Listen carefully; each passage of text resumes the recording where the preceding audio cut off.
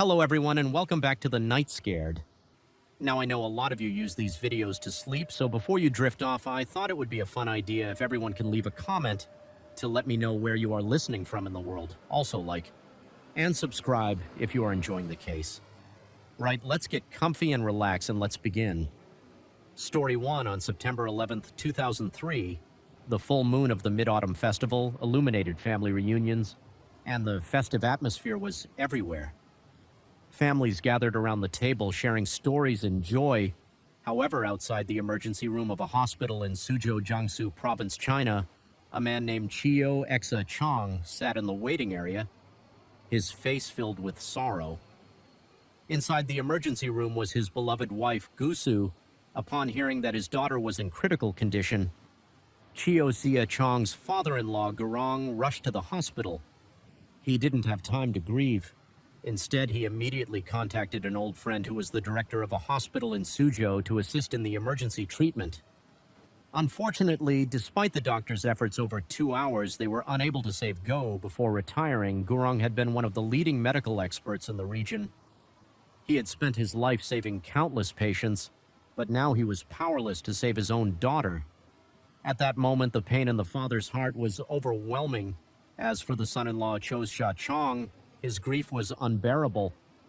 He collapsed beside his wife's body, crying bitterly, and even attempted to bang his head against the wall to take his own life. This deeply moved everyone present as they could feel the profound love between the couple. Not only that Chio Exa Chong fell to his knees crying as he spoke to his in-laws, "You entrusted Su Su to me, but I failed to take good care of her. I'm so sorry. From now on, I will be your son by blood." Seeing the immense grief in their son-in-law, Mr. also felt deep sorrow, however. With his many years of experience in medicine and his knowledge of cardiology, he couldn't shake the suspicion that there was something unusual about his daughter's death. Gusu had always been healthy. Growing up, it was only in the past 2 years that she began experiencing dizziness, chest pain, and gradually developing symptoms of cardiovascular disease. Despite frequent medical checkups, the cause of her condition remained undiagnosed when Mr. Gu arrived at the hospital. He observed that his DA's pupils were dilated. Her entire body was blue from head to toe. Her abdomen was swollen and there was fluid at the corners of her mouth. He also learned that her cause of death was listed as respiratory failure, with her heart stopping afterward. All these signs suggested that Gusu didn't die from heart disease as the hospital had concluded, but rather exhibited symptoms more consistent with poisoning. Because of this, Mr. Gu quietly preserved the fluids from his daughter's body to investigate further around 3 a.m. On September 12th, filled with suspicion, Mr. Gu privately called Chu Xia Chong, who was sitting beside his wife's body. Outside for a talk, he said to his son-in-law, "We are both doctors from the time you had dinner until Su Su was brought to the hospital. It was just the two of you at home. You need to tell me exactly how Su Su died." Faced with his father-in-law's questioning, Chu Xia Chong became highly agitated. He raised his hand to the sky and swore, "I absolutely did nothing wrong to Gu," seeing his son-in-law's firm stance. Mr. Gu didn't press further, however, to clarify the cause of his daughter's death. He proactively suggested conducting an autopsy. This decision was met with general agreement from most people, but when Chu Xia Chong heard this, he immediately collapsed to the ground. His eyes filled with an inexplicable fear on the afternoon of September 13th, 2003, as forensic doctors were preparing to perform the autopsy. Chu Xiao Chong suddenly burst in. He knelt before the doctors, desperately trying to stop them from performing the autopsy on his wife. At that moment, it took about 7 or 8 men, but they still couldn't pull him away. He even pointed directly at his father-in-law and said, "She's already dead. How can you bear to cut open your own daughter?" Some relatives present tried to reason with him, saying that the autopsy might actually be in his best interest, as it could be necessary to clarify things later.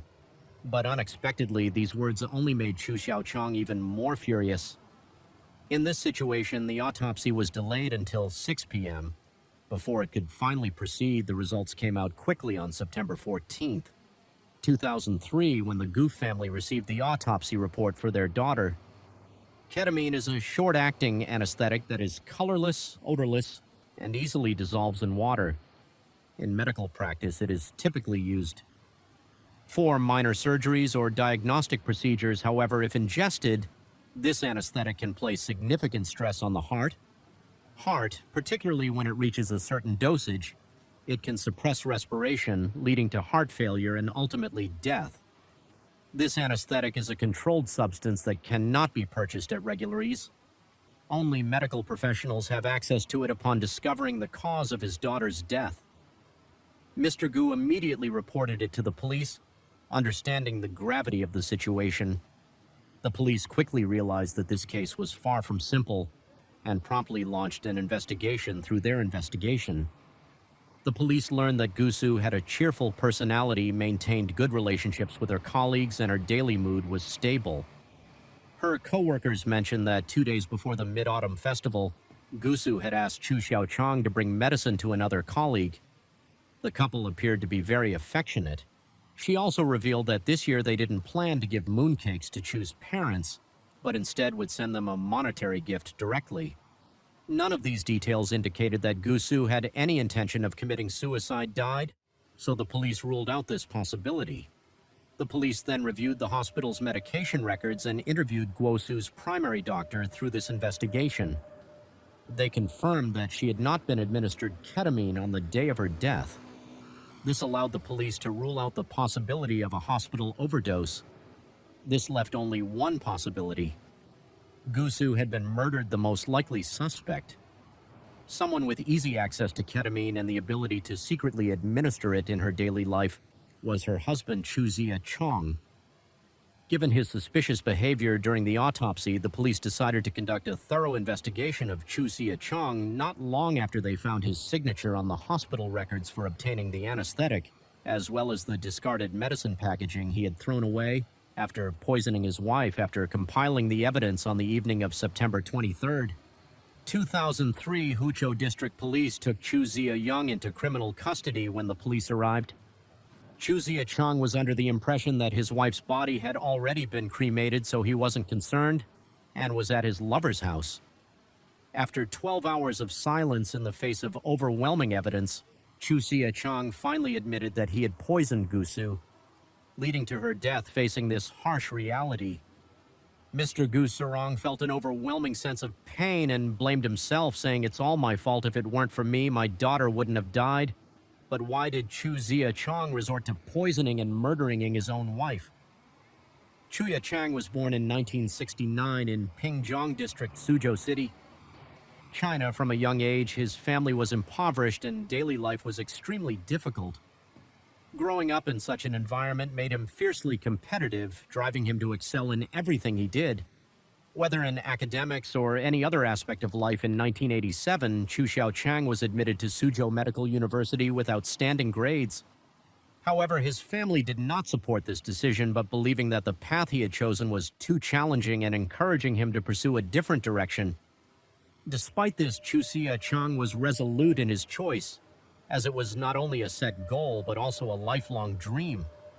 The more his family opposed him, the more determined he became to prove them wrong. By succeeding during his time at University, Chu Xiaochang not only studied diligently, but also actively participated in school activities, earning high regard from both his teachers and peers. After graduating with honors in 1992, Chu Xiaochang was assigned to intern at Pingjiang District People's Hospital. At that time, this position was highly coveted, as even though he was only an intern, with perseverance and hard work, becoming a full-fledged doctor was just a matter of time. However, this seemingly admirable path did not satisfy Chu Xiaochang. He didn't want to spend too much time and effort just to secure a position as a senior doctor at the hospital. Instead, he decided to further his education to open up more opportunities. Chu Xiaoyang then applied for the graduate program at his alma mater. There's no denying his academic prowess as he passed the entrance exams for graduate school. Just over a year later, this achievement led him to meet the most influential person in his life, his graduate advisor, Professor Guy Rong. At that time, Guy Rong was the head of the thoracic surgery department at the second affiliated hospital of Suzhou Medical University, a renowned medical expert in the region and a former standing committee member of the Suzhou People's Congress. Being accepted as his student was an incredibly fortunate opportunity for Chu Xie-chang, continuing his outstanding academic performance, just as he had during his undergraduate years. Chu Xie-chang also served as a student council officer and was a member of the Communist Party of China. These qualities made Professor Guo highly regard this talented young man. Chu Xiaochang understood that gaining his professor's recognition could completely change his future, so he often went out of his way to assist Professor Gu with small tasks like buying groceries or exchanging gas cylinders in an effort to grow closer to him. But even Chu Xie-chang didn't anticipate that the professor would want to match him with his daughter to outsiders. Gu Xirong appeared to have a successful career and a happy life, but as the saying goes, every family has its own troubles, and there was one issue that constantly weighed on his mind, causing him to frown whenever he thought about it. As it turned out, he had two daughters, Gu and Yu Jing, but neither of them wanted to pursue a career in medicine. They often joked with him, saying telling someone to study medicine is a curse. Mr. Gu could only shake his head and smile faintly. However, the thought of spending his entire life in the medical field without anyone to carry on his legacy after he was gone left him with a deep sense of regret. Yet more concerning to him than this was the matter of his eldest daughter. Jisu's marriage prospects after graduating from college. Gusu worked as an accountant at a construction inspection station. She had a somewhat introverted personality and wasn't interested in makeup or fashion. As a result, even at nearly 26 years old, she had not found a suitable partner, let alone considered marriage or starting a family. As time passed, the aging father grew increasingly worried about this. The arrival of Chu Xie-chang brought a glimmer of hope. A talented young man like Chu Xie-chang with outstanding academic achievements, excellent communication skills, and a passion for medicine was a rare find if he could become his son-in-law. Not only would his daughter have a good husband, but Mr. Gu's career would also have a worthy successor. It seemed like a perfect solution. So Gorong inquired about Chu Xie-young's romantic life. If he already had a girlfriend, Mr. Gu would have dropped the idea. However, after some hesitation, Chu Xie-chang shyly admitted to his professor that he didn't have a girlfriend. This prompted Mr. Gu to pursue his plan to match his daughter Gus Su with his promising student. To his surprise, Gusu and Chu Xie-chang quickly developed feelings for each other, and it wasn't long before they began dating by 1997 in front of friends and family. Chu Xie-chang and Gu walked down the aisle together during the wedding. Chu Xie-chang promised his father-in-law that he would take good care of his daughter, seeing the young couple whom he had brought together so full of happiness. Mr. Gu felt a deep sense of joy. After Chu Xie-chang completed his graduate studies, his father-in-law's connections helped him secure a position at Suzhou Children's Hospital. The benefits and advancement opportunities there were significantly better than at the district hospital where he had previously worked. In truth, Chu Xie-chang was also highly skilled in his field. The Suzhou Evening News published a report on October 8, 2003, about a successful laparoscopic surgery performed on a young boy with congenital biliary atria at Suzhou Children's Hospital. This was the first surgery of its kind in China, and the boy undergoing the procedure was only 2 months old at the time. The lead surgeon for this operation was Chu Xie-young, demonstrating his advanced medical expertise for years into their marriage. Gusu gave birth to a baby girl. To many, Chu Xie-chang appeared to be a man who had it all. He had married the professor's daughter, enjoyed a harmonious and happy family life, and had a promising career with a bright future ahead. However, in the eyes of Chu Xie-chang's parents, things were not as ideal. They believed that their son's marriage to Jisu was a mistake in the fall of 1997 while working at an engineering station in Haitian Xinjiang Chuxia. Chang's father unexpectedly received a letter from his son. In the letter, Chu Xie-chang expressed his wish for his parents to attend his wedding to Gusu. This puzzled his father greatly, as his son's girlfriend wasn't named Gu. It turned out that before meeting Gusu, Chu Xie-chang had been in a long-term relationship with a primary school teacher.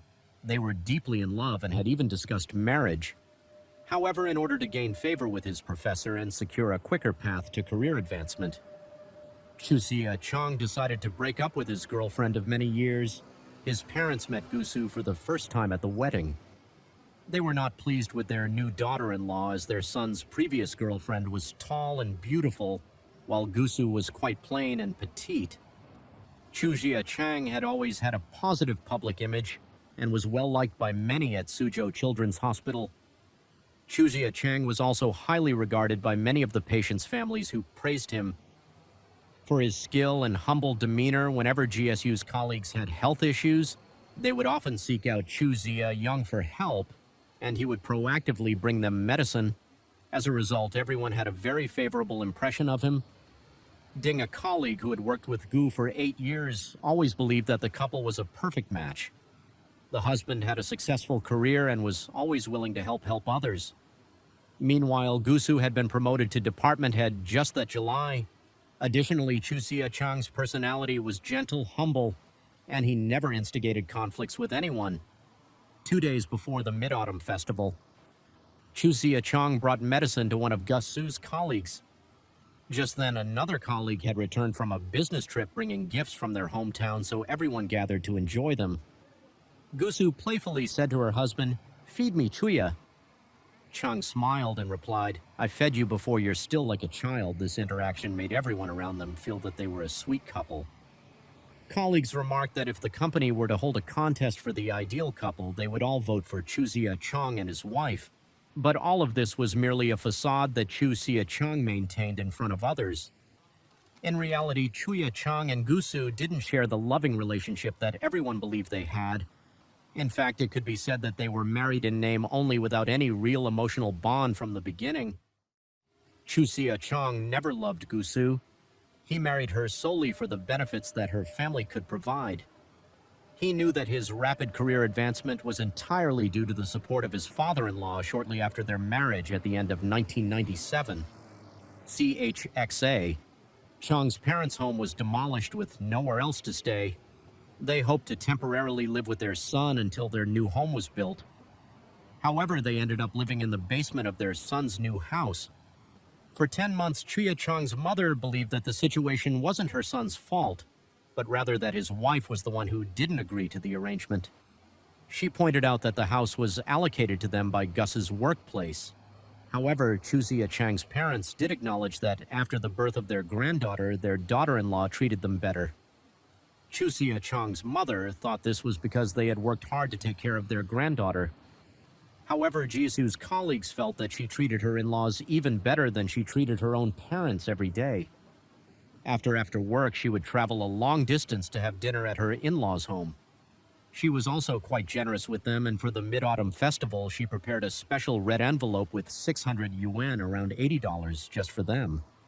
However, Chusia Chang's father explained that this money was mainly to cover the cost of food, as they would go out of their way to prepare dishes that their daughter-in-law liked. Meanwhile, he and his wife would eat very simply sometimes, just having leftovers on the other hand. Chi Young's family always felt that Gus's family looked down on them because they were workers. His father recalled an example. A week after Chusia Young's wedding, his brother also got married. They chose a slightly more upscale hotel for the wedding, and the Gu family reacted by yelling and refusing to attend from this. It's clear that in this marriage, Chu Xe Chang felt like he was constantly catering to his wife and her family. Initially, he may not have minded, but over time, his resentment grew deeper. Additionally, Ali, with his competitive nature, he felt that he never received the respect he deserved from Gu. As a result, the relationship between the couple became increasingly strained. They were merely playing the role of a loving couple in front of others. This was also confirmed by those close to the couple. A close friend of theirs recounted that during the day, both would go to work, and in the evening, they would go to Cho DW Sia Young's parents' house for dinner and to care for their daughter at home. Gusu would watch TV and text her friends, while Chu Sia Chang would go online or prepare for his doctoral studies. They felt they had nothing to talk about, so their married life just drifted along in a dull, unremarkable way. Another close friend of Gu believed that both of them were too superficial, even if there was conflict between them. They wouldn't talk about it, and they even waited for the other to bring up the topic of divorce. First, Gusu had once confided in this friend that if Chu Zia-young ever suggested a divorce, she would definitely agree. However, Gus's friend also mentioned that because Gusu felt inferior due to her lower educational background, while Chu Zia-chang was a master's degree holder, she often felt somewhat inadequate. As a result, Gusu was very indulgent toward her husband. She was also very considerate of him. For instance, when Chu Zia-chang started losing his hair, Gusu researched various folk remedies and specialized treatments, even asking someone to bring back products from Shanghai. Unfortunately, Chu Xe-chong was not moved by these gestures from Gusu. While he outwardly appeared to be a loving husband in reality, he had long since betrayed his wife. Moreover, he was a true philanderer, not just involved with one or two women, but entangled in numerous extramarital affairs. Chu Xia-young was known as a talented young man, and he was surrounded the kitchen meticulously washing the coffee cup that had contained the anesthetic. After Gu passed away, he used by many young, beautiful nurses who were drawn to him in 2000. Chu Xia-chong became infatuated with a beautiful nurse named Zhang at the hospital and quickly developed an extramarital relationship with her. After experiencing the thrill of infidelity, he continued to engage in affairs with several other nurses and interns. These women, aside from being young, attractive, and physically appealing, provided him with something more important, a sense of respect that he craved. In truth, Gusu wasn't entirely unaware of her husband's infidelity. There was an incident where Chu Zia-chang brought one of his mistresses home, and Gu caught them in the act. However, Chu Zia-chang explained it away, saying the woman was just a patient or a pharmaceutical representative visiting to discuss medications. Whenever Chu Zia-chang texted his lovers, he was always very secretive. As a result, Gusu had a vague sense that something wasn't right. But perhaps out of pride, she only confided in her sister about her suspicions and never told her parents. Among the many women Chu Zia-chang was involved with, his closest relationships were with a doctor named Zhang Fan, who worked at a district-level hospital, and a nurse at his own hospital. Of these, the woman he cared for most was Zhang Fan, but she continuously pressured him to divorce Gusu deep down. However, Chu Zia-chang knew that divorcing Guosu was out of the question. It wasn't because he still had feelings for her, but because the Gu family would never let him off easily, and he feared the social backlash. Simply put, he didn't want a divorce because he was afraid of losing the reputation and benefits he had worked so hard to achieve. Thus, on one hand, Chu Zia-chang enjoyed the career benefits that his wife and her family provided, while on the other, he secretly began plotting a cruel scheme in his mind if Gu were to die suddenly. After a year or two, his understanding father-in-law would surely not prevent him from remarrying. Chu Xiaochang started bringing anesthetic home every day after work, secretly mixing it into his wife's coffee or tea. According to his plan, by continuing to poison her in small doses, Gusu would eventually die from what appeared to be heart disease, and no one would suspect foul play. This malicious behavior continued for 2 years. However, his mistress Zhang Fan began to apply increasing pressure, telling him that if he didn't divorce, they would have to end their relationship. By this time, it was well known that Gusu had started developing heart problems over the past 2 years. On August 27th and September 5th, 2003, Chu Zia-chang administered 3 doses of the anesthetic into his wife's coffee on each occasion to create an alibi, after preparing the coffee and instructing his wife to drink it. While it was still hot, he hurried off to his shift at the hospital after drinking the drug. Like coffee, Gusu quickly became ill in unbearable pain. She called her husband 3 times, but he didn't return. Desperate, she was forced to call her father when Gurang frantically rushed to his daughter's house. He found that Chu Zia-chang had arrived before him. Chu appeared to be very concerned, sitting beside his wife, but doing nothing to help seeing this. Mr. Gu angrily exclaimed, "You're a doctor too. Why aren't you doing anything? Just saying a few words won't ease her pain." He then quickly took his daughter to the hospital, but despite the tests, the cause of her symptoms couldn't be determined. Fortunately, Gusu managed to pull through after these 2 tests. Chu Zia-chang believed the time was ripe by now. If Gusu died from heart failure, no one would likely suspect foul play. Finally, on September 11th, while Gusu was taking a bath, he added 5 doses of ketamine to her coffee, then brought it to her, saying sweetly, My love, after you drink your coffee and enjoy some mooncakes, let's go for a walk and admire the moon. About 10 minutes after drinking the drugged coffee, Gusu began to feel dizzy and her heartbeat gradually slowed. Chu Sia-chang helped her to the bedroom and laid her down, then stood outside the room watching as she struggled with death. In her agony, Gusu called out to her husband several times, but he coldly ignored her. According to Chu Sia-sh's later confession, while waiting for his wife to die, he spent over 2 minutes in the kitchen meticulously washing the coffee cup that had contained the anesthetic after Gu passed away. He used the same cup to make coffee for himself. This shows just how cold and calculating his mindset was around 9:50 p.m., more than 2 hours after Gu first showed symptoms and realizing that she was nearing death. Chu Xa-chang finally picked up the phone to call his in-laws and sister-in-law. He told them that Sue had relapsed into her old condition, and at this time it was very serious. Gu Jing, knowing that her sister had often experienced dizziness over the past 2 years but had never faced anything this severe, wasn't overly worried at that moment. After making the calls, Chu Sia-chang began calling for help from the neighbors and rushed his wife to a nearby hospital for emergency treatment. At the time, Gus's parents were 50 kilometers away, enjoying the moonlight in Xishan. Upon receiving the call from their son-in-law, they hurried to the hospital. Unfortunately, they didn't arrive in time to see their daughter one last time.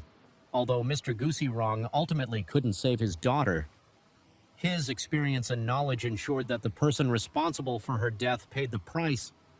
On January 2nd, 2004, the Suzhou Intermediate People's Court held a trial for Chu Sia-chang. He was found guilty of premeditated murder and sentenced to death. However, Chu Sia-chang was dissatisfied with the verdict and appeal. On June 22nd of the same year, the Jiangsu Provincial High People's Court issued its final ruling upholding the original sentence. Since the case came to light, those who knew Chu Sia-chang were shocked. When they learned the truth, they believed he must have been mentally unstable beyond the surprise and confusion. There was also a deep sense of fear. How could someone who appeared so perfect like Chu Sia-chang hide such a terrifying side? Dear viewers, modern life can sometimes blind people to the temptations of material wealth and status. However, allowing greed to override conscience as Chu Sia-chang did is the shortest path to moral collapse, leading to punishment by the law. When a person is willing to sacrifice everything, including love and the lives of their loved ones, just to achieve their selfish goals, they not only lose their humanity, but also plunge themselves into an inescapable abyss. Story 2, the case took place in Shibuya Ward, Tokyo, Japan. A densely populated area within the ward is a park named Yoyogi, surrounded by many residential neighborhoods. Among them is a high-end apartment building home to a married couple. The husband, Yukar Mita-shea, was an asset analyst at the Japanese branch of Morgan Stanley. His wife, Corey Mita-shea, was a homemaker. The Mita-shea couple was well-mannered and always dressed impeccably when they went out, making them the envy of others. However, in 2006, a tragic incident befell this family on December 15, 2006. A Friday morning, a visibly distressed woman arrived at the Shibuya Ward police station to report an incident. She stated that her husband had been missing for 3 days and she needed police assistance in finding him. Seeing how upset she was, the police reassured her and asked her to calmly recount the events. The woman identified herself as Kimita Shea, 32 years old, and said her husband was Yukar Mahashi, 30 years old. 3 days earlier, in the early hours of October 12th, her husband had returned home drunk. She complained about his condition, leading to an argument between them. Her husband angrily left the house, and as she was also very upset, she didn't stop him.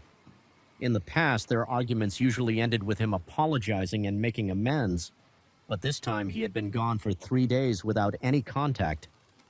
Fearing for his safety, she decided to report the situation to the police and seek their help. According to the investigation, the missing person, Yukar MIT Sahashi, was born in North Kyushu and studied law at Chuei University. After graduating, he worked at a law firm in Tokyo. During a party, Yukar met Corey, a woman 2 years his senior who worked for one Hong company. Their relationship quickly blossomed and they began living together a year later. They got married initially. Euchre's salary was modest, and the family's finances were mainly supported by his wife. However, 2 years into their marriage, at the age of 29, Euchre was suddenly hired by the Japanese branch of Morgan Stanley as an asset analyst with an annual salary of 13 million yen, approximately $90,000 at the current exchange rate. With this increase in income, the couple moved to a luxury apartment in the Fushi area of Shibuya Ward. Their apartment was on the 10th floor and was not far from Yoyogi Park. Following this, his wife left her job to become a homemaker. Their life seemed to be going well, and no one could have predicted that, after a single argument, Euchre would never return home. The police contacted Yuck's company to see if they knew of his whereabouts. The company confirmed that Euchre had not been at work for several days, and they were also concerned about his absence. In fact, just yesterday, the company had announced his promotion to department manager, but they had been unable to reach him to discuss the new role. The police initially suspected that Yuck's disappearance might be related to his promotion. However, after investigating at his workplace, they found that Euchre had good relationships with his colleagues who respected him greatly, and there appeared to be no conflicts related to his job. The police then contacted the parents and acquaintances of the missing person, but all reported that they had not been in touch with Euchre for a long time and didn't know his whereabouts the following morning around 8 a.m. The Shinjuku Ward Police in Tokyo received a report. The caller and office worker mentioned that a suspicious blood-stained plastic bag had been found on a road near a language school.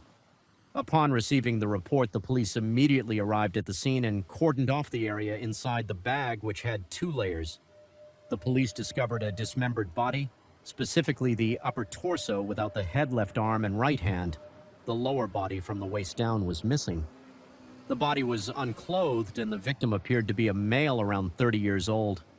The cuts on the body were uneven, leading the police to suspect that the victim had been dismembered with a saw or a similar tool.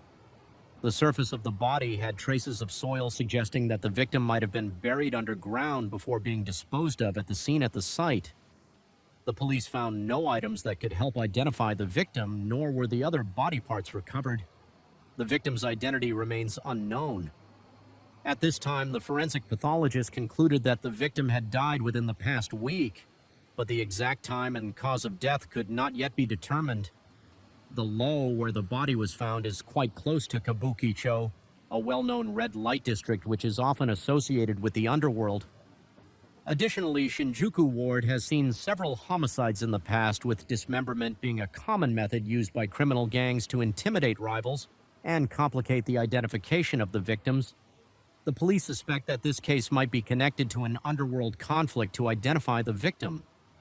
The police reviewed missing persons reports from the past week. The Shinjuku police quickly took note of a missing persons report filed in Shibuya Ward just the day before the missing person was Yukar MIT Sahashi, a 30-year-old whose disappearance coincided with the estimated time of the victim's death. Following this, the police departments of Shinjuku and Shibuya coordinated their investigation. They visited Yuck's home to gather more information. Yuck's wife, Corey, described her husband as being 5 feet 5 inches tall with a slender build and having a surgical scar on the right side of his chest. However, the body found in Shinjuku had no such scar, a chest circumference of 32 inches, large arms, and an overall much larger physique, which didn't match Yuck's description. A week after the initial discovery, a new development occurred around 3 p.m. In Kamiyamacho, a woman was walking her Shiba Inu dog. As they passed by the garden of a house, the dog suddenly stopped and began barking loudly towards the inside. She tried to pull the dog away, but it broke free from its leash and dashed straight into the garden. Worried that her dog might disturb the homeowners, the woman hurried after it. The house was quite large, but appeared to have been abandoned for some time. The garden gate was barely secured, making it easy for the dog to knock it open upon entering. The woman saw that the garden was overgrown with weeds. Not far from the gate, the dog was wagging its tail, barking continuously at something on the ground as she approached. She was horrified to see part of a human body. The lower half was unclothed and emitted a strong, foul odor. Regaining her composure, the woman shakily took out her phone and called the police. The Shibuya Ward police quickly arrived at the scene. Upon inspection, they found that the victim was a male whose body had been severed at the waist. The cuts were uneven, possibly made with a saw or a similar tool. Given the level of decomposition, it was estimated that the time of death was around 2 weeks prior. The legs had traces of soil, but it was unclear whether the soil was from this garden or elsewhere. The police noted several similarities between this case and the one in Shinjuku ward from not long ago, leading them to suspect a connection between the two. To verify this, forensic pathologists compared the body parts found in Shinjuku with those discovered in Shibuya. Through DNA analysis and other factors, the results confirmed that the body parts belonged to the same person. The victim was a tall, large-framed individual, estimated to be between 5.75 feet and 6 feet in height. The body showed no signs of injury or scars due to the absence of head and fingers. The victim's identity could not be determined. However, the police quickly noticed something suspicious. The location where the lower half of the body was found was only about 500 meters from the home of the missing person. Yukar MIT Sahashi. Could this be just a coincidence earlier? Yuk's wife stated that her husband was quite short, only 5.45 feet tall with a slender build and a noticeable scar.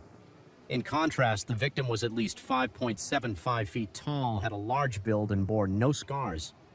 Despite these stark differences in physical appearance, the police still suspected of between the two individuals.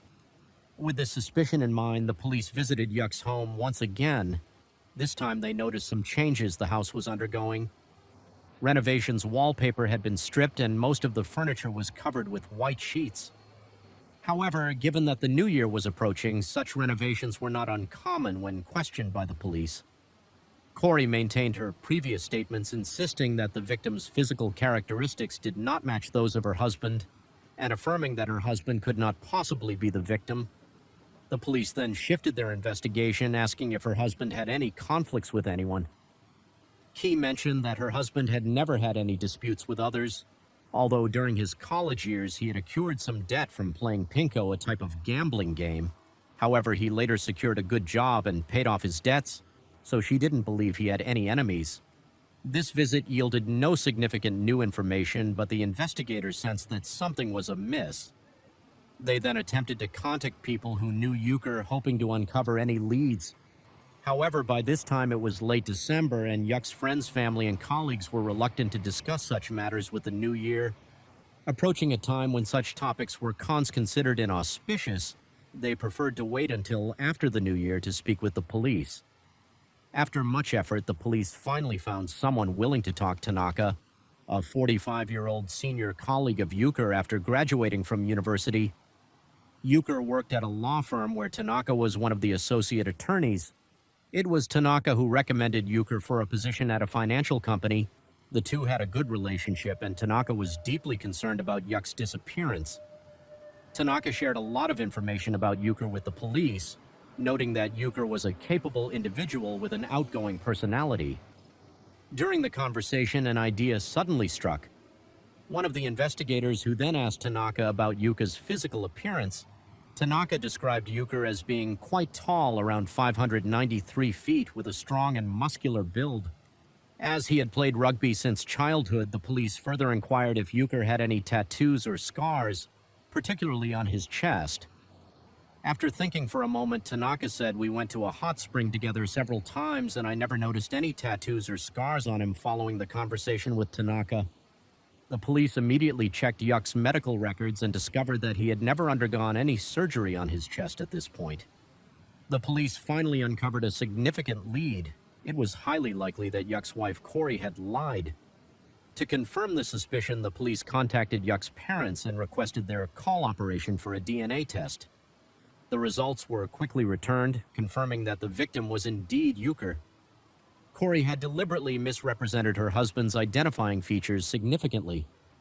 Hindering the police investigation, the police recalled their previous encounters with Corey when she initially reported her husband missing. She appeared very anxious and fearful for his safety. However, despite not knowing whether her husband was alive or dead, she proceeded to renovate their home alone. Actions that now seemed highly suspicious. Yuka's apartment was located in a high-end residential complex with excellent security access to the building. Required a keycard swipe, and the lobby on the first floor was equipped with surveillance cameras. The investigators then visited the building's management office to request access to the keycard data and surveillance footage. On October 12th, they discovered that at 3:50 a.m., Yuka returned to the apartment alone. He appeared to be staggering, likely drunk, as he made his way toward the elevator. After entering the elevator, he was no longer seen on camera. The police asked the building manager if there were any other exits. Besides the main entrance, the manager replied that other than the main door, there was only an emergency exit for fire escapes. This exit is located in the management office and is monitored 24/7. If the emergency door is open, the system automatically records it, and in the event of a fire, the door opens automatically, otherwise it remains locked after checking the records. It was confirmed that the emergency exit was not opened on October 12th.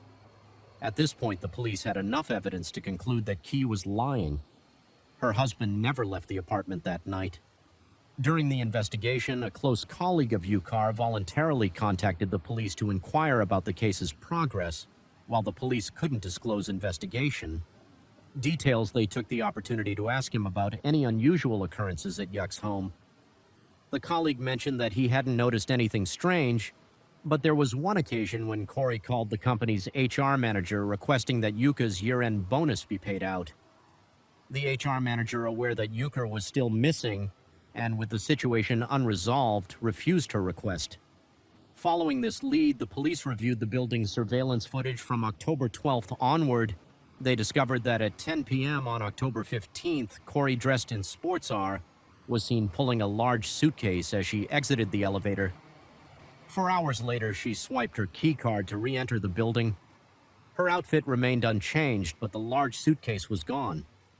15 minutes later, CI was once again seen leaving the elevator, this time pushing a cart with a large cardboard box on it.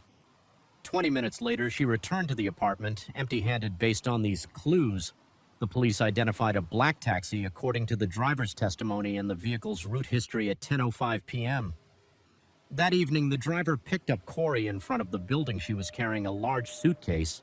After getting in the car, she requested to go to Shinjuku.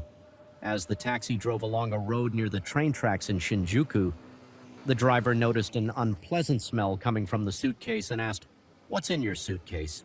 It seems to have an odor." Upon hearing this, Corey immediately asked the driver to stop the car. At first, the taxi driver thought she wanted to catch a late-night bus in Shinjuku, so her request to stop the car midway seemed puzzling to him. But he still complied and stopped the car after reviewing the surveillance footage. The driver confirmed that the woman in the video was the same person who had ridden in his taxi that night. Therefore, the police had reason to suspect that the suitcase contained parts of Yuk's body, which were discovered the following day. 1 month after the incident, the police returned to Corey's home, arrested her on charges of murder, and conducted a thorough search of the house. Compared to their previous visit, Yuk's home had undergone even more changes. The walls had been repaired, the flooring had been completely replaced, and all the furniture had disappeared. Leaving only a few articles of clothing behind, the house was now empty, and the police found it hard to imagine how Corey had been living there all this time. On the balcony, the police discovered a nightstand with its doors removed filled with dark soil. They collected a sample of the soil and sealed it for analysis. The results revealed that the soil was typical potting soil but contained traces of blood. DNA testing confirmed that the blood in the soil belonged to the victim, Euchre. Based on this evidence, the police concluded that the apartment was indeed the initial crime scene. Confronted with overwhelming evidence, Key finally confessed to the crime and revealed the full details of what had happened at around 4 a.m. On October 12th, Yuka returned home drunk. Key wanted to discuss divorce with him, but the conversation quickly escalated into a heated argument. Afterward, Yuku retreated to the bedroom by 6 a.m. As daylight began to break, Kai still couldn't sleep and her anger continued. To grow, she grabbed a wine bottle from the bedroom and struck her sleeping husband on the head. She hit him repeatedly until she finally stopped in. A day she heard Yukar weakly whisper, "Why?" before he fell silent. Once she regained her composure, CI realized she had committed a terrible crime and felt completely trapped, unsure of what to do next. As expected, at 9 a.m. that morning, Yuk's company repeatedly called because he hadn't shown up for work without notifying anyone. but Corey was too afraid to answer the phone the next day. One of Yuck's colleagues called Corey to ask if she knew where her husband was. Corey claimed she didn't know, perhaps sensing something unusual in her voice. The colleague said, "I'd like to come by and check on you." KY immediately felt panicked. She feared raising suspicion but didn't dare to refuse, so she reluctantly agreed to have Yuck's colleague visit their home over the weekend after hanging up the phone. Corey began to think of how to handle the situation since the incident Yuka's body had been hidden under the bed in the bedroom.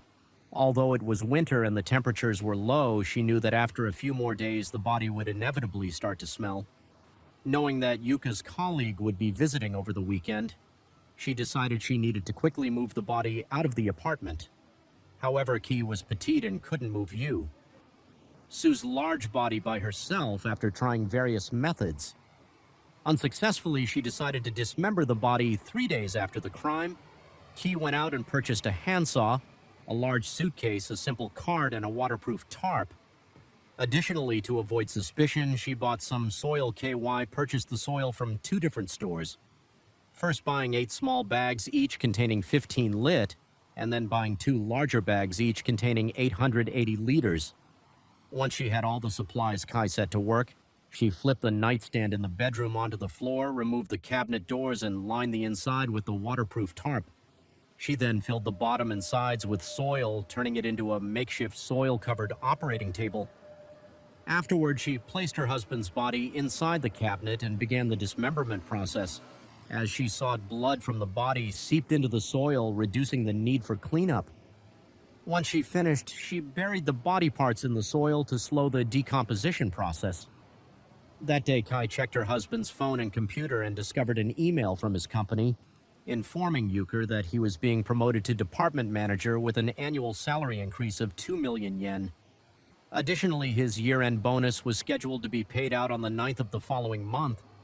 Upon seeing this news, Key hatched a plan to report her husband missing and then go to the company to claim this money at 9 a.m.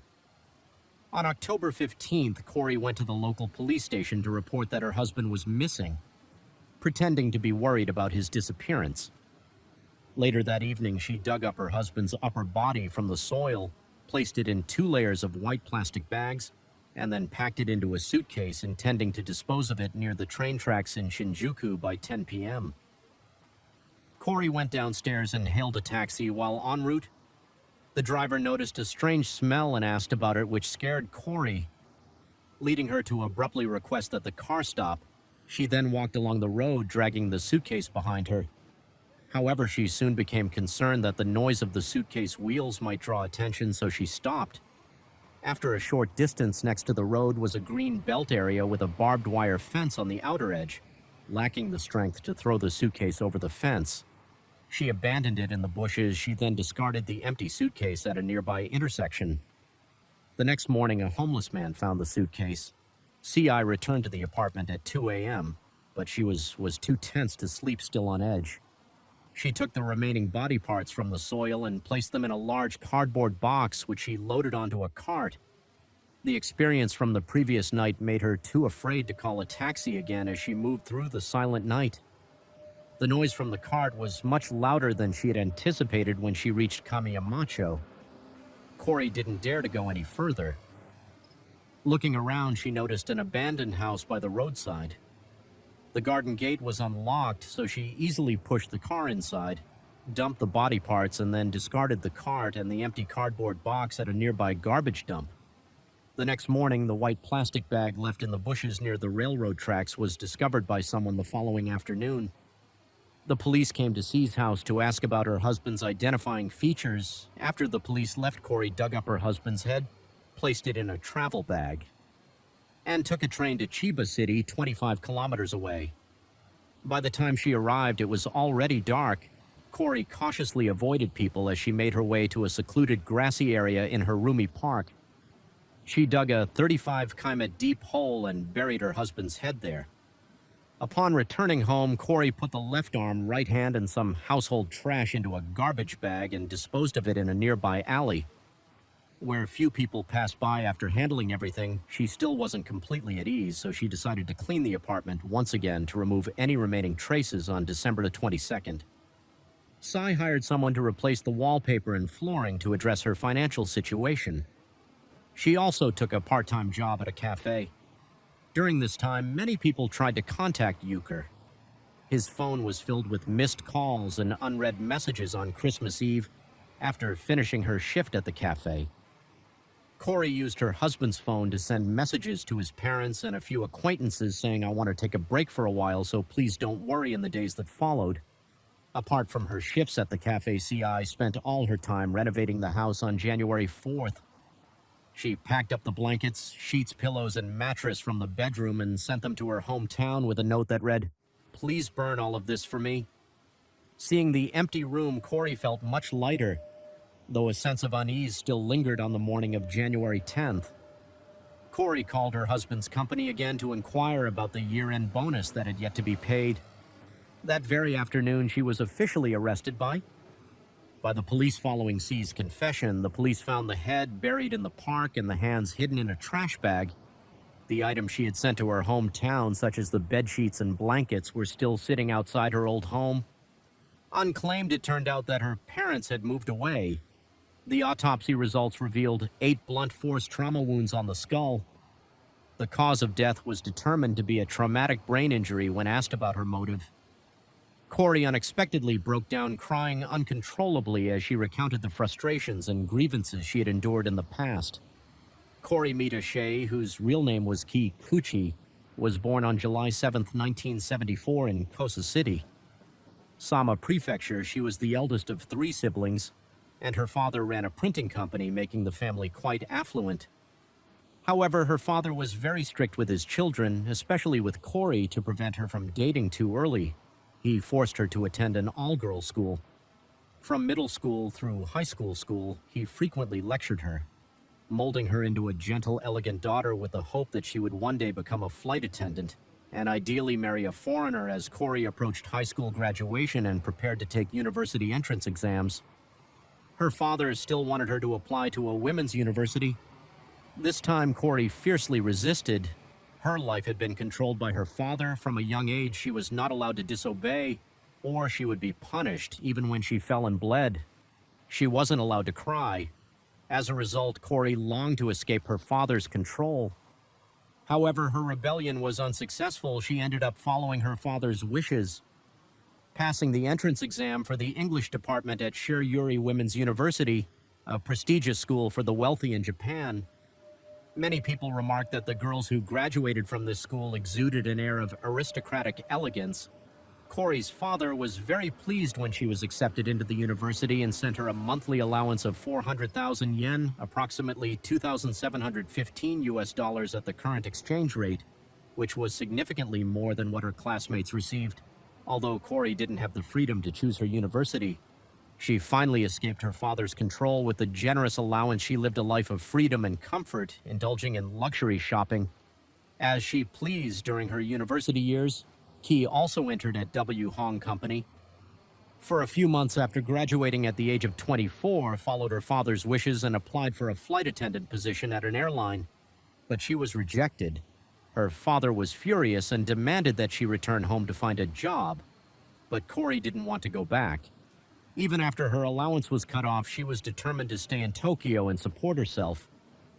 KY began working at a bar as a hostess and continued her extravagant lifestyle. During this time, she met a wealthy man, a company director in his 50s. This man was kind, attentive, and generous to Kai, giving her 2 million yen per month, equivalent to about $133,500. 4 years later, the man grew tired of Corey and ended the relationship. He even introduced her to the son of one of his wealthy friends. However, after dating for some time, Corey and the son eventually broke up. Losing this stable support caused Corey's life to spiral downward. Nevertheless, she refused to live a normal life. Kai continued attending lavish parties, claiming to be a full-time employee at W. Hong Company to seek new opportunities at a party. Corey, then 28 years old, met Yukar Mahashi, a man 2 years younger than her. The two began dating and soon moved in together. Yukar knew nothing about Kay's past. He was captivated by her elegance and would proudly tell his friends, "She's the woman of my dreams. A year later, Key went for a medical checkup and discovered she was 2 months pregnant. However, both of them were struggling financially, and Corey still had unpaid debts. She believed that in their current situation, they couldn't afford to raise a child, so she told Euchre that she didn't want to have the baby. Euchre, however, strongly opposed this. He spent all the money he had on an engagement ring, promising to find a better job and begging her to keep the baby. So they got married. Since they had no money, they didn't have a wedding ceremony, only inviting a few friends and family members for a simple meal. None of Corey's family attended shortly after their marriage. Euchre gave up on taking the bar exam and started working at various financial companies. One day, he excitedly told Corey that he had passed an interview at a company. However, Corey calmly informed him that she had already had an abortion. From that point on, their marriage began to deteriorate. 2 years later, Euchre started working at the Japanese branch of Morgan Stanley with an annual salary of 13 million yen. After saving up some money, they moved into a luxury apartment near Yoyogi Park. Although their living conditions improved, their relationship remained as cold as ever. One day, Euchre accidentally discovered that Corey was having an affair. In a fit of rage, he confined her in their home for 2 days, not allowing her to leave, and cut off all her credit cards. Corey had a difficult time escaping. She ran to her parents' house for help. However, her father coldly told her that she had brought this situation upon herself, feeling helpless. Corey had no choice but to stay with her lover. However, just a few days later, Euchre tracked her down and brutally beat her again. Breaking her nose, Corey's lover reported the incident to the police. The authorities then took Corey, who was injured, to a women's shelter for protection. Many people advised Corey to get a divorce, and in truth, she had already been quietly planning it. Kay's lover, who was a lawyer, gave her some legal advice. As a result, Kay intended to ask her husband to sign an agreement stating that if their marriage ended due to Euchre's fault, he would have to compensate her with no less than 36 million yen, which is equivalent to $245,000. Corey's lover suggested that even though Yuck's abuse was triggered by her infidelity, making her at fault, if Euchre signed this agreement, it would legally be considered that they had reconciled later. If Euchre continued to abuse Corey or showed signs of infidelity, she could divorce him and claim the compensation during a subsequent reconciliation attempt. Corey followed her lover's advice and presented the agreement. Euchre agreed to sign it. However, in reality, they only reconciled in name. From that point on, Key began spending extravagantly, using her husband's money to buy luxury items. Euchre also started coming home less frequently, and they essentially lived separately. Noticing that her husband was spending less time at home, Key secretly hired a private detective to follow him. A few months later, Key discovered that Euchre was also seeing another woman.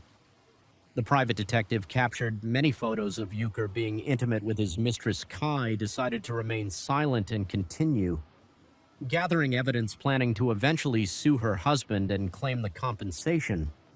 As time passed, in December 2006, the private detective provided Corey with some recordings of Euchre. In the recordings, Euchre spoke tenderly to his mistress about their future together. He said, "I'll help you with the housework. Let's have children and we should get married." These words felt like daggers to Kay's heart, further strengthening her resolve to divorce him at 4:00 a.m. on October 12th, after Euchre returned home drunk from a date with his mistress. Kai decided to confront him. She presented evidence of his infidelity and expressed her desire for a divorce. Euchre became enraged, tore up the photos, and told her that he had evidence of her affair as well, and that even if they divorced, she wouldn't get a single yen from him. After saying this, he went into the bedroom. These words pushed Corey over the edge, leading her to lose control and ultimately murder her husband. 1 year after Kay's crime, another serious murder case occurred in Chiba Prefecture. The perpetrator, Ishibashi Nobuhiro, buried the victim's body in a bathtub, covered it with soil, and planted a tree to conceal it, then moved the bathtub to the balcony. Some people believe that Ishibashi copied Corey's method, as this approach was very rare, and the two cases occurred relatively close in time. A year after the crime case, trial took place at the Tokyo District Court. Kimita Shea was charged with murder and the unlawful disposal of a body at the trial. Corey admitted to all the charges. Her defense attorney argued that she had endured long-term domestic violence, suffered from post-traumatic stress disorder, PTSD, which led to hallucinations and impaired her ability to recognize and control her actions. The prosecution recommended a 20 to 5 prison sentence. Yuck's father, who appeared as a witness, requested that the court sentence Corey to life imprisonment. After 14 trial sessions spanning 5 months, the court reached a verdict. Kimita Shea was found guilty of murder and sentenced to 15 years in prison. The defense attorney disagreed with the court's decision and filed an appeal on February 6, 2010. The Tokyo High Court upheld the original sentence while the case has officially closed. Its lingering effects continue to haunt many people's minds. Is the 15-year prison sentence for Corey enough to serve as a deterrent and punish her, or is it merely the beginning of another tragedy? After the verdict was announced, public opinion in Japan sparked heated debates. Many argued that the sentence was too lenient for the heinous crime Corey committed. They were outraged by the cruelty and cold-blooded nature of Kay's actions in murdering her husband and then dismembering his body to cover up the crime. However, some believed the sentence was justified, considering that Corey had endured a suffocating marriage, suffering from long-term physical and emotional abuse. The psychological damage caused by domestic violence had driven Corey to lose her sanity, leading to her rash actions. Nevertheless, everyone agrees that this tragedy serves as a wake-up call for those trapped in unhappy and desperate marriages. Silence and endurance only pile on the tragedy instead of becoming a victim. One must find the courage to speak up and seek help to escape the vicious cycles of life. Story 3, the case takes place in northeastern Argentina in a city called Resistencia, the capital of Chaco province. In June 2023, a case in this area garnered significant public attention. A 28-year-old woman suddenly disappeared. The incident is closely linked to a powerful political family, sparking massive protests across the province. The central figure of this story is 28-year-old Cecilia Marlene. Her parents divorced when she was in elementary school, and she has a younger sister. The two sisters live together with their mother. Gloria, Cecilia's father, was a gambling addict, and as a result, Cecilia endured a lot of suffering from a young age. Whenever her father came home drunk, he would beat his wife and daughter, treating them as mere outlets for his anger. As for Gloria, she was deeply concerned for and loved her 2 daughters, especially Cecilia, whom she had struggled to bring into the world. Facing the relentless beatings from her inhumane husband, Gloria would shield her daughters, leaving her body covered in injuries. This was the main reason Cecilia's parents divorced Gloria, even agreed to let her ex-husband avoid paying monthly child support just to keep both of her daughters with her. In Cecilia's eyes, her mother was an incredible woman. As a result, Cecilia was obedient and intelligent. After graduating high school with excellent grades, she was accepted into the PRIU's Universidad Nacional del Nordeste, one of Argentina's top 6 universities. Upon graduation, Cecilia became a manager at a large company, earning a fairly substantial income by Argentine standards. However, up to this point, she had not dated anyone until 2020, with the outbreak of the COVID-19 pandemic. Many company employees had to self-isolate at home, including Cecilia. During this time, she found herself with a lot of free time, so she decided to try out a dating app. To her surprise, she discovered many well-off men on the platform, so she decided to upload her picture. Her outstanding appearance quickly caught the attention of many admirers. These men continuously sent messages hoping to arrange a date with her. However, Cecilia had high standards and knew exactly what she wanted in a relationship she wasn't interested in. The men who eagerly approached her, but among them, one man who seemed very successful, caught her attention. Unlike the others, he was polite and spoke with great respect. Cecilia felt that he was like a true gentleman. He shared interesting things with her every day. And after getting to know him, Cecilia learned that his name was Cesar Senna. He was very passionate about fitness and even had his own gym. As time went on, they found they had a lot in common, including a shared love for small animals. After only communicating through their phones, they finally met in person for the first time in December 2021. After their conversation, they were both very pleased with each other and quickly became romantically involved. At this point, Cecilia believed she had found the love of her life. She even introduced Caesar to her mother during their first visit to meet her future mother-in-law. Gloria was delighted to see her daughter had found such a suitable partner at the dinner table. Gloria asked Caesar about his family background.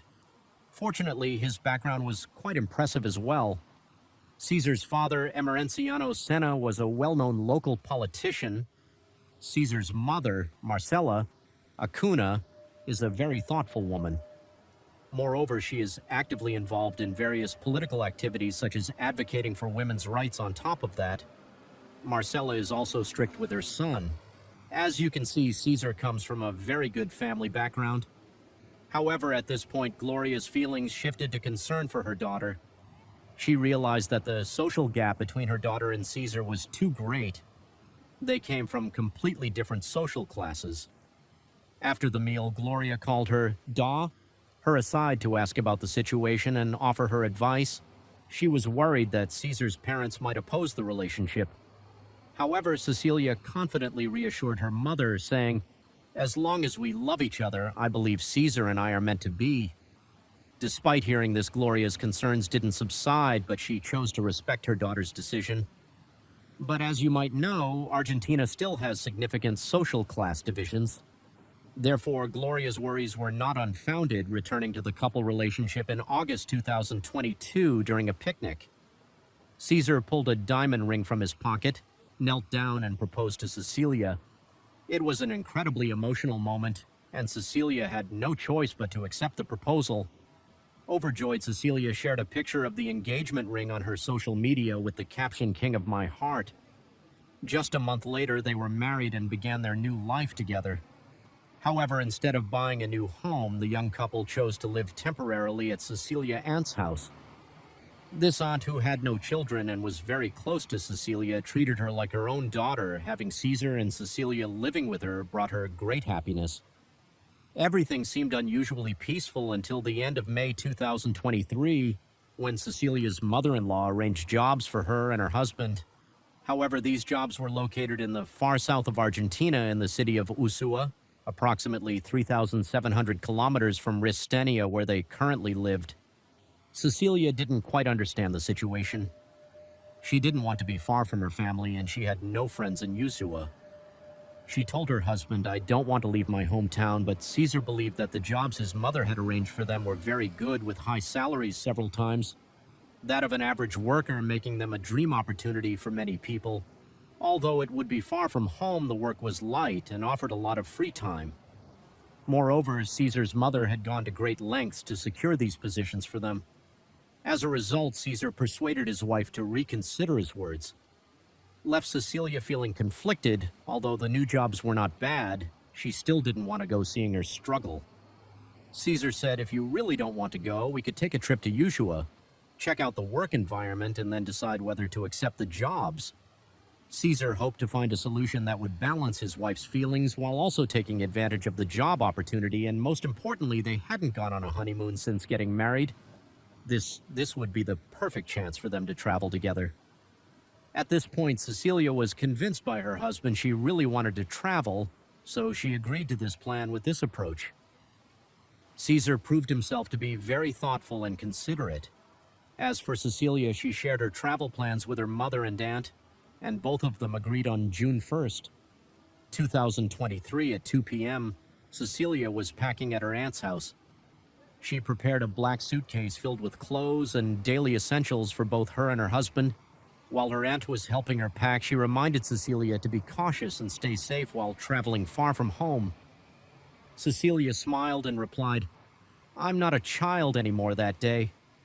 Strangely, Cecilia's husband wasn't at her aunt's house. He had gone back to his parents' home to discuss their trip at 11 p.m. Caesar returned to Cecilia's aunt's house in a Toyota pickup truck driven by the family's chauffeur.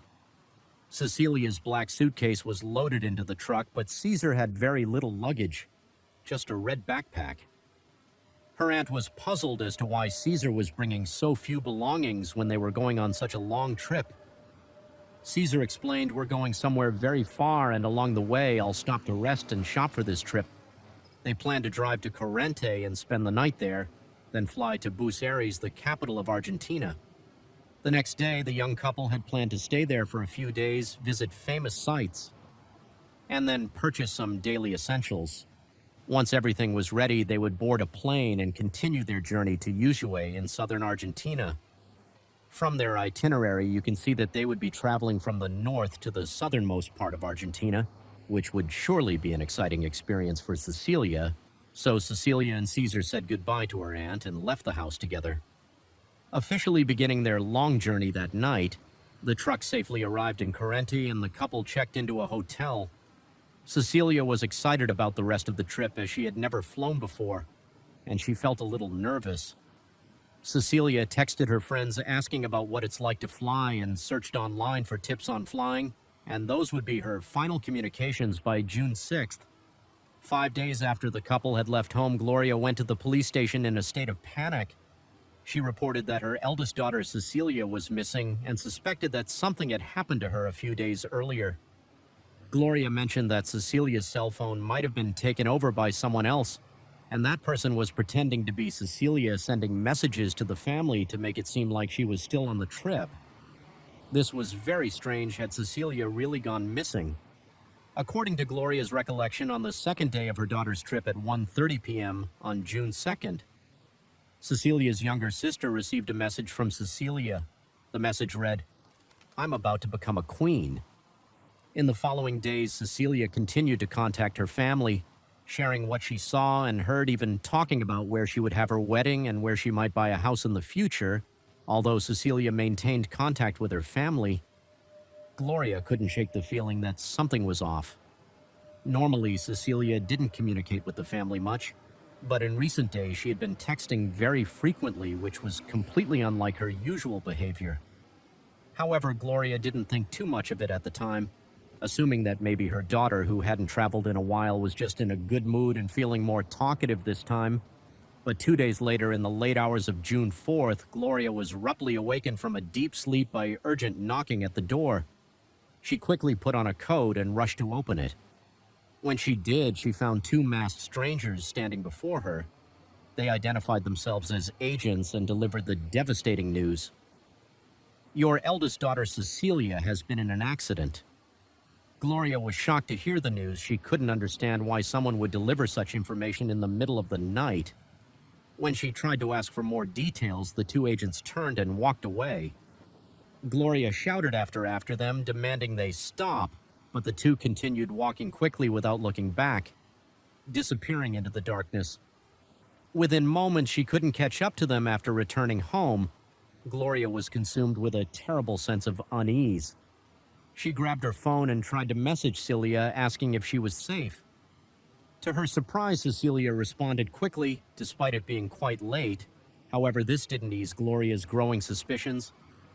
Gloria wanted to video call her daughter, but Cecilia replied, "The camera on my phone is broken, so I can't video call right now." Cecilia added, "I'll send my phone in for repair and contact you later."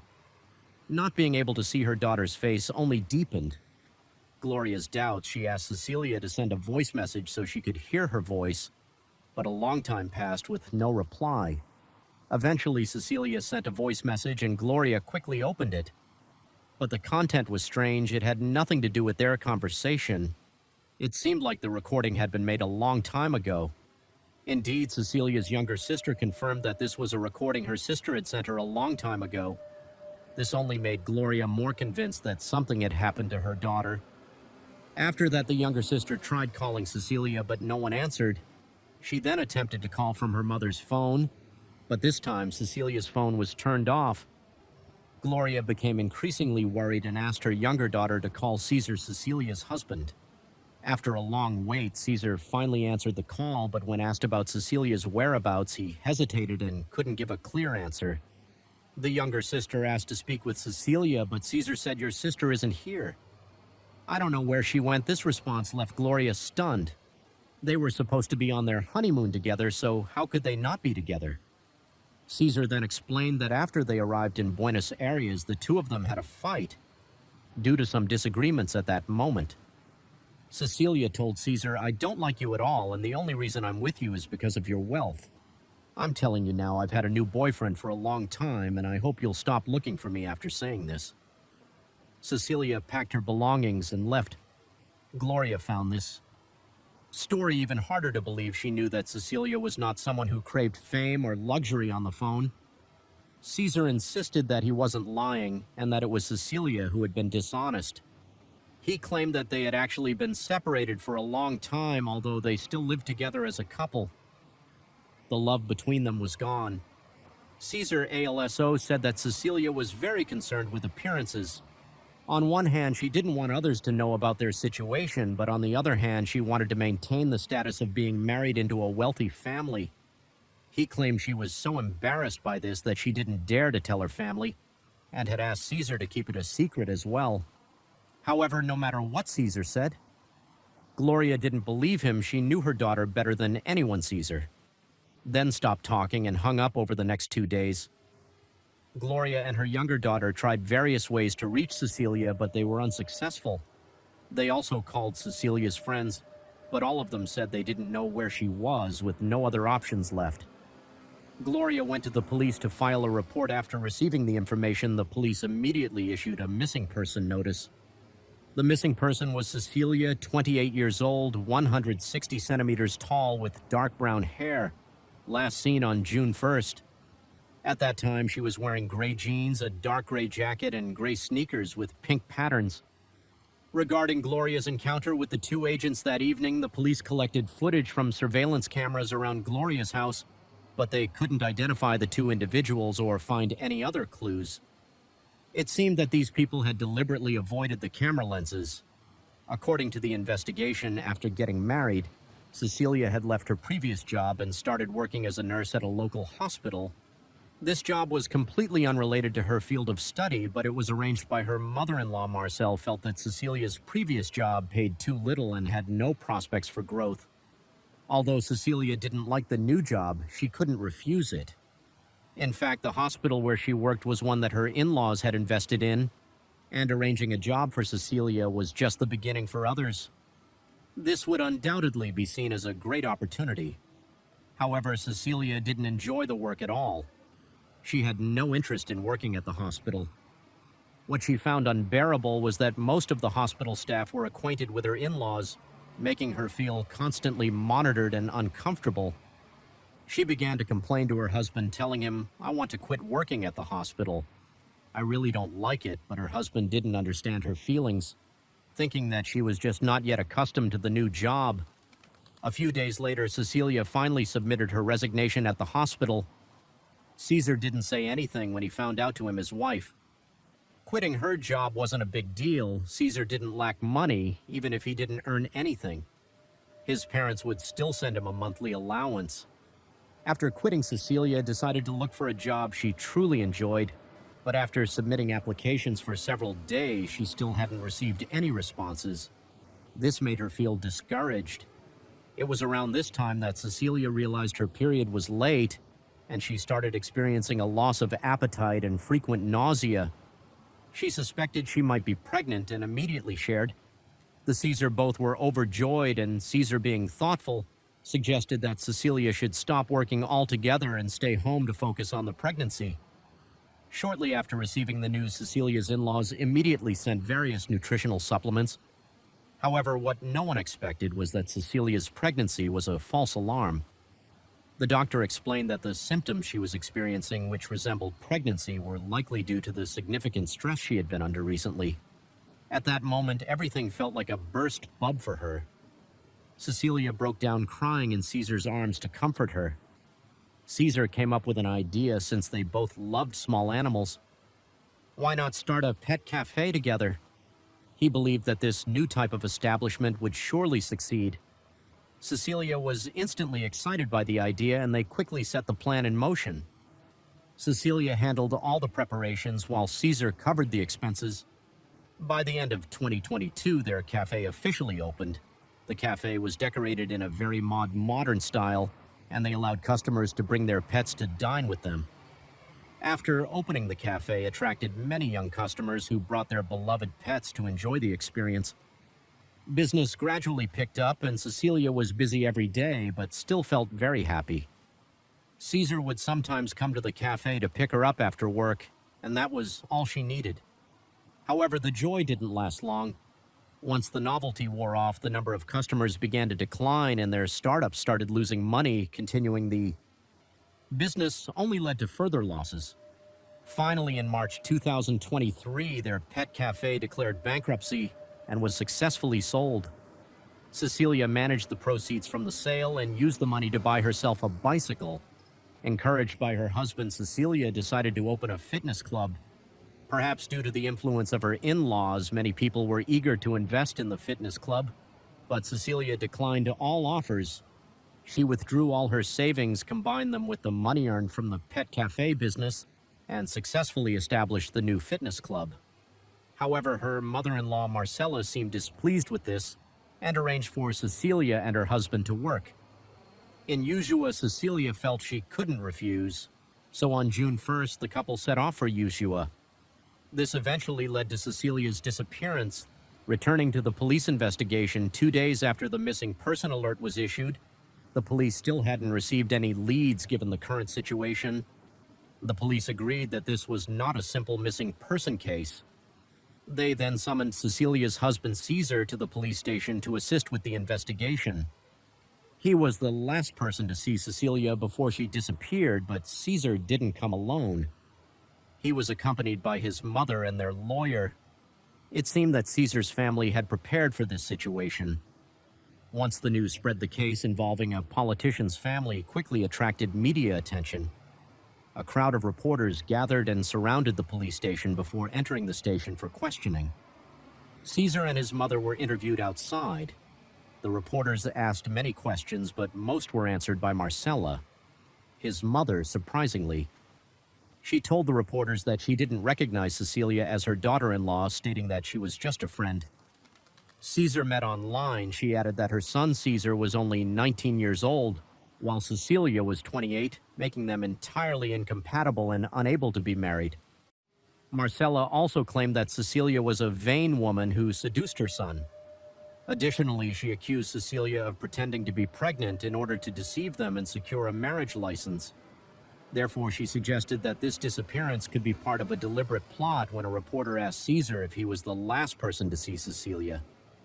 Marcella quickly interjected before he could answer. She confirmed that her son was indeed the last person to see Cecilia, but added that he wasn't the only one she had seen her as well. Marcella explained that she had traveled to BU Aries for work and witnessed her son arguing with Cecilia. During the argument, Cecilia reportedly hit and kicked her son. Marcel added that Cecilia was a rude woman who, after the fight, took her luggage and left on her own. Afterwards, Caesar accompanied her to an event, and they didn't have any further contact with Cecilia. As for why Cecilia went missing, Marcella claimed ignorance. She speculated that this could be a planned scheme, considering that Caesar's father was due to participate in a primary election for a parliamentary seat in 10 days. Given the critical timing, she suggested that someone might be deliberately trying to harm their family. Marcella went on to say that she herself was planning to run for mayor in the near future and suggested that this was undoubtedly a dirty trick by her opponents. Marcella's statements caused a major stir. This was no longer just a simple missing person case. It had escalated into a political conflict. More and more people were becoming interested in the case.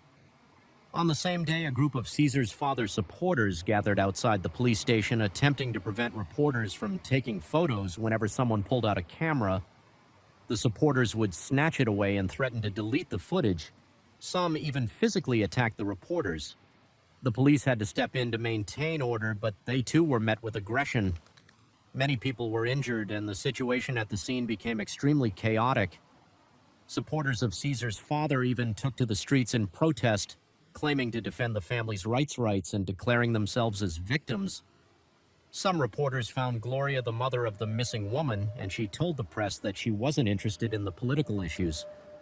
Her only concern was finding her missing daughter. However, she also believed that Caesar had taken her daughter away and that her disappearance was definitely connected to him. The police conducted an interrogation with Caesar, but he claimed that after the argument with Cecilia, he lost contact with her and had no knowledge of her whereabouts. The police then interviewed Cecilia's aunt about her daily life. The aunt described Cecilia as a very resilient person with a strong sense of self-respect. completely different from how Caesar's family portrayed her since getting married. Cecilia and Caesar had moved into the aunt's home. Cecilia was very tidy and always cared deeply about her husband's well-being. In contrast, Caesar was extremely lazy. He didn't care about cleanliness and even disliked bathing. Only doing so when Cecilia reminded him. However, Cecilia never complained. Even when she was busy with work, she made an effort to cook for the family. Caesar was very picky about his food, and Cecilia would always change the dishes to suit his tastes. The aunt added, "I advised Cecilia to ask Caesar to share some of the household chores, but she didn't seem to mind. She felt that cooking every day for the person she loved was a source of happiness." The aunt also mentioned that Cecilia deeply loved her husband and sacrificed a lot for him. However, Caesar's mother instantly refused to accept her as a daughter-in-law after the marriage. Marcella frequently called Caesar, urging him to return home, and even sent the family driver to pick him up each time this happened. Cecilia felt deeply saddened, unsure of what she could do to win her mother-in-law's approval. Cecilia's aunt also revealed that her niece registered her marriage with Caesar on September 16th of last year. At that time, Caesar's social media profile listed his age as 25, but in reality he was only 18 years old in Argentina. The legal marriage age for both men and women is 18. Due to the pandemic, the young couple decided to register their marriage first and hold the wedding ceremony at a later date on the day of the marriage registration. Cecilia wore a constant smile of happiness. Her family and friends gathered to celebrate the young couple, but none of the groom's family members attended. Not even Caesar's parents. Marriage is a significant event in one's life, and Caesar is their only son. Yet his parents didn't attend or even call to congratulate them, which puzzled many people. People began questioning Caesar about this, causing him to appear slightly embarrassed. At that moment, Cecilia quickly stood up to explain that Caesar's parents were attending a very important event at the time, and had actually congratulated them earlier with that the subject was dropped. If what Cecilia's aunt said is true, it's clear that Caesar's parents were never pleased with Cecilia from the start. This strongly suggests that Caesar's family may be directly connected to Cecilia's case. The next day, Cecilia's mother and aunt went to the police station for the second time. Bringing new information to the authorities, they also brought along Cecilia's friend, known only as a whose name has not been disclosed, to testify. Revealed that Cecilia had confided in her that Caesar had a violent streak in May of this year. After an argument between Cecilia and Caesar, he physically assaulted her and even choked her. He threatened that if she ever displeased him, he would kill her entire family. Cecilia was terrified, so she confided in him. But he didn't know what to do in this situation. Following this revelation, some internet users thoroughly searched Caesar's social media accounts and discovered that on June 6th, Caesar did indeed attend an event with his mother. During the event, Caesar appeared very lively and smiled frequently. He posted several photos from the event on social media. In one of the photos, someone noticed scratch marks on Caesar's neck. Subsequently, a person known as B, who chose to remain anonymous, informed the police that he had seen Cecilia standing in front of Caesar's family home on June 2nd. This directly contradicted what Cecilia had previously said, that on June 2nd they were preparing to board a plane in Buenos Aires. So why did Cecilia appear in front of her in-laws' home based on B's testimony? The police conducted a search of Caesar's home at the time. Only Caesar's ameno Senyo was present. He seemed slightly confused by the sudden arrival of the police, but invited the men to search the house freely. Appearing very confident, the police search lasted several hours, during which they thoroughly examined Caesar's house inside and out. They discovered something unusual on a mattress. In a small room, the mattress had several yellowish stains, and after testing with luminol, the stains glowed, indicating that they were blood. Additionally, the police found a burned wallet and several prohibited weapons in the house. Moreover, a large sum of money was discovered in Emenciano's bedroom. When questioned about the source of the money, Emiliano gave vague answers. The police then arrested him. DNA testing later confirmed that the bloodstains on the mattress belonged to Cecilia, the missing person. As a result, Marcella was summoned by the police and became a suspect in the case. Meanwhile, Caesar's whereabouts remained unknown. The police immediately issued a nationwide arrest warrant for Caesar on June 11th. Caesar voluntarily turned himself in after arresting the entire family. The police interrogated them about Cecilia's current whereabouts. Despite the intense questioning, all three remained silent and refused to say a word. The police then investigated and questioned Caesar's neighbors to see if they had noticed anything unusual. Before or after Cecilia's disappearance, one woman told the police that on June 5th, Emerenciano had asked her if she needed a mattress, but she declined. The police also reviewed surveillance footage from the cameras outside Caesar's home and neighboring houses. After thoroughly examining the footage, they discovered that around 10 p.m. on June 1st, Caesar and the family's private driver left the house to pick up Cecilia. According to their previous plan, they were supposed to reach Carantes that night and then fly to Buenos Aires the next day. However, the surveillance footage showed that on the morning of June 2nd, they returned to Caesar's home. The footage also captured Cecilia standing at the door, which matched the earlier testimony given by Caesar's family at around 10:30 a.m. Caesar left the house alone and returned an hour later at 10:02 p.m. Caesar left the house again, this time carrying a black plastic bag. The police noted that Caesar had 3 scratch marks on his neck as he exited the house for hours later at 5 p.m. The family's driver and Caesar's mother returned home at 5:12 p.m. The driver left on a motorcycle by himself. Later that evening, the driver returned to Caesar's home in a Toyota pickup truck, went inside briefly, and then drove away at 7:27 p.m. The police suspect that during this time, Cecilia was murdered and that the Toyota pickup truck was used to transport her body for disposal at 9 p.m. Caesar and his parents left their home. Surveillance footage from that night showed them driving to another property owned by Emma Lanciano.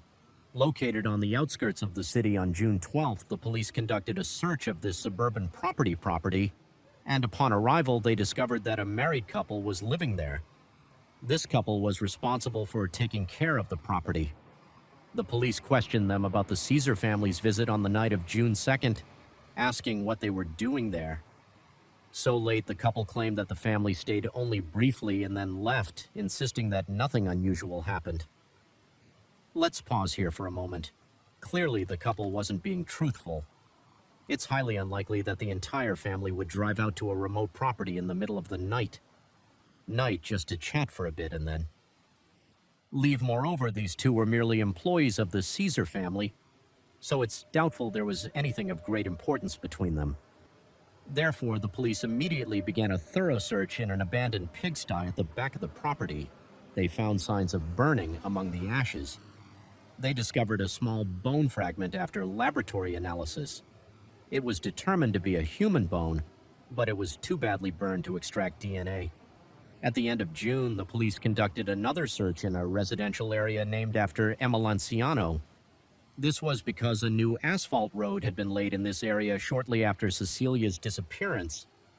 The police suspected that part of her remains might have been buried beneath the asphalt. They brought in professional construction workers to dig up the road. But aside from sand and rocks, no human remains were found. The police then conducted a thorough search of the residential area, and from a nearby riverbed, they retrieved a burned-out travel trip trunk, reduced to just its frame in the same area. They also found a ring, a pair of earrings, a pendant, and a human finger bone. After Cecilia's mother identified them, it was confirmed that these items belonged to her daughter. With this evidence in hand, the police arrested the family's driver, Caesar's mother, and the couple who looked after the suburban property. During the police investigation, the driver was the first to be interrogated. He revealed that on June 2nd, Caesar suddenly told him there was no need to go to the airport. They got out of the car midway, and the driver didn't know where the two went. Later that afternoon, Caesar called him back. When the driver entered the house, he found Cecilia lying motionless on the floor, no longer breathing immediately. Marcella instructed the driver and his wife to help clean up the scene. At first, the driver didn't want to comply, knowing it was illegal, but Marcella reassured him, saying that he shouldn't worry because she would take full responsibility if anything happened. Additionally, she promised the driver a generous reward. Tempted by the money, he and his family agreed to go along with the plan. The couple who looked after the suburban property also confessed they admitted that on the night of June 2nd, Cecilia, already lifeless, was gagged and brought to the suburban house. They didn't know what had happened, only that Marcella disliked her daughter-in-law. They heard that Marcella didn't want to pass on the family's wealth to the daughter-in-law and only wanted to leave it to her son when they saw Cecilia being dragged out of the car. They were terrified, however. Marcella threatened them and ordered them to keep quiet, warning that they would lose their jobs if they didn't comply. At the time, the couple had no other place to go, so they were very afraid. Afterward, Marcella's family burned Cecilia's body in the piggy behind the house. The couple who looked after the property didn't participate in this process. They were too terrified, faced with such overwhelming evidence. Marcella finally confessed her guilt to the police. However, she claimed that Cecilia was the victim of her own plot and insisted that neither her husband nor her son were involved. Marcella admitted that she never liked Cecilia as a daughter-in-law. Cecilia was much older than her son, and the family couldn't accept someone of her background.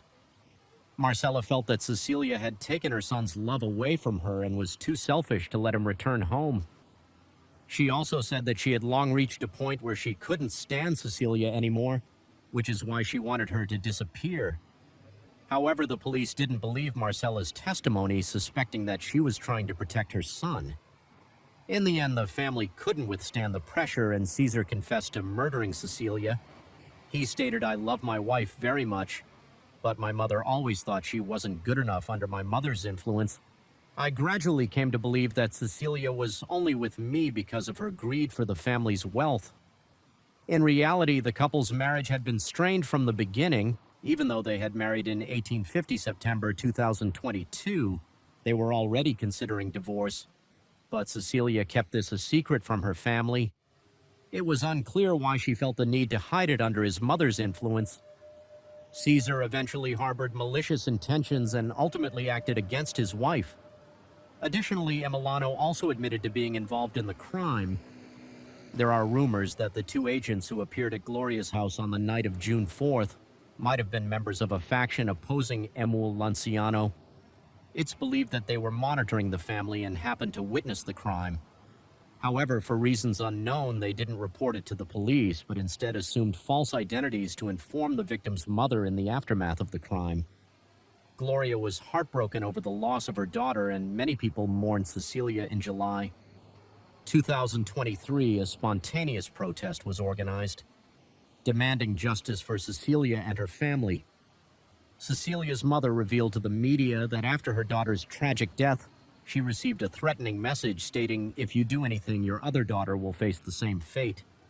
Cecilia's aunt also received similar threats, and their family experienced power outages and internet disruptions. Despite these pressures, they remained determined to seek justice for Cecilia, regardless of the sinister forces at the time. Emino was still a significant local figure, and despite the crime, he retained considerable support from the community. He was also a close friend of the current governor of Chaco province. As of now, the truth about the case has been uncovered, but it has not yet gone to trial. The trial is expected to begin in early 2024, and it's possible that more details will emerge during this process. However, as of now, no new information has been released from the ongoing investigation. We'll have to wait and see what sentences will be handed down to Cesar Sena's family.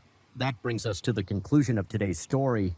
Although the perpetrators have not yet been sentenced, this case leaves us with valuable lessons. Cecilia and Cesar Sena could have had a beautiful ending. If Marcella had respected her son's choices, things wouldn't have escalated if Cesar had stood firm and distinguished right from wrong. Unfortunately, Cecilia, the tragic victim, didn't protect herself and clung to something that wasn't truly hers. Story 4. Have you ever wondered what life is really like? Behind the walls of an ordinary home, sometimes the smiles and family photos might be hiding painful tears. Promises of love can turn into shackles that imprison, and hands that once caressed lovingly can become weapons that inflict harm. A house that seems ordinary from the outside but hides a silent tragedy within. On October 28th, 2007, just 3 days before Halloween, the town of Bolingbrook was bustling with preparations for the holiday. Stacy and Kales was no exception. That day, Stacy planned to visit a friend's house to help with painting at just 23 years old. Stacy was already a mother of 4. The 2 oldest children were from her husband's previous marriage. while the two younger ones were hers.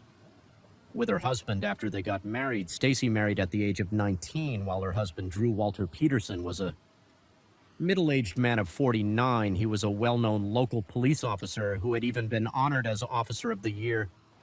Despite the significant age difference, Stacy deeply loved her husband. In the beginning, she was even willing to be his mistress because she believed Drew was charming, successful, and a good father after they got married. Stacy devoted herself entirely to caring for their family. Daily tasks like cooking, cleaning, and looking after 4 children were never an issue for her. After all, living in a big house with a husband who had a stable job and some savings was the life Stacy had always dreamed of. She believed that her marriage would certainly be a happy one. Stacy had a great relationship with everyone in town. She was always eager to help her friends. According to her usual routine, she should have arrived at her friend's house early today to help with the painting. But when her friend hadn't seen Stacy by 10 a.m., she decided to call her. It turned out that Stacy had slept in a bit and said she would be there soon. However, by the afternoon, Stacy still hadn't shown up. The friend who also knew Stacy's younger sister, Cassandra Case, decided to tell her about the situation. Cassandra, just a year younger than her sister, was very close to Stacy. When she found out that she couldn't reach Stacy, she became extremely worried just the night before. During a conversation between the sisters, Stacy had made a cryptic remark, "If anything happens to me, remember it wasn't an accident, it was definitely caused by your brother-in-law." In fact, this wasn't the first time Stacy had said something like that recently. She had been confiding in friends and family that her husband was a very frightening man, and she feared he might kill her at any time since their marriage. In 2003, the past 4 years had been enough for Stacy to see her husband's true nature. The sweet love she once felt had faded away, replaced by harsh words, tight control, and worst of all, violence. Her husband would drive by to check on her, or constantly call her to know what she was doing and where she was going. If she went grocery shopping, he would inspect the receipts, and if she went for a haircut, he might call her 8 times. Stacy's once beautiful dreams had completely shattered. Now her only hope was to escape from this man as soon as possible. So when Cassandra learned that her sister had broken a promise to a friend without explanation, she grew even more concerned, unable to reach Stacy on her cell phone. She called Stacy's home directly. One of Stacy's children answered and said their mother had gone to visit their grandfather. Cassandra immediately called her father, but he told her that Stacy had not visited him at all by 11 p.m. Cassandra still hadn't been able to contact Stacy, so she decided to drive to her sister's house to check on things. But when she arrived, only the 4 children were home. Both her brother-in-law and sister were nowhere to be found. Their 2 cars were also gone. Cassandra knew something was wrong because her sister loved her kids deeply and would never leave them alone late at night like this. When she asked the children, Cassandra learned that her sister and brother-in-law had a big argument. Earlier that morning afterwards, Stacy stormed out and Drew immediately followed her to find her concerned. Cassandra called Drew, but before she could ask anything, he yelled, "Where's your sister? I've been looking for her all day without waiting for him to finish." Cassandra anxiously asked, "So what's going on? Where are you?" "I'm at home," Drew replied. Hearing this, Cassandra began to sweat and felt a wave of fear. She had just left her sister's house, and over the phone, she clearly heard Drew inserting the key and starting his car.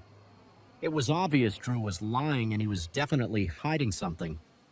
So at 1 a.m., Cassandra went to the police station to report her sister missing at 2:30 a.m. On her way back, she drove past her sister's house and noticed that the 2 cars were back. Could it be that her sister had returned? She called Drew once again. This time, Drew said, "Your sister called me at 9 p.m. last night saying she was driving to the airport to run away with another man. She took her passport, left the car at the airport, and told me to pick it up. I just got back." Cassandra felt something was off. He claimed he had just returned, but the airport was only about a half-hour drive from her sister's house. So how could it take him until 2:30 a.m. to get home? Moreover, Stacy loved her children dearly. Whether they were her biological kids or stepchildren, she treated them all as her own. This was a well-known fact among the neighbors, so why would she abandon her 4 children when all these clues were put together? It became clear that Drew was highly suspicious since he was a local police officer. The local police station, wanting to avoid a conflict of interest, handed Stacy's missing person case over to the Illinois State Police for investigation on the afternoon of October the 29th, 2007. The Illinois State Police arrived at Drew's house to investigate Stacy's disappearance, surprisingly despite being a police officer himself. Drew refused to cooperate and insisted that Stacy had run away with another man. He also refused to allow the police to search Stacy's car. This behavior aroused significant suspicion among the Illinois State Police. Left with no other option, they had to return to obtain a search warrant from higher authorities. 2 days later, the police returned with a search warrant and thoroughly searched every corner of Drew's house, but they did not find any critical evidence. Meanwhile, Stacy's family and friends quickly organized a group of volunteers to help search for her in 2 days. Over 75 volunteers scoured wetlands, parks, and rivers, distributing hundreds of flyers. Unfortunately, no clues about Stacy's whereabouts were found during this time. Drew acted as if nothing had happened. He continued to insist that Stacy had run off with another man and saw no reason to search for her. The police learned from Stacy's friends that she had recently been desperate to escape from her husband.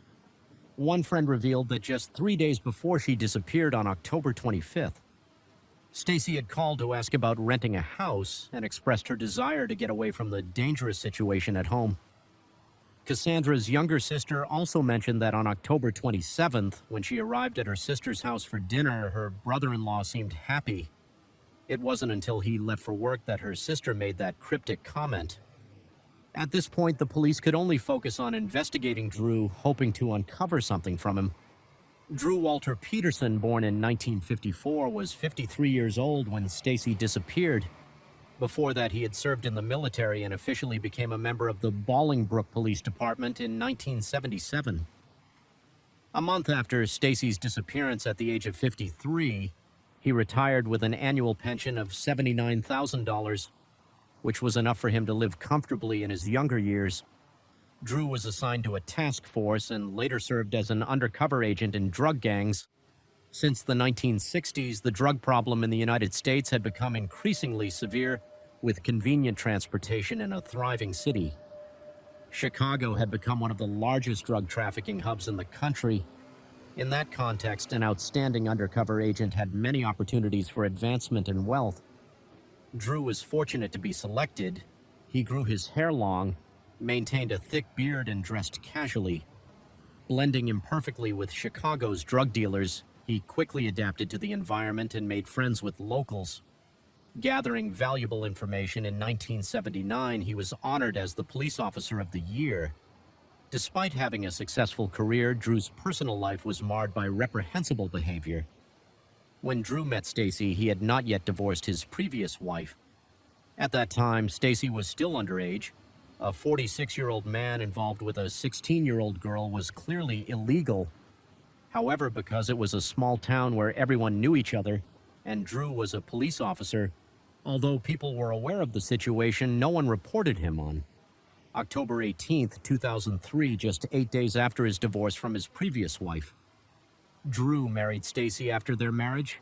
Drew exercised strict control over Stacy even when she went shopping with female friends.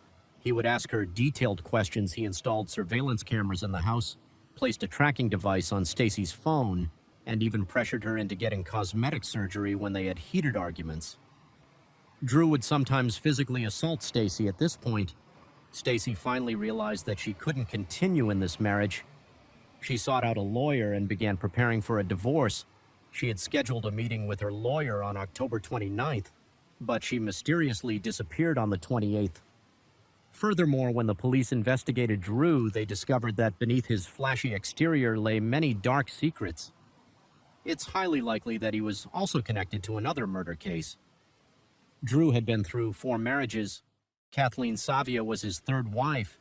She met Drew when she was 30 years old, and at that time, Drew was still married to his 2nd wife.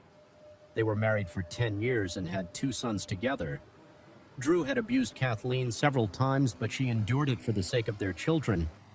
However, when she learned that Drew was involved with Stacy, she could no longer tolerate it and decided to file for divorce. Divorce meant dividing assets among Drew's assets. He could accept losing other things, but not his pension. The two constantly argued about the division of assets. Drew often threatened Kathleen, saying, "Don't push me. Don't make me make you disappear." Between 2002 and 2004, Kathleen reported Drew's abuse to the police 18 times. Strangely, he was never punished or investigated. In March 2002, Kathleen felt her life was in danger and sought an emergency protection order from the police. However, due to Drew's lawyer's interference, she was forced to drop it by July. Kathleen once again reached out to the police, stating that Drew was no longer just threatening her with words. He had brought a knife to her home. The police filed a report with the county prosecutor's office, but ultimately nothing came of it. In November, Kathleen wrote a desperate letter to the assistant county prosecutor. In the letter, she wrote, "He knows how to manipulate this system. His next move will be to either take my children or eliminate me. I am not getting any help from the Bolingbrook police. I truly need your assistance now." Despite the sincerity of her letter, she received no response. Fortunately, on October 10th, 2003, Kathleen finally divorced Drew. However, the issue of asset division remained unresolved. According to the plan, the asset division hearing was scheduled for April 2004. If everything went as expected, Kathleen would receive the house child support, alimony, a portion of Drew's pension, and a share of the profits from the sale of his bar. But a month before the hearing on March 1st, Kathleen was found dead in her bathtub at home. At the time, her cause of death was ruled as an accidental drowning. Considering that both Drew's first and second wives had also accused him of abuse, it indicated a pattern of repeat offenses. Prosecutor James Glasgow believed there were many suspicious circumstances surrounding Kathleen's death. Glasgow AW County prosecutor with 26 years of legal experience and a strong track record in combating domestic violence was the prosecutor in charge of Stacy's disappearance case. Prosecutor James wanted to review Drew's records to see if this police officer, protected by a network of local connections, was hiding any secrets. His investigation revealed that the death of Drew's ex-wife, Kathleen, was indeed connected to him. First, the timing was too coincidental, exactly 1 month before the asset division hearing. Moreover, the coroner's report at the time indicated that the injuries on Kathleen's body were not consistent with an accidental drowning. In fact, Kathleen's family had also been suspicious of her death. How could a healthy woman in her 40s who wasn't an alcoholic or a drug user suddenly slip and fall in the bathtub? This was a small oval-shaped bathtub where you couldn't even stretch out your legs. How could someone drown in it? However, the family's suspicions were ignored and the case was closed. Prosecutor James decided to search for Stacy while also reopening Kathleen's case.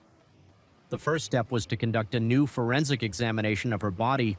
People often say that exhuming a body disturbs the deceased, but when Kathleen's family learned of it, they fully supported the decision on November 13th. Kathleen's body was exhumed and re-examined by forensic experts. Her family was concerned about potential interference in the investigation, so with the court's permission, they funded an additional expert to participate in the examination. This time, the forensic experts discovered something suspicious besides the bruises on her body. Kathleen had a large, unexplained wound on her head. Clearly, this couldn't be explained by an accidental drowning. It appeared to be the result of a heavy blow. Finally, the forensic experts and authorities reached a unanimous conclusion. Kathleen's death was a meticulously planned murder. When this conclusion was announced, it caused a significant public outcry as it completely contradicted the accidental death ruling from 3 years earlier. According to the records from that time, Drew had stated on Friday, February 27th, 2004, "I picked up my 2 kids to spend the weekend with them on Sunday evening. I brought the kids back to Kathleen's house, but the door was locked and no one answered the phone, so I had to take the kids back home by March. First, I had called Kathleen dozens of times, but she still didn't answer that. Evening, I went to her house again, but no one opened the door. I thought something might have happened, so I called a locksmith to open the door and also gathered 4 neighbors. Once the door was opened, I let the neighbors go upstairs to check on Kathleen while I waited downstairs because Kathleen had told me she didn't want to see me. Shortly after I heard a horrifying scream, I rushed upstairs, and when I reached the bathroom, I saw the neighbors standing in front of the bathtub with terrified expressions. Kathleen was lying in the water-filled tub, her wet hair covering her face. The blood in the bathtub had dried and coagulated. I checked her pulse and it was no longer beating. I was extremely saddened and had no idea how to break the news to our children at that time to avoid any conflict of interest. The local police transferred the case to the Illinois State Police. The state police arrived quickly at the scene. However, they conducted only a cursory examination of the house and didn't even secure the scene. After just over 2 hours, they completed their work and left. Kathleen's family received the tragic news that evening and rushed to the scene only to be stopped by Drew. It wasn't until March 2nd that they were allowed into Kathleen's house. By then it was too late. The police had already left, and Drew was cleaning the bloodstains from the bathtub, claiming he was doing so to prevent their children from seeing it and becoming frightened despite the many suspicious circumstances surrounding Kathleen's death. The jury unanimously concluded that it was an accidental drowning. At that time, one of the jurors knew Drew personally. Although this person hadn't been to the scene, they kept praising Drew as a good cop who couldn't possibly harm his wife. Most importantly, Stacy provided Drew with an alibi. As a result, the jury took less than an hour to confirm that Kathleen had died from an accidental drowning after Kathleen's death. Drew, as the beneficiary, received $1 million from her life insurance policy. He also presented a will that they had previously signed, which stated that after Kathleen's death, Drew would inherit all of her assets just over a month after Kathleen's passing. Drew quickly sold her house. Looking back at Kathleen's case, the process of concluding that she had drowned accidentally was clearly too hasty. Another critical point that was overlooked was that the first coroner to arrive at the scene was a colleague of Drew's. Considering all these clues, Drew became the prime suspect in both cases. The police then proceeded to prosecute him regarding the motive. Drew and Kathleen had deep conflicts of interest. If Kathleen were alive, Drew would stand to lose a significant portion of his assets. On the other hand, her death meant that he inherited a large sum from her. Analyzing Drew's behavior during the incident, his first reaction upon being unable to contact his ex-wife wasn't to reach out to his fellow officers, but to call a locksmith and neighbors instead. Although he appeared anxious after entering the house, he didn't participate in the search, almost as if he was deliberately waiting in for the neighbors to find Kathleen first. Furthermore, as a police officer, Drew destroyed the crime scene the very next day by cleaning the bathtub. These actions were all very strange and aligned with the behavior of someone who had staged the scene of a murder. Regarding Drew's character, he had a habit of smearing others to assert that his own actions were justified. For instance, he once claimed that the reason the mayor and the police chief ignored Kathleen's pleas for help was because she had harassed them at a party. Drew also frequently told others that Stacy was involved with 4 or 5 men at the same time. He consistently created rumors to protect himself. At this point, the only thing missing to convict Drew was a decisive piece of evidence. However, Kathleen had been dead for over 3 years. The house where the incident occurred had been sold, and Stacy's disappearance was repeatedly insisted by Drew to be her running off with another man. Clearly, uncovering evidence against this cunning police officer was not going to be easy. Meanwhile, Drew seemed remarkably calm. During the investigation, he continued to pursue new romantic relationships and was often seen embracing women at bars. He even made an appearance on the popular TV show Larry King Live by December 2008. Drew announced that he was engaged to a 23-year-old woman. However, due to strong opposition from her father, they broke up. But many other women continued to approach Drew. Fortunately, as the investigation progressed, the emergence of several key witnesses began to expose Drew's true nature. Both the pastor and the divorce lawyer whom Stacy had spoken to contacted the police.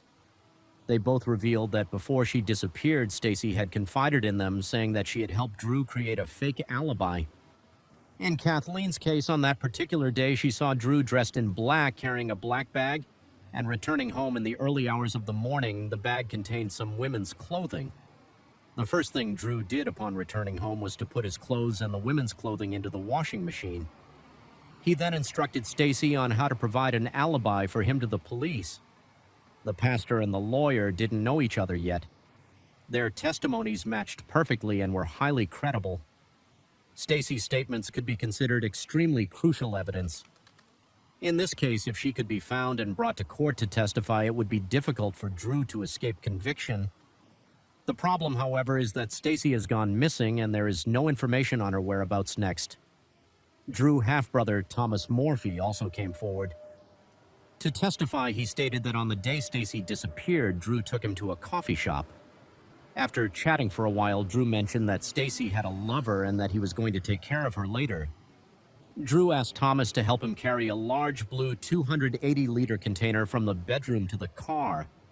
After hearing about Stacy's disappearance, Thomas recalled the heavy feeling he had while carrying the container, describing it as if he were lifting a stone. He suspected that Sty was inside the container, feeling as though he had become an accomplice and struggling with depression. Thomas couldn't cope with the reality and attempted to overdose on pills. Fortunately, he was taken to the hospital in time and survived during the investigation. The police confirmed that such a blue container did exist. However, both the container and Stacy remained missing. Additionally, a man named Jeff testified that Drew once offered him $25,000 to kill Kathleen with these numerous leads. It seemed likely that something terrible had happened to Stacy without her testimony in court. It would be difficult to convict Drew with no other options. Prosecutor James sought a new approach. He pushed for the state of Illinois to pass a law designed specifically for Drew. This law would allow the court to consider the testimony of a witness who cannot be present, provided that the prosecutor could prove the witness was killed to prevent them from testifying, and that their statements were credible. In this case, the testimony Stacy gave before her disappearance and other evidence pointing to Drew were considered credible. This meant that even with Stacy missing, the police could still convict Drew on September 6, 2012.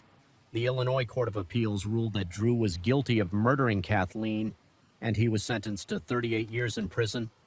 However, Drew was not satisfied with the verdict.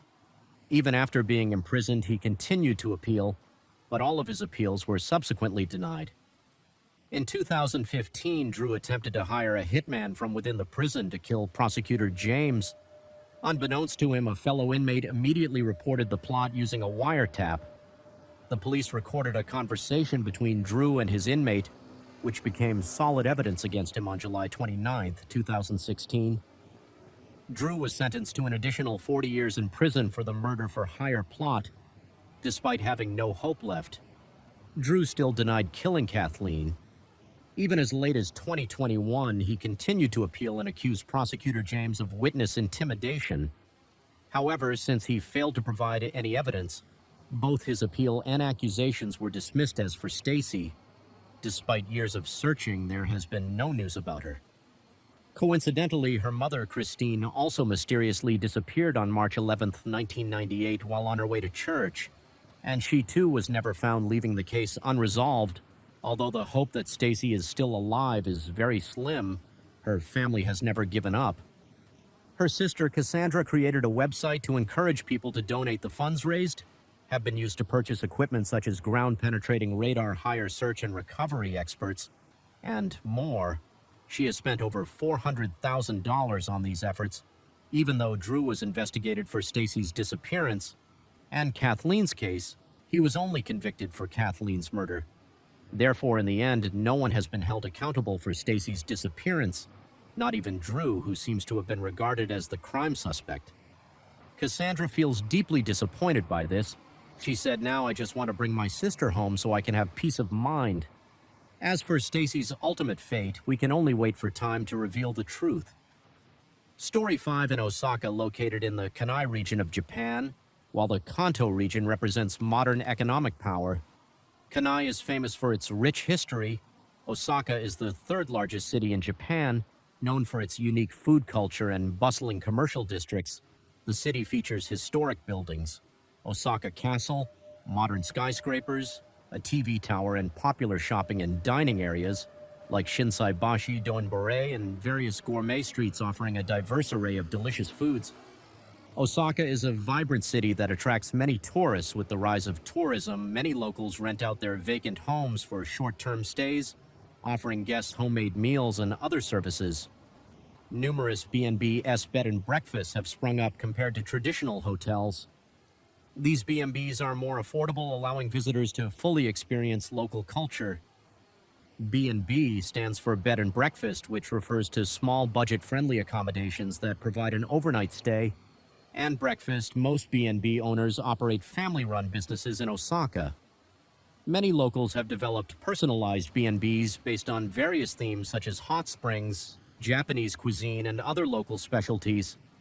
However, among the many B&Bs, there are also black B&Bs where guests don't need to show identification to check in. These black B&Bs are less formal with basic facilities and environments, but their relatively low prices make them popular with certain groups. The main character of the story is Saki Kondo. She was born in Hedi City, Hyogo Prefecture.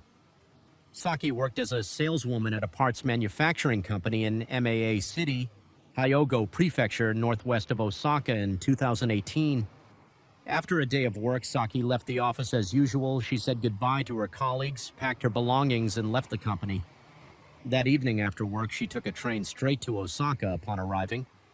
She walked hand in hand with a man, and they headed in a certain direction before disappearing into the night. On Saturday, February 17, 2018, the Hgo Profil police received a call from a woman reporting that her daughter, Saki Kondo, had been missing for 2 days. Saki was known for her dedication to her job when she failed to show up for work the previous day without requesting leave, and her supervisor was unable to reach her. They contacted her mother to check on her. Saki's mother, who lived in their hometown in Hyogo Prefecture, stayed in close contact with her daughter every day after receiving the call from Saki's colleague. She became very worried. She immediately tried calling Saki's cell phone but couldn't get through after waiting another day without hearing back. She grew increasingly anxious and felt something was wrong, so she decided to contact the police upon receiving the report. The police promptly launched an investigation. The missing person, Saki Kondo, a 27-year-old office worker, was employed in Maa City, Hyogo Prefecture.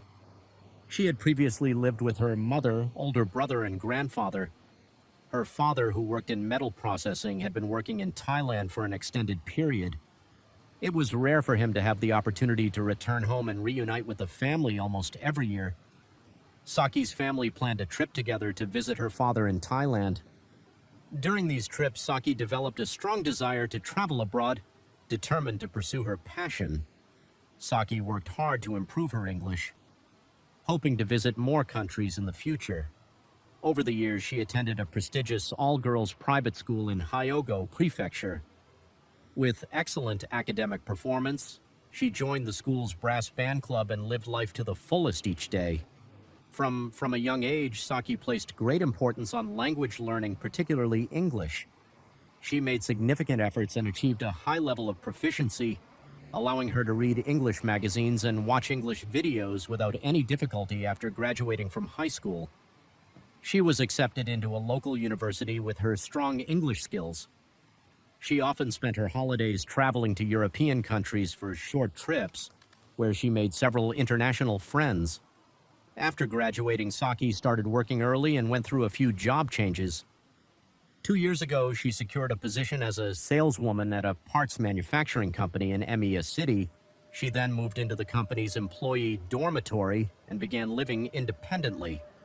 Saki was a warm and cheerful person. If she encountered a foreigner asking for directions while on the street, she was always kind enough to help. She often invited her foreign friends over to visit her home. At work, she was always willing and enthusiastic to assist her colleagues with any English-related issues they had.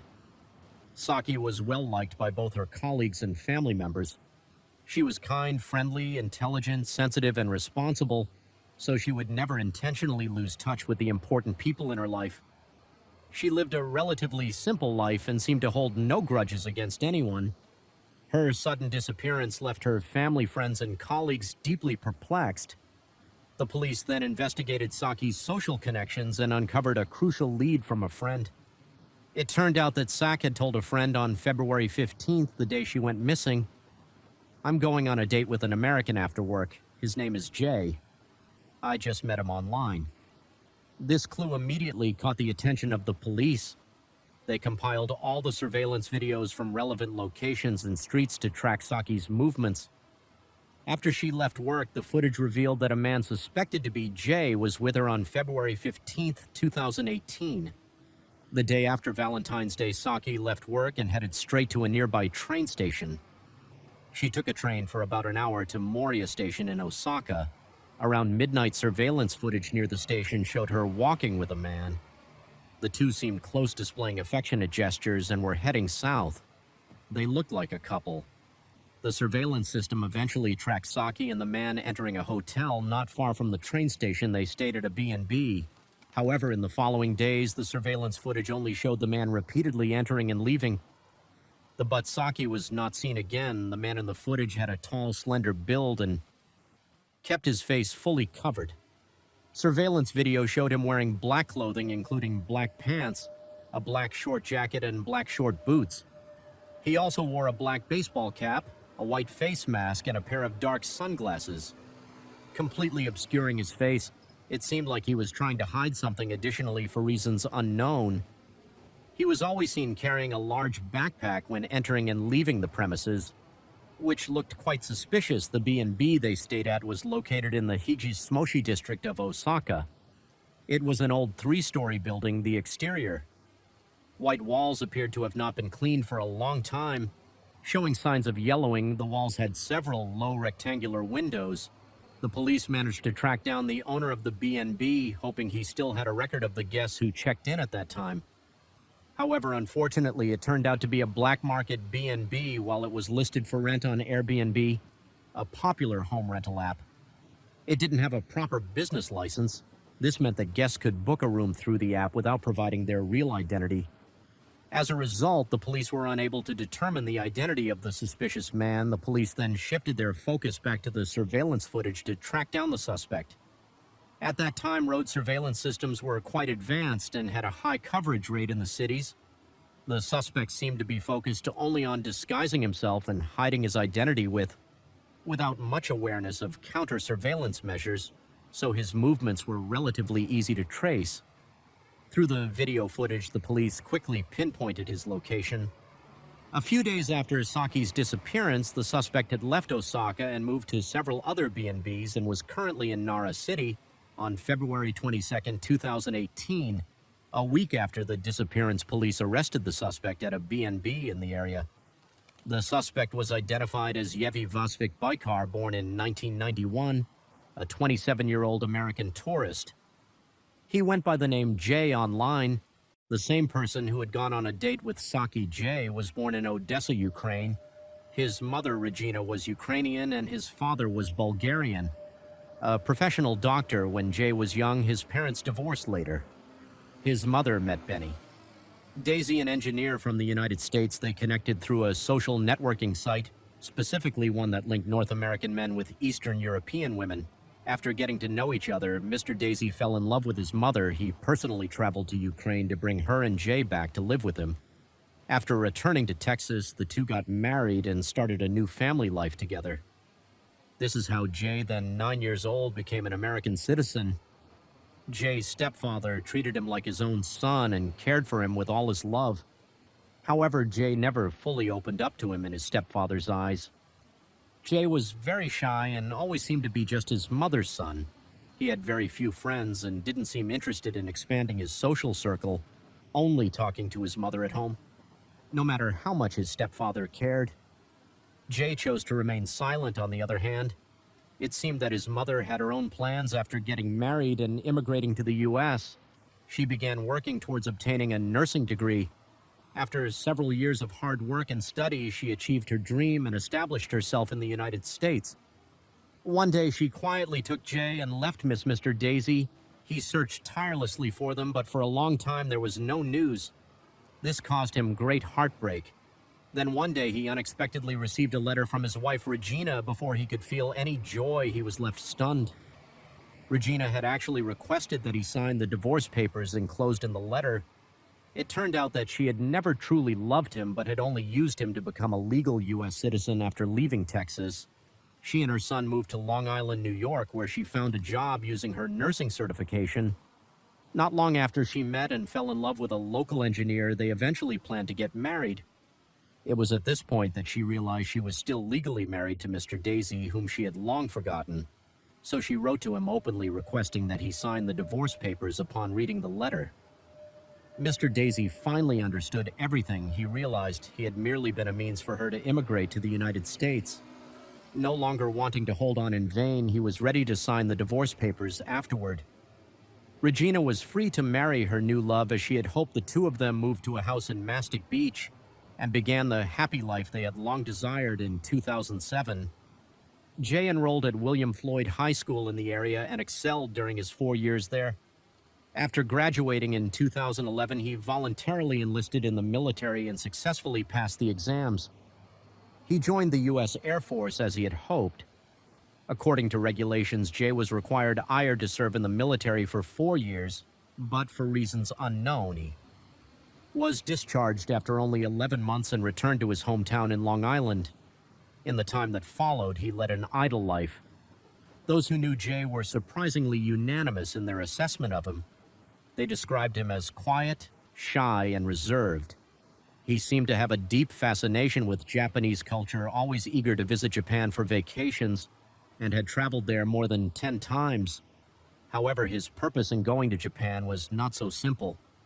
Beyond sightseeing, he also longed to find and love a gentle and virtuous Japanese woman. Anyone familiar with him knew that he had an unusual obsession with Japanese women.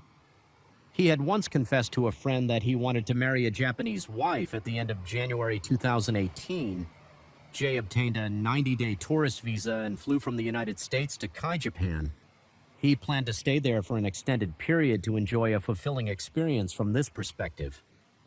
It's no surprise that Jay met Saki. However, when confronted with accusations regarding Saki's disappearance, Jay refused to admit anything, stating, "I don't know anything about her." With the surveillance evidence in hand, the police, of course, did not believe his denial. On the same day Jay was arrested, the police also obtained a search warrant from the court. A search was conducted at the B&B where the two had stayed, but the police did not find Saki inside, nor did they find any of her belongings or suspicious bloodstains in the worst-case scenario. So what method did Jay use to make a living? Breathing persons suddenly disappear into thin air right before everyone's eyes. A sudden, ominous feeling began to take hold. The police realized that the chances of Saki still being alive somewhere were incredibly slim. It was possible that she had been murdered over the next 2 days. The police carefully searched the B&B again and also checked other B&Bs where the suspect had stayed in recent days. Finally, they found a crucial clue at one of these locations. The suspicious B&B was located at Hanazono Wanam, Naru, Osaka, just a 6 to 7 minute walk from the nearest station. It was a 3-story apartment building with gray exterior walls surrounded by scaffolding. It appeared to be under renovation. Like the others, this was also a black market. B&B. The rooms were very simple, and the surrounding environment was not great.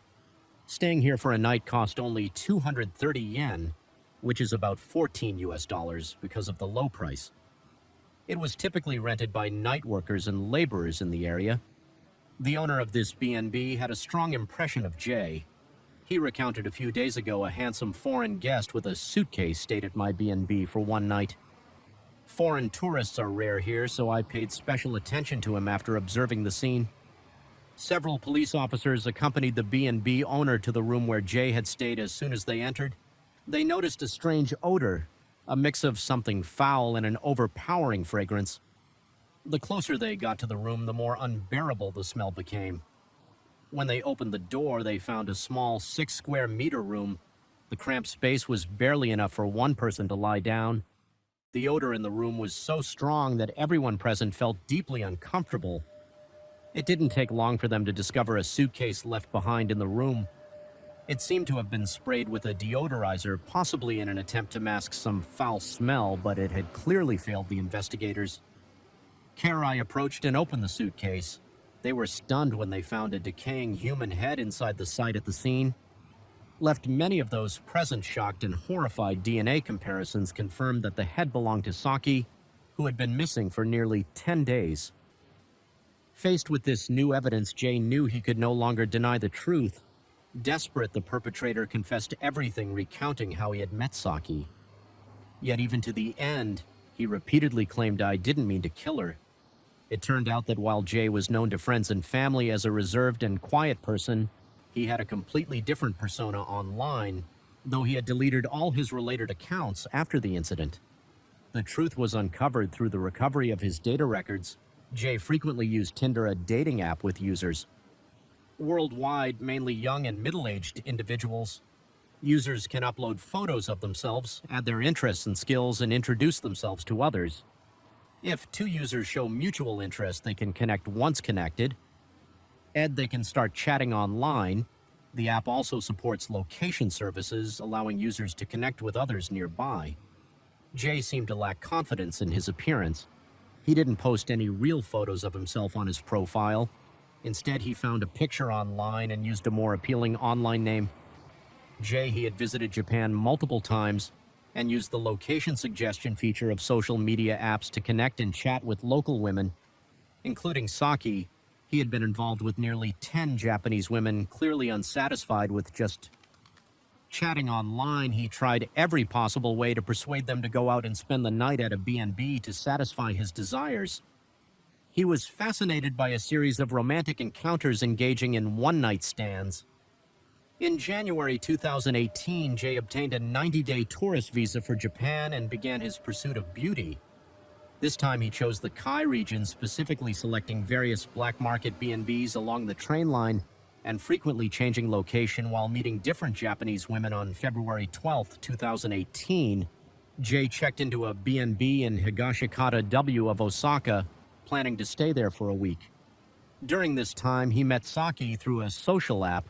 Both Saki and Jay were the same age.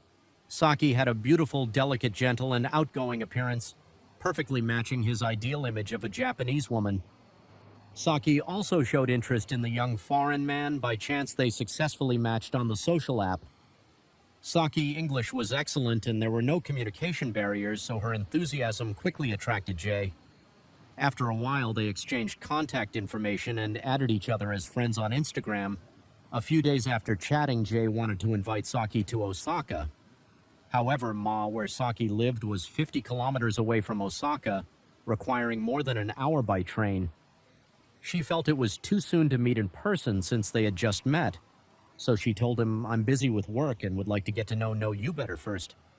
No matter how hard Jay tried to be persuasive or assertive, Saki still refused to meet. Fearing that his target might slip away, Jay felt the need to be more decisive. He pressured her by saying, "If you don't meet me, I'll come to your house." Hearing this, Saki found it difficult to refuse. He continued to push her. "I know where you work and where you live. If you don't agree to meet, I'll come to your house." After much consideration, Saki finally compromised. She promised Jay she would come to Osaka to meet him after work on Thursday, the day of their meeting.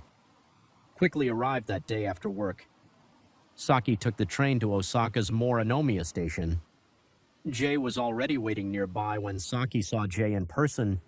She was a bit surprised because he looked completely different from his profile picture on the social app. However, Jay was friendly and considerate. After a few pleasant exchanges, Saki let her guard down and the two walked together toward the B&B, laughing and chatting closely. The next day was still a work day for Saki, so she planned to return to Emma early to be on time for work and had no intention of staying long, but she never imagined she would never get the chance to return. During the investigation, the police discovered that before Saki, there had been 4 to 5 other women who stayed at the same B&B with Jay. However, none of them were harmed. Saki was the only victim currently. Finding the rest of Saki's remains had become the top priority. After several days of interrogation, Jay finally admitted to dismembering and disposing of Saki's body. However, he remained tight-lipped about what had happened at the B&B that night on February 25, 2018. Based on Jay's confession, the police went to the mountains near Osaka and entered the forest. After searching, they found a spot where the ground had been disturbed. There, the police discovered Saki's arm and her torso was found not far away. On the same day, Saki's legs were found in a bamboo grove in Kyoto. No one could have imagined that Saki, who was so kind and enthusiastic, would meet such a tragic end. Her family was devastated after learning the news about their daughter. The forensic report indicated that Saki died from suffocation, but to this day, Jay still refuses to confess the truth. He appears very fearful and repeatedly tells the police, I didn't mean to. The police speculate that the two may have had an argument at the B&B during which Saki was accidentally killed by Jay after realizing that Saki was no longer breathing. Jay became terrified once he calmed down. He started thinking of ways to cover up the incident. Quickly turning off Saki's phone to prevent her family and friends from contacting her, he then logged out of their social media accounts to hide their connection. Finally, he searched the internet for various methods to dispose of the body and carried out his plan. The next day, Jay went out with a large bag on his back and purchased a saw and a bottle of deodorizer. He extended his stay at the room for a few more days and quietly dismembered Saki's body in the rented room. During the night, he disposed of her body parts in the mountains of Osaka and Kyoto. As for the head, the most easily identifiable part, he placed it in a suitcase and hid it in another B&B to mask the odor. He sprayed a large amount of deodorizer in the room to prevent others from noticing. However, his efforts were ultimately futile. Strangely, Jay didn't seem to have any intention of fleeing Japan. When he was arrested, he was staying at a B&B in Nara. After the incident, he had ample time to escape and return to the U.S., but he didn't seem to have any such plans and continued his travels as planned after hearing the news of his daughter's murder. Saki's father, who was far away in Thailand, hurried back to Japan. For the next year, he closely followed the developments of the case.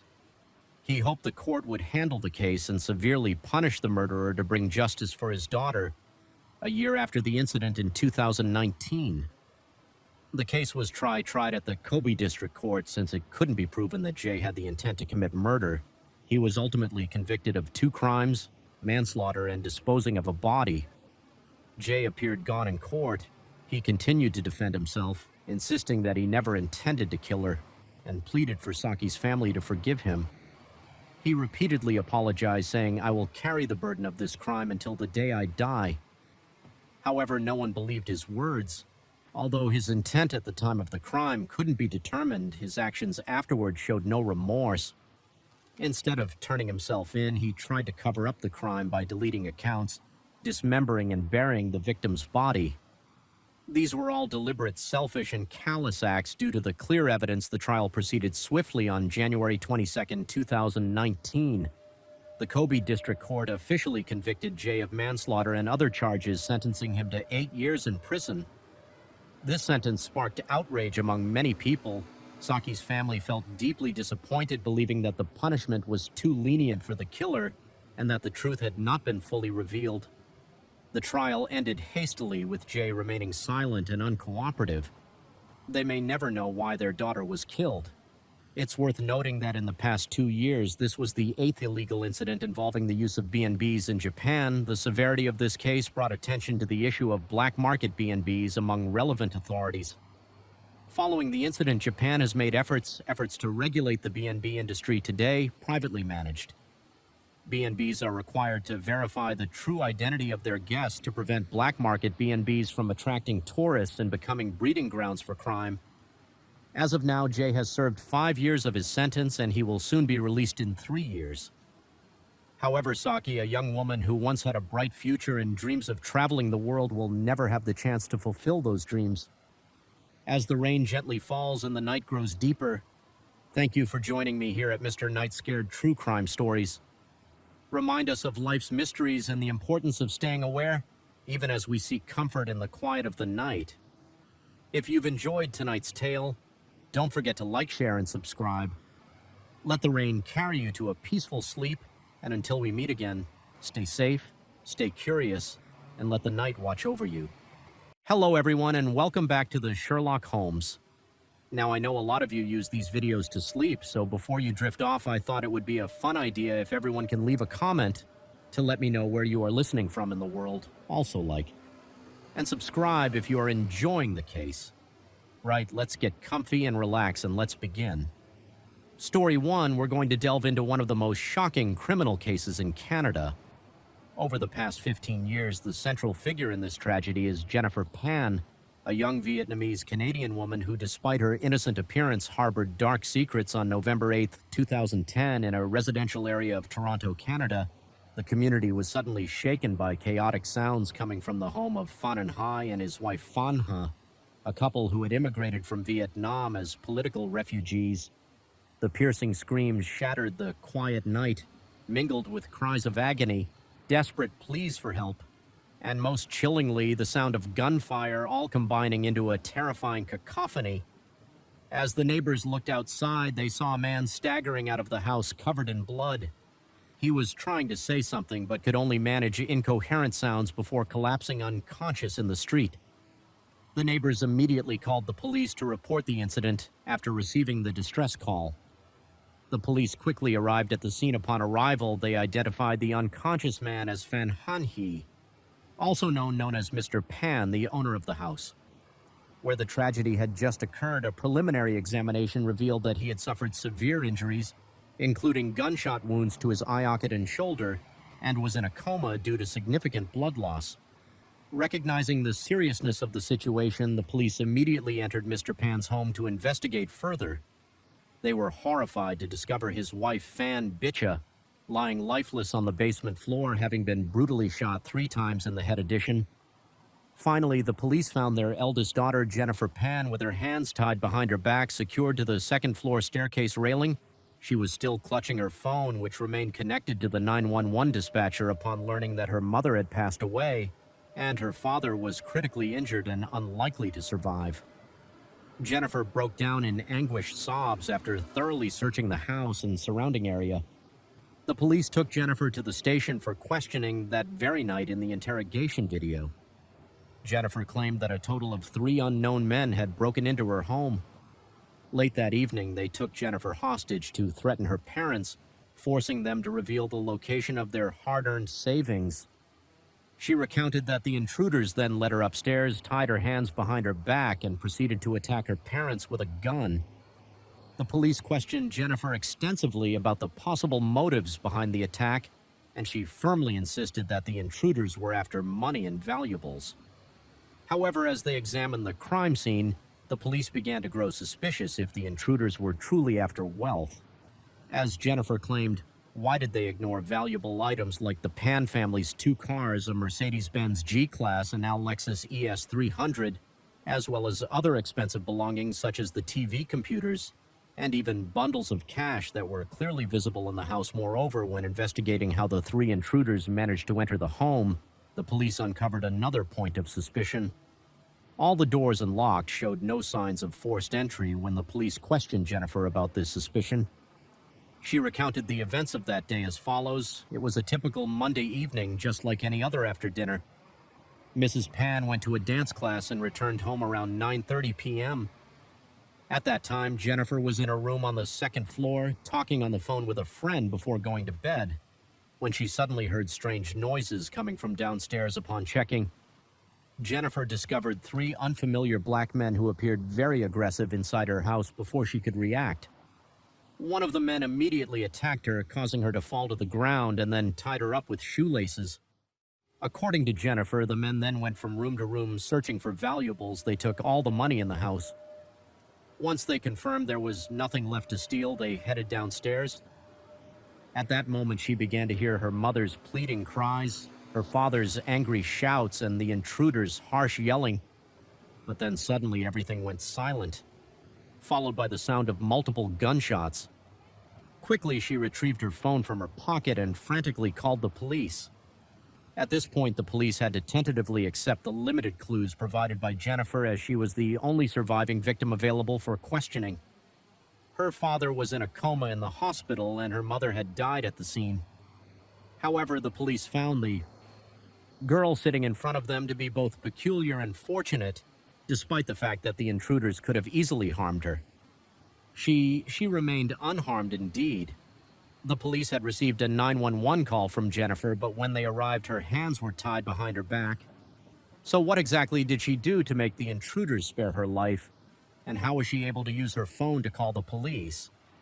While her hands were tied with these unanswered questions, the police could only proceed by secretly placing Jennifer under surveillance to monitor her every move. For days had passed since the incident when Pan miraculously woke up from his coma. This was incredibly encouraging news for the police, as they now had another witness who could offer a new perspective on the case. However, Jennifer was the most anxious at this time, as expected. When the police questioned Mr. Pan, they uncovered some extremely valuable information. Mr. Pan revealed that he saw Jennifer speaking calmly and casually with one of the intruders. Moreover, he observed his daughter walking around with them inside the house without being tied up. Contrary to how the police found her, however, he did not expect to expose these suspicious behaviors of Jennifer on the night of the crime on November 22nd, after gathering sufficient testimony from Mr. Pan. The police summoned Jennifer for another round of questioning. This time, however, she was interrogated as a suspect rather than merely a victim. During this interview, the police recounted the information provided by Mr. Pan immediately. Jennifer broke down in tears, appearing devastated, and repeatedly asked the police what has happened to me in the nearly 4-hour-long interview. The police asked her to demonstrate how she could retrieve a phone from her back pocket to make a call while her hands were tied behind her back. Unfortunately, she was unable to do so. Using their experience, the police quickly got her to admit that she was directly involved with the intruders. However, she continued to lie without any solid basis. Jennifer gave evasive answers throughout the session, explaining that she did know the three assailants, but claimed that her intention in contacting them was to stage a fake crime scene so that she could end her own life due to conflicts with her parents. Jennifer further explained that shortly before the incident, she had resolved her conflicts with her parents and had agreed to stop cooperating with the... Therefore, she claimed not to understand why they still carried out the break-in, and instead of killing her, chose to kill her parents. Since Jennifer's statements were still not convincing and the police could not overlook the suspicion surrounding her, they decided to arrest her immediately for her direct involvement in the crime, as they dug deeper into Jennifer's family background, the police uncovered additional critical information that aided their investigation. Phan Han Hai was a Vietnamese Chinese man born and raised in Vietnam, while Phan Bicha was a native Vietnamese woman. The couple met and married after moving to Canada in 1979. As political refugees in Canada, they quickly secured jobs at an auto parts manufacturing plant in Ontario. After years of living frugally in 2004, the couple purchased a spacious home in Toronto, in a neighborhood with a significant Asian population. Their lives seemed prosperous and fulfilling as they went on to buy 2 luxury cars for transportation. Additionally, they had saved over 200,000 Canadian dollars. Having worked hard in the past, the couple agreed to raise their children with strict discipline and set high expectations, hoping their children would achieve things they themselves never had the opportunity to do. The Phan parents enrolled Jennifer in piano lessons at the age of 4 and had her practice figure skating nearly every day of the week. They hoped she would become an Olympic figure skating champion, but those dreams were dashed when she tore a knee ligament during an intense training session. When Jennifer entered middle school, she was a tall, relatively attractive girl who got along well with her classmates. She was also a member of the school's flute band. However, over time, Mr. and Mrs. Phan's overbearing attention became so intense that all of Jennifer's classmates and even others in the school knew that she had had tiger parents, a term for parents who were so controlling that they allowed their children no personal time or space. According to one of Jennifer's high school friends, her parents were so strict that while most of her peers were already commuting to school on their own, either her mother or father would always pick her up after school and then take her to extra classes or extracurricular activities. While other friends were beginning to explore and enter teenage relationships, Jennifer's parents strictly forbade her from having a boyfriend.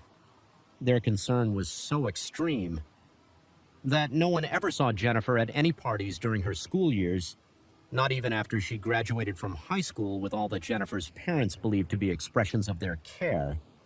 They naturally expected Jennifer to excellent academic performance.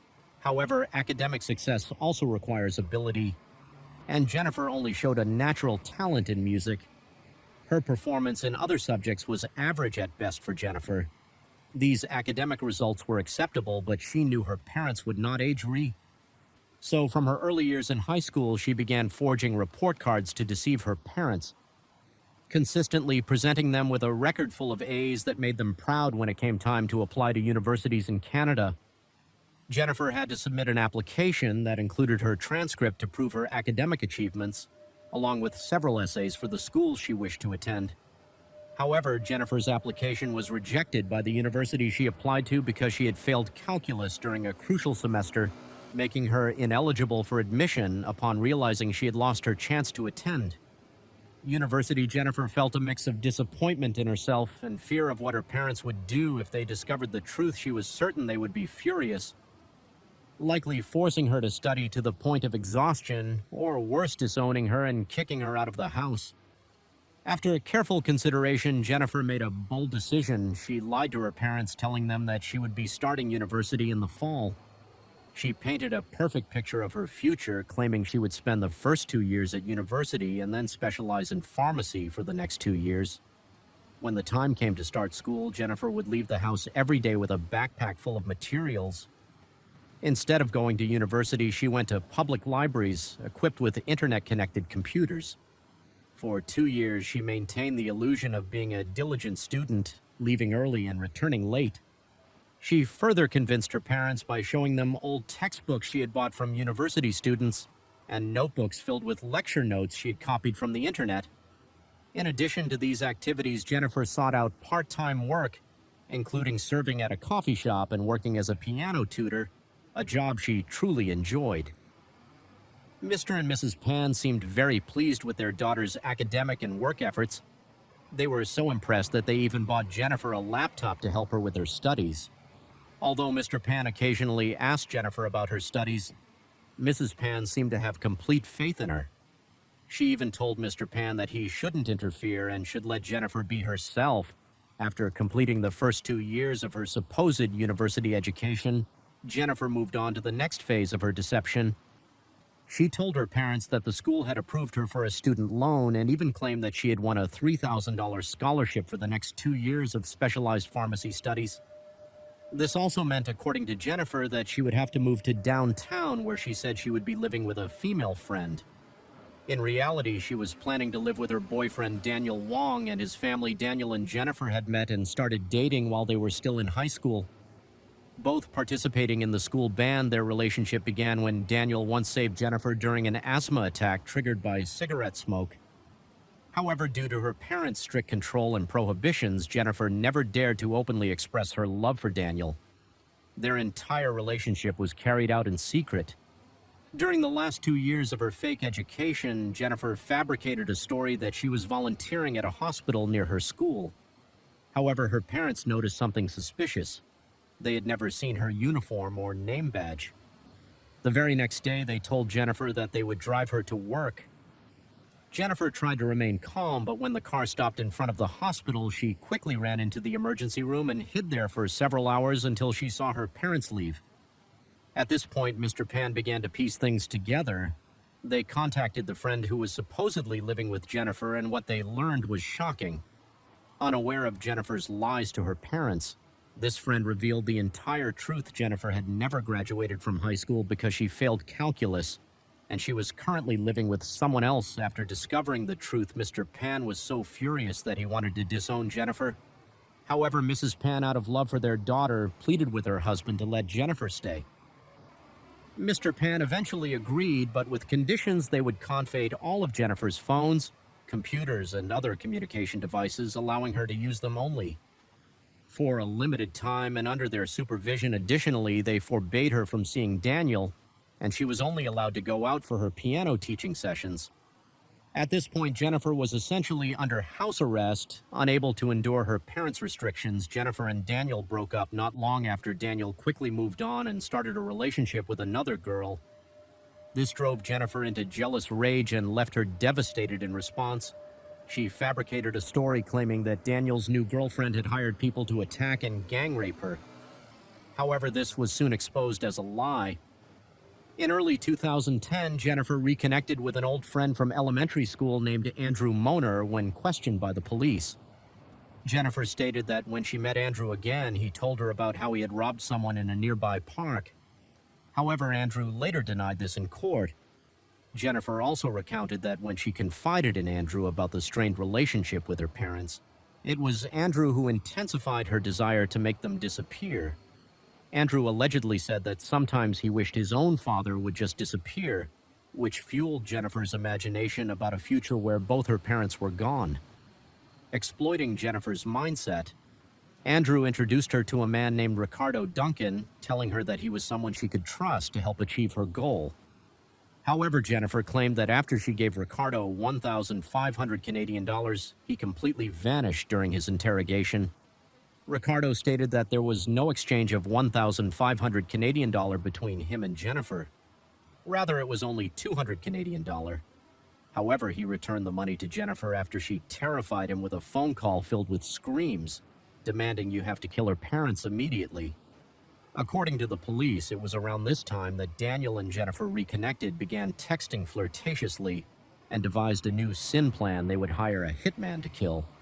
Mr. and Mrs. Pan take their 500,000 Canadian dollar estate and live together without anyone to stand in their way. Daniel then introduced Jennifer to a man named Lenford Crawford. Daniel gave her a SIM card and an iPhone so she could contact Crawford without using her regular mobile phone when Jennifer asked how much it would cost to carry out a contract killing. Crawford told her that he typically charged 20,000 Canadian dollars, but since she was a friend of Daniel's, he would give her a discount and do it for 10,000 Canadian dollars. After agreeing on the price, Jennifer carefully used the iPhone that Daniel provided for conversations related to the plan to kill her parents, while using her usual Samsung phone for everything else. On Halloween night, Crawford visited the area around Jennifer's house to survey the location for the murder plan. The streets were brightly decorated and many children were out in costumes playing and trick-or-treating, which helped him avoid drawing attention. A few days later, Jennifer finalized the details with Crawford and set November 8th as the date for executing the plan to kill her parents. On the agreed-upon day before going to bed, Jennifer deliberately unlocked the front door so Crawford and his accomplices could easily enter the house. After entering Mr. and Mrs. Pan's bedroom, the couple had no time to resist. They could only follow the intruder's orders and beg them not to harm Jennifer when Mrs. Pan pleaded for her daughter's safety. One of the men replied, "Don't worry, she a good person and she'll be safe." What happened next unfolded just as described earlier. Mrs. Pan was shot 3 times in the head and died. While Mr. Pan was more fortunate surviving the horrific ordeal during the investigation, the police arrested Jennifer and all those involved. They also interviewed Jennifer's younger brother Felix to gather more information from what Felix shared. The police were once again disheartened by the reasons behind the Pan family's tragedy. Jennifer was not the only child objected to their parents' strict control, but Felix seemed to have the resilience and strength to break free from their grip in the end. Due to Jennifer's actions and with a psychological evaluation confirming her sound mental health, she was sentenced to 25 years in prison to pay for the crime she committed. Later in a written statement, Mr. Pan wrote a final sentence expressing his hope that his daughter would reflect on what had happened and that she might eventually become a kind and good person not long after Felix moved far away, hoping to live the rest of his life in peace without being recognized as the brother of a murderer. On April 10th, 2024, Jennifer Pan's was fully recounted in a Netflix documentary titled Watch. Jennifer Did the film quickly reach the top spot globally, reflecting the immense public interest in the details of this case and this story. Although Jennifer Pan was indeed the mastermind behind the plot to kill her own parents from another perspective, she was also a victim of her parents' strict upbringing. In truth, Mr. and Mrs. Pan bear some responsibility for Jennifer's actions, as their harsh parenting contributed to driving her to such a desperate point in her life. This story serves as a reminder of the importance of balance in family education. It's not wrong for parents to have high expectations for their children, but those expectations must be paired with understanding love and the space for children to develop their own lives. Story 2, we will delve into a murder case that took place in New Zealand involving a family of 6. All members were brutally murdered except for the eldest son, David. This case has sparked a fierce debate, with the main point of contention being whether David, the sole survivor, is actually the perpetrator. Opinions are nearly evenly divided, making this one of the most controversial cases in New Zealand's history. The story unfolds in the city of Dunedin, the second largest city on New Zealand's South Island. Dunedin is a bustling port city with a population of 128,000, constantly thriving and developing at 65. Every street lived the Bain family, consisting of 6 members. The father, Robin Irving Bain, aged 59, was a former missionary. and the principal of a school in a small town south of Dedan, the mother, Margaret Aroa Cullen. 51 was an educated woman. The couple had 4 children, the eldest son, David, 22 years old, their second daughter, Aroa, 19, their third daughter, Lynette, 18, and the youngest son, Stephen, 14. The family lived a peaceful life until one day in June 1994, when a horrifying tragedy suddenly struck and shattered their lives. So what happened on that fateful day? Who committed this heinous crime? Let's go back to June 20th, 1994. It was a Monday at 7:09 a.m.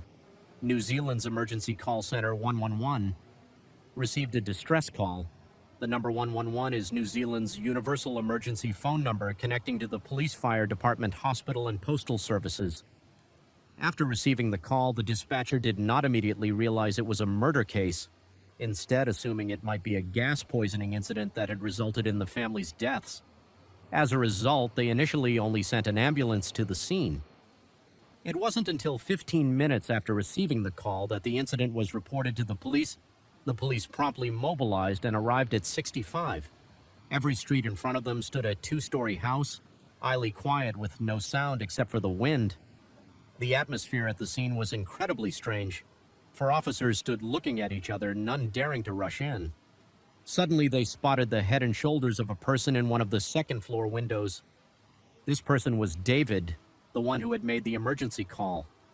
He was sitting on the floor, leaning against the window. The police observed him for about 20 seconds before drawing their revolvers and cautiously entering the house. Although it was daylight, the inside of the house remained pitch dark, with the strong smell of blood filling the air. The officers carefully searched each room, trying not to touch anything, until the forensic experts arrived in a bedroom on the first floor.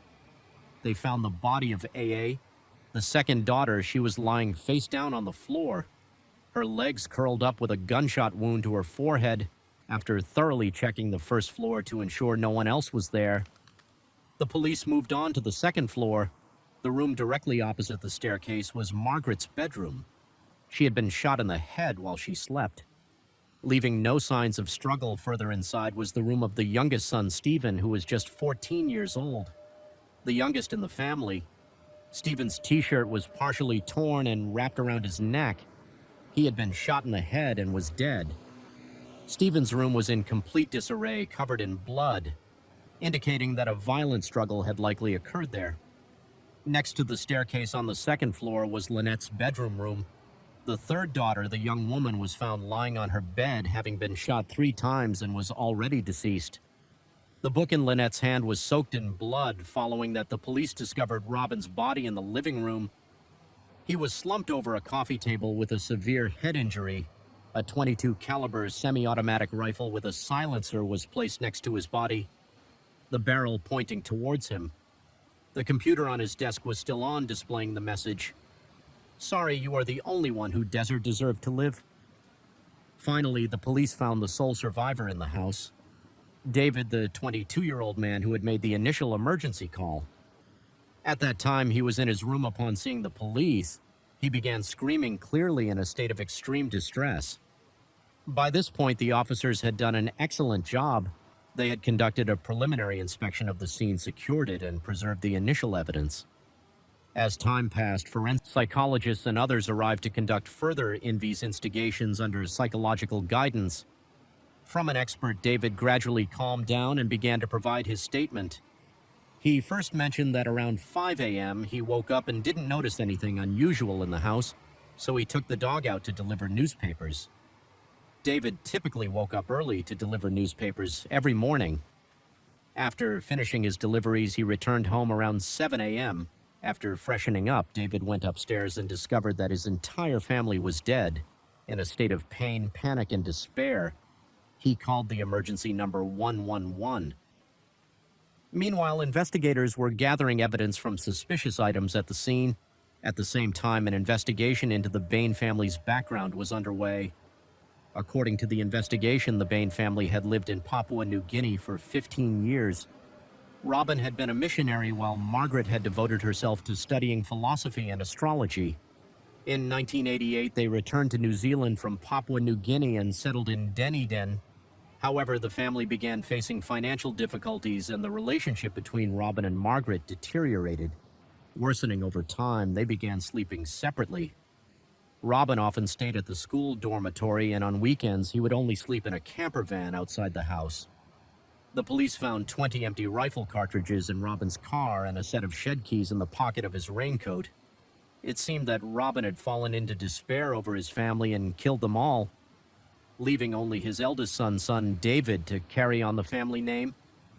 He also left a farewell message on the computer in the living room.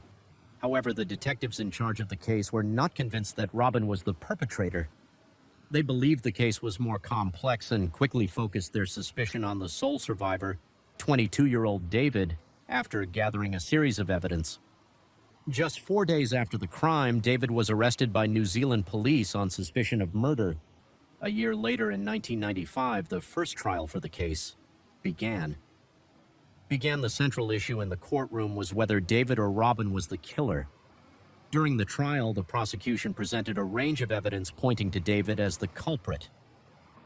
Ballistic tests showed that all family members were killed by the same gun, a .22 caliber semi-automatic rifle with a silencer found in the living room.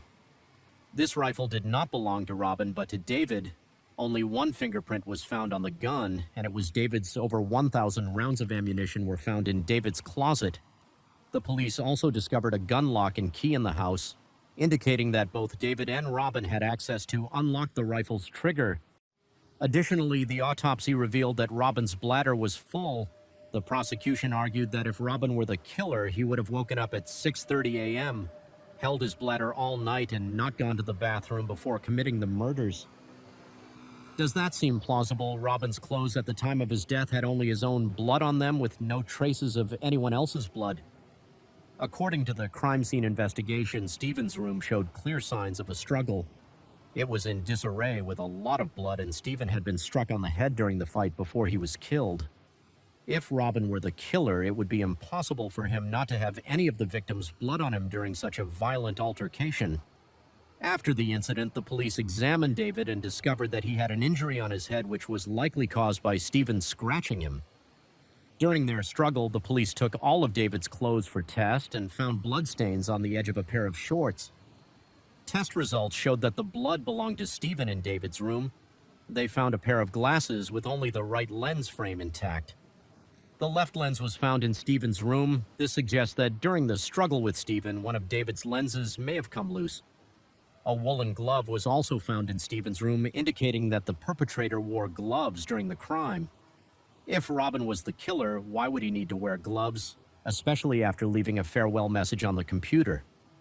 What else would he be trying to hide? This doesn't make sense. Logically, no fingerprints were found on the computer that displayed the farewell message in the living room. This suggests that the person who typed the message either deliberately wiped the fingerprints or wore gloves while typing. Therefore, whether the letter was actually written by Robin remains a significant question. Bloody footprints were found between Margaret's and Lat's rooms, indicating that the perpetrator moved between the two rooms. The size of these footprints was larger than Robin's, leading the police to rule out the possibility that they belonged to him. The police also discovered a wet handprint on the washing machine, but there were no fingerprints outside on the clothesline. Several freshly washed garments were hanging, some of which belonged to David. Under pressure from the prosecution, David provided another statement. This time, his account was more detailed than his previous one. David stated that he woke up at 5:30 a.m. When his alarm went off after getting dressed, he put on his sneakers, grabbed his backpack, and took the dog out to deliver newspapers. After finishing his route at around 6:42 a.m., he returned home. He went upstairs to his bedroom, took off his shoes, and left his backpack in the room. Then he went to the bathroom to wash his hands and clean off the black ink stains. Next, he put his dirty clothes in the washing machine, set the wash cycle, and went back to his room. When he turned on the light, he saw shell casings and the gun lock on the floor. He rushed to his mother's room and found that she had been shot dead. Then he checked the other rooms and discovered that everyone in the house was dead. During this time, he heard a strange noise coming from Lynette's room, like the sound of someone being strangled. He quickly ran to Lynette's room and found that she had stopped breathing in utter despair. He called the emergency number 111. David added that the glasses the police found in his room were not his, but belonged to his mother, Margaret. After hearing David's testimony, the prosecution immediately pointed out a contradiction in his statement. David said that he heard Lynette gasping for breath before she died. The prosecution argued that only the killer could have heard that sound. Lynette had a total of 3 gunshot wounds according to expert and forensic reports. One of the wounds on the top of her head was inflicted later than the other 2. Previously, the prosecution had been puzzled by this, but now it became clear based on all the evidence collected. The prosecution presented a complete hypothesis of the case, proposing that David was the killer on the day of the incident. David woke up at 5 a.m. He put on his glasses, dressed neatly, and wore a pair of white gloves. He then took a .22 caliber rifle out of the closet to muffle the sound. He attached a silencer to the gun. Next, he took the key from the box, unlocked the trigger, loaded a magazine, and inserted 10 rounds. First, David went to Lynette's room. She was lying in bed reading a book when David raised the gun and shot her twice in the head. Then he went to his mother's room, pointed the gun at her head while she was sleeping, and pulled the trigger. After that, he went to Stephen's room where he saw Stephen sound asleep. David raised the gun to shoot, but it jammed, and the noise woke Stephen. The 2 brothers began to struggle during the fight. Stephen's head was slammed against something hard, causing blood to splatter onto David. David grabbed Stephen's t-shirt and strangled him until he passed out David, then reloaded, loaded the gun, and fired a shot into his brother's head as he lay dying after killing Stephen. David went downstairs to Arrow's room. He opened the door and saw Aroa kneeling on the floor, trembling and pleading. She had probably heard the commotion, but David completely ignored her. He raised the gun and pulled the trigger because his glasses had fallen off. During the struggle with Stephen affecting his vision, the first shot missed without hesitation. David raised the gun again and fired another shot into Arrow's head. She collapsed, which explains why the police found her legs curled up. She had been shot while kneeling David, then returned to the second floor, hearing a strange noise coming from Lynette's room.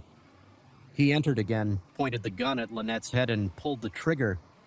This explains why Lynette was shot 3 times in the head, with one of the wounds inflicted later than the others. Realizing he had lost his glasses, David went back to Stephen's room to search for them, although he found the frame. One lens was missing, which explains the bloody footprints in the hallway.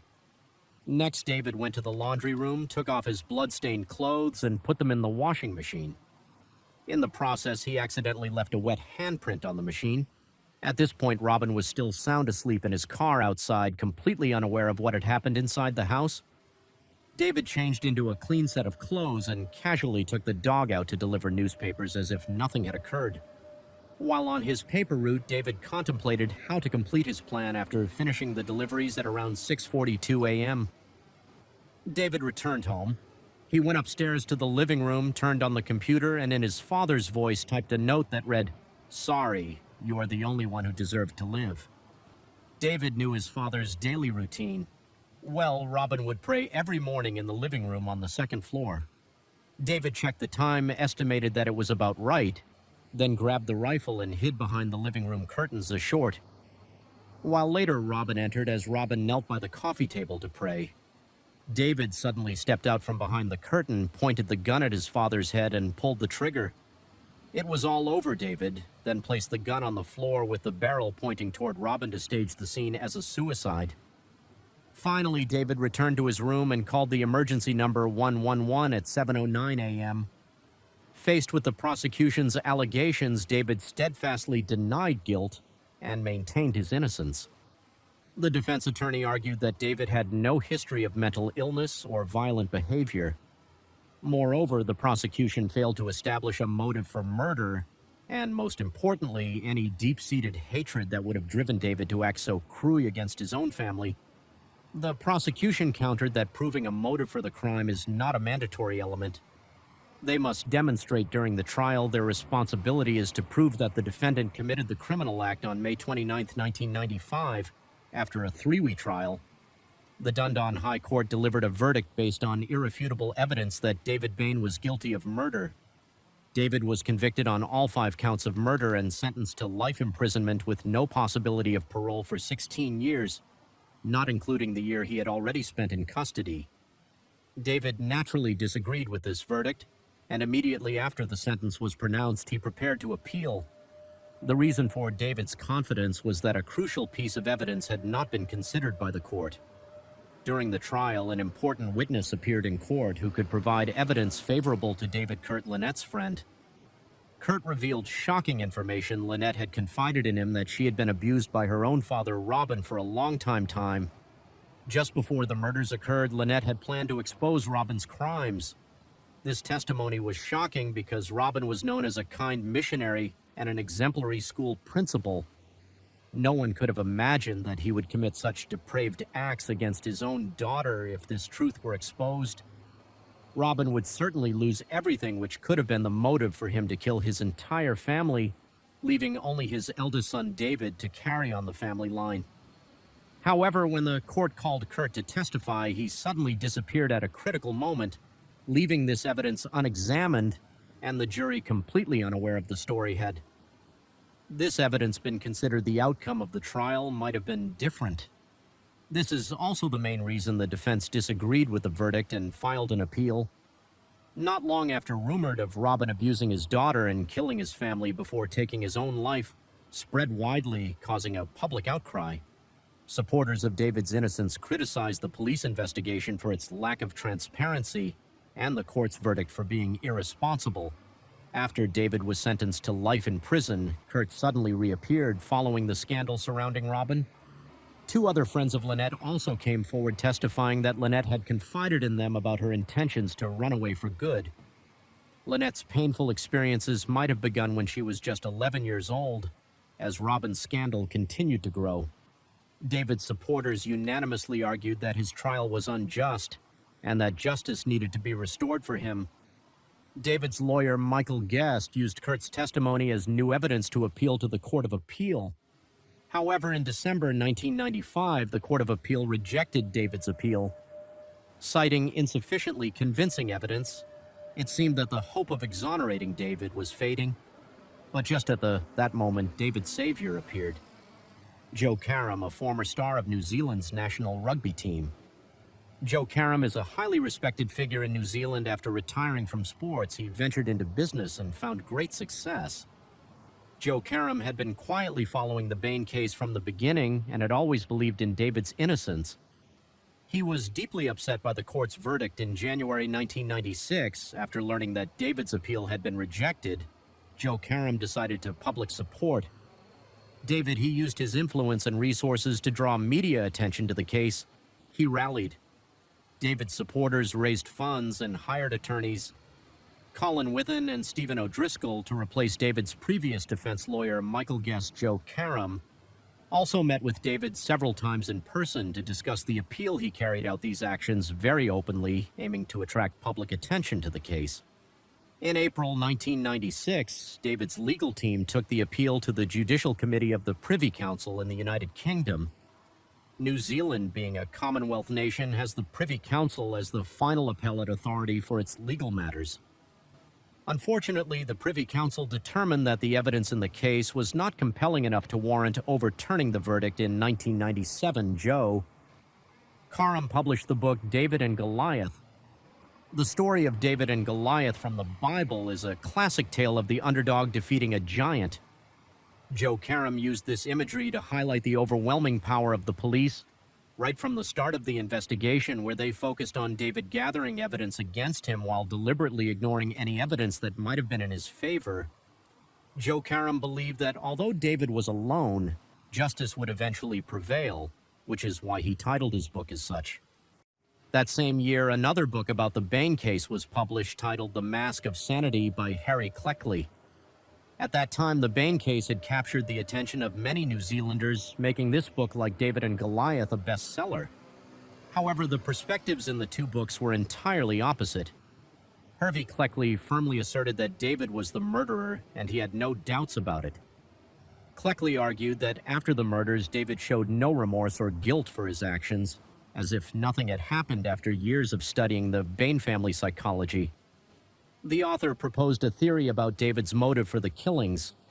According to Harry Cleckley, David was deeply influenced by his mother's cult-like beliefs and killed his family to free them from their suffering. As the case continued to be mentioned, Joe Karam ultimately achieved his goal of attracting widespread public and media attention. Not long after public outcry in New Zealand began to grow stronger, many prominent figures voiced their opinions, asserting that David Bain had been wrongfully convicted and that the court's verdict was unjust in May 1997 under mounting public pressure. Peter Dunn, the Commissioner of New Zealand Police, announced the formation of an independent investigation team to reinvestigate the Bain case.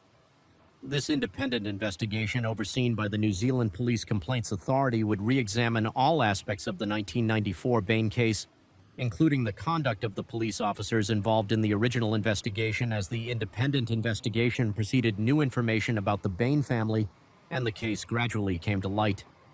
According to the investigation, Lynette was a rebellious girl who later became addicted to drugs and even turned to prostitution. She frequently displayed erratic behavior and used inappropriate language. Lynette's friend Kurt was the key witness who had helped her connect with clients, leading them to stay in regular contact. Kurt learned about Robin's shocking secret directly from Lynette. The reason Robin killed the entire family, rather than just Lynette, was because the day before the murders, Lynette had revealed his crimes to the entire family. Since everyone in the family knew the truth, Robin felt his only option was to kill all to keep this devastating secret from being exposed. However, after their investigation, the independent team found no conclusive evidence to support this theory. It was merely Lynette's account to her Kurt, and there was evidence that Lynette frequently lied and exaggerated the truth. Therefore, it was challenging to consider this testimony as credible. Evidence. The independent investigation team also examined the police's investigation procedures from that time and concluded that the entire process adhered to regulations, with no evidence of police misconduct. Regarding the defense team's allegations that the prosecution had influenced the jury, the investigation found no evidence of any wrongdoing. Notably, the Bain family home was burned to the ground. Just 2 weeks after the murders occurred in 1994, this was at the request of the Bain family's relatives, and David agreed to the request. David stated that he did not want to see the house anymore. Therefore, following the Bain family's clear request, the fire department allowed the complete destruction of the house, after ensuring everyone's safety, along with any evidence that the police may have overlooked was also destroyed. Even the smallest piece of evidence could have helped uncover the truth, but now it had all turned to ashes. Ultimately, the independent investigation team concluded that the police investigation in this case was valid and that the court's verdict had no issues. As a result, they once again rejected David's appeal. However, David's legal team did not give up. In June 1998, they submitted a petition to the New Zealand court seeking a pardon for David. The New Zealand Ministry of Justice conducted another investigation from 1998 to 2000, concluding that the court's verdict had no issues and did not meet the conditions for a pardon. Despite this, David's legal team remained persistent. Several years later, in 2003, David's lawyers gathered new evidence and filed a second appeal to the Judicial Committee of the Privy Council in the United Kingdom, requesting a retrial after reviewing the new evidence. The Privy Council declared that there had been serious errors in David's previous trial, and noted that no jury's verdict should be influenced in any way upon considering the new evidence presented by David's legal team. The Privy Council ordered New Zealand to retry the case. In April 2003, the New Zealand court referred the Bain case to the Court of Appeal for a retrial. So what new evidence did David's legal team uncover that prompted the Privy Council to change its decision? Let's explore this further evidence of the yellow shoulder bag and David's arrival time on the day of the incident. David wore a yellow shoulder bag while delivering newspapers. He also provided a detailed description of his delivery route that day. After finishing his deliveries, David returned home at around 6:42 or 6:43 a.m. During the 1995 trial, a witness testified that he saw David entering the house at 6:45 a.m. However, the witness's testimony at trial was unclear and did not gain the jury's trust in reality. The police had verified the witness's clock and confirmed that the time was accurate. This witness also told the police that he saw a man with a yellow shoulder bag entering the Bain house, matching David's description.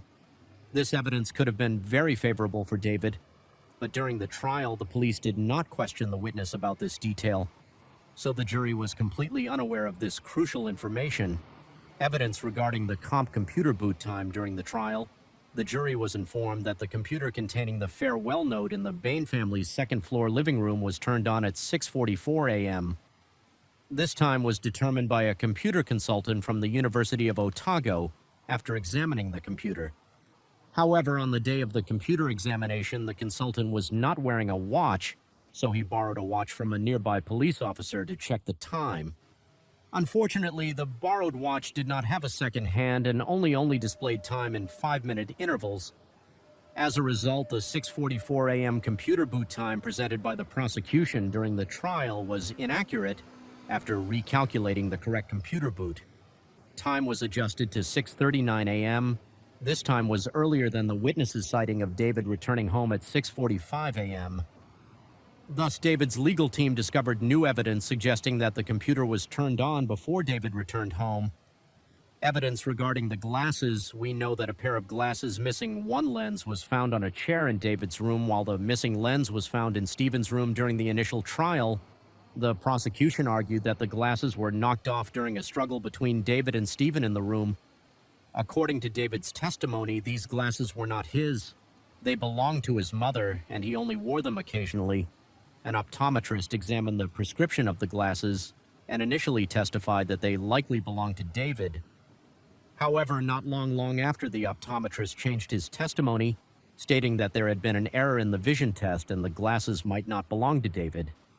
Despite this, during the initial trial, the prosecution only mentioned the optometrist's original testimony, omitting any reference to the revised statement. They then contrasted this testimony with David's, causing the jury to doubt David's credibility. This action by the prosecution severely interfered with the jury's independent decision-making evidence of the strange noise from Lynette's room during the initial trial. The prosecution argued that only the perpetrator could have heard the strange noise coming from Lynette's room as she lay dying. However, the Privy Council disagreed with this reasoning. They deemed this speculation to be overly conjectural and without foundation. As a result, this piece of evidence, which was unfavorable to David, was dismissed evidence regarding the fingerprint.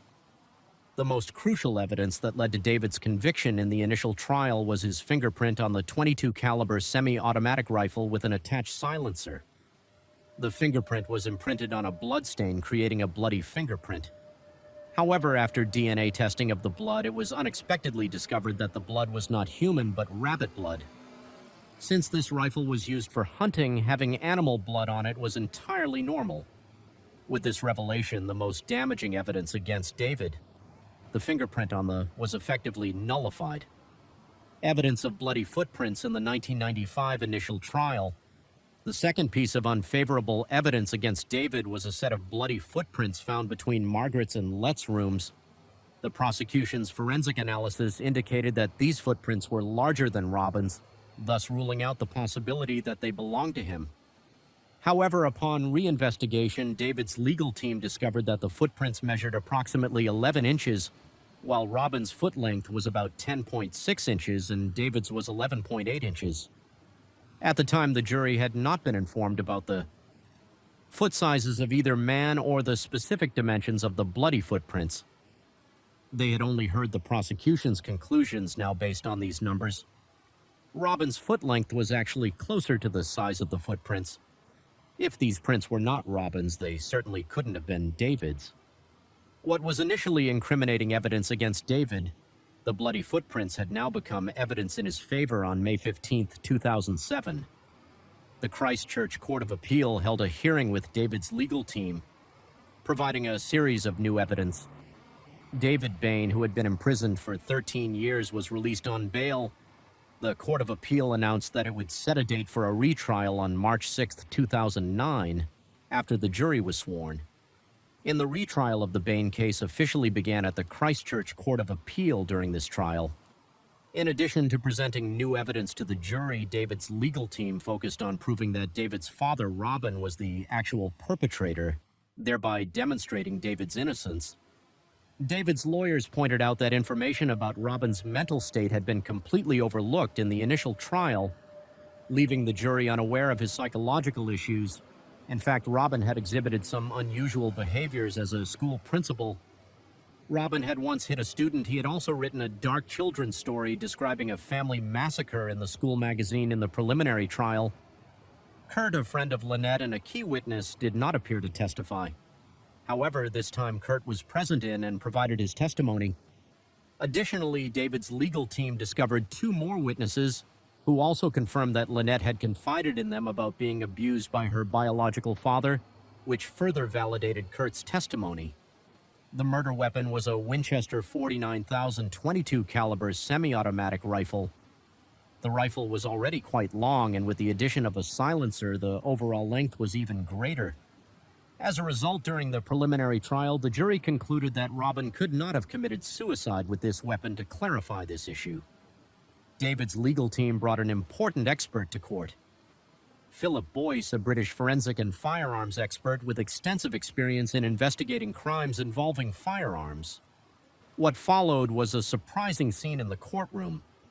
Mr. Boyce took the rifle, stepped into the middle of the courtroom, and prepared to demonstrate how Robin might have shot himself with this weapon.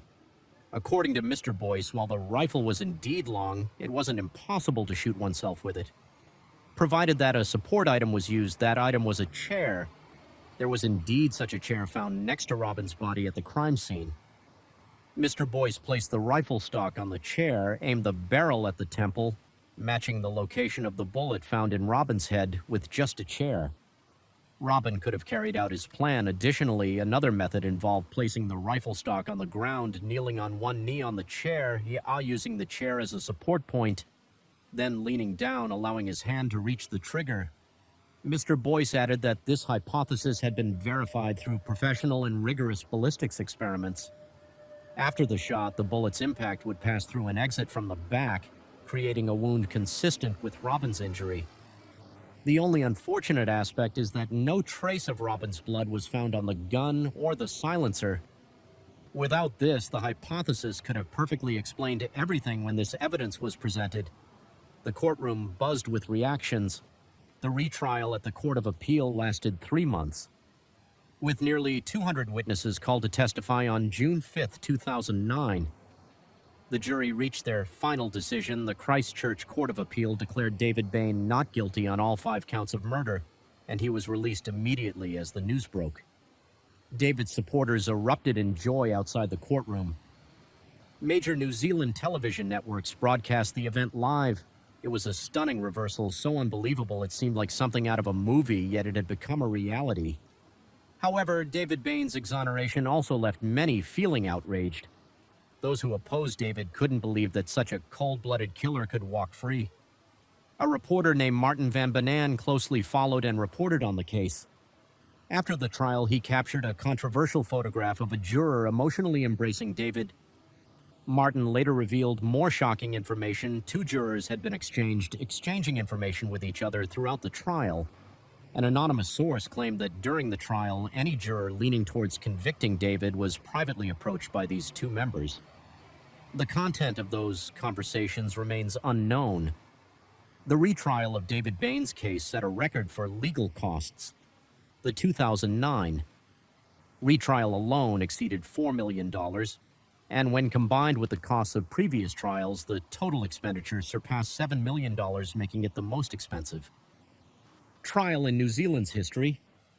Here's the text translated into American English with proper grammar after being exonerated. David took a 3-month vacation in Europe with all expenses covered by his supporters. 10 months later, David began looking for a job, hoping to return to a normal life. In March 2010, David filed a claim for compensation from the government, asserting that he had been wrongfully imprisoned. However, the New Zealand court determined that David's case did not meet the criteria for government compensation. Legally, there wasn't enough evidence to convict David, but that doesn't necessarily mean he was innocent. These are 2 entirely different concepts. Unless David could provide sufficient evidence to prove his innocence, the government was under no obligation to compensate him, according to a public opinion poll conducted by the New Zealand Herald. 74% of New Zealanders believe that David should be compensated by the government. In 2016, New Zealand's Justice Minister Amy Adams announced, announced that the government would not apologize to or compensate David Bain for the time he spent wrongfully imprisoned. However, the government did agree to pay David Bain $925,000 as a special settlement to end the lengthy lawsuit he had filed against the government. Ultimately, David's legal team accepted this settlement and the Bain case was officially closed. However, the debate over whether David was the perpetrator has never truly ended. No one has been able to completely convince others, and the case has become one of the most controversial in New Zealand's history. In the end, was David Bain the culprit? Perhaps only he knows the truth. Story 3. On a spring day in 2024, the Robeson County Police in North Carolina received a strange call from a woman in a slow and weak voice. She asked the police if they could locate her phone. She also stated that she was about to be murdered and hoped the police would find her body as soon as possible. However, before the dispatcher could respond, the call was abruptly disconnected. So who is this woman? Was this a sign of psychological distress? Or was it a coerced call meant to legitimize a murder on April 27, 2024 at Lumber River State Park in Robeson County, North Carolina? The body of a 30-year-old woman named Micah Miller was discovered. The cause of death was determined to be a gunshot wound. Initially, the police quickly concluded that Micah Miller had taken her own life.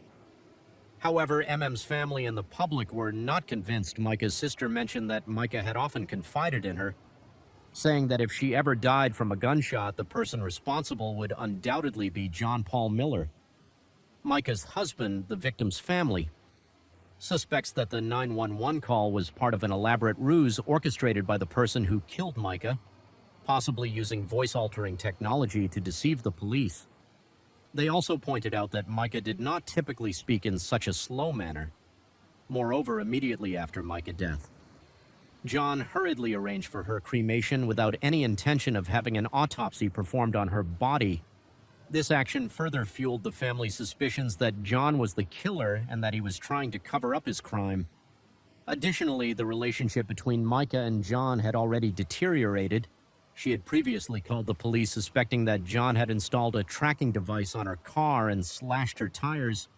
Just days before the murder, she had filed for divorce and sought a restraining order against JN. However, at the time of the incident, John was confirmed to be in Charleston, South Carolina with a clear alibi. So is John really the perpetrator? According to the Daily Mail, John has a lengthy criminal record, including charges of assault battery and traffic violations in 1995. At just 17 years old, John caused a car accident, but because his family was very wealthy, his parents immediately paid $600 to $200 to help him avoid charges instead of showing remorse. John continued his reckless behavior. 3 years later, he was convicted again for reckless driving. But it didn't stop there. Just a year later, on a stormy day, John deliberately drove his car toward a woman who was shoveling sand in front of her house. He even ran over the woman, then got out of the car and brutally attacked her. This violent act only resulted in a 4-year prison sentence, which was later suspended in 2000. John was accused of assault again. Then in 2004, he was involved in yet another violent incident. However, with his family's influence, these incidents repeatedly faded into silence at this point. It's impossible not to mention John's powerful father. Mr. Miller was a senior pastor at a Baptist church, the principal of a Bible school, and also the president of a university. Yet he was a deceitful and corrupt man. Not long after John was born, Miller was accused of inappropriate conduct with female students. In 1993, he moved to Myrtle Beach, transforming an abandoned military. Trial in New Zealand's history. Here's the text translated into American English with proper grammar after being exonerated. David took a 3-month vacation in Europe with all expenses covered by his supporters. 10 months later, David began looking for a job, hoping to return to a normal life. In March 2010, David filed a claim for compensation from the government, asserting that he had been wrongfully imprisoned. However, the New Zealand court determined that David's case did not meet the criteria for government compensation. Legally, there wasn't enough evidence to convict David, but that doesn't necessarily mean he was innocent. These are two entirely different concepts. Unless David could provide sufficient evidence to prove his innocence, the government was under no obligation to compensate him, according to a public opinion poll conducted by the New Zealand Herald. 74% of New Zealanders believe that David should be compensated by the government in 2016. New Zealand's Justice Minister Amy Adams announced that the government would not apologize to or compensate David Bain for the time he spent wrongfully imprisoned. However, the government did agree to pay David Bain $925,000 as a special settlement to end the lengthy lawsuit he had filed against the government. Ultimately, David's legal team accepted this settlement and the Bain case was officially closed. However, the debate over whether David was the perpetrator has never truly ended. No one has been able to completely convince others, and the case has become one of the most controversial in New Zealand's history. In the end, was David Bain the culprit? Perhaps only he knows the truth. Story 3. On a spring day in 2024, the Robeson County Police in North Carolina received a strange call from a woman in a slow and weak voice. She asked the police if they could locate her phone. She also stated that she was about to be murdered and hoped the police would find her body as soon as possible. However, before the dispatcher could respond, the call was abruptly disconnected. So, who is this woman? Was this a sign of psychological distress, or was it a coerced call meant to legitimize a murder on April 27, 2024 at Lumber River State Park in Robeson County, North Carolina? The body of a 30-year-old woman named Micah Miller was discovered. The cause of death was determined to be a gunshot wound. Initially, the police quickly concluded that Micah Miller had taken her own life.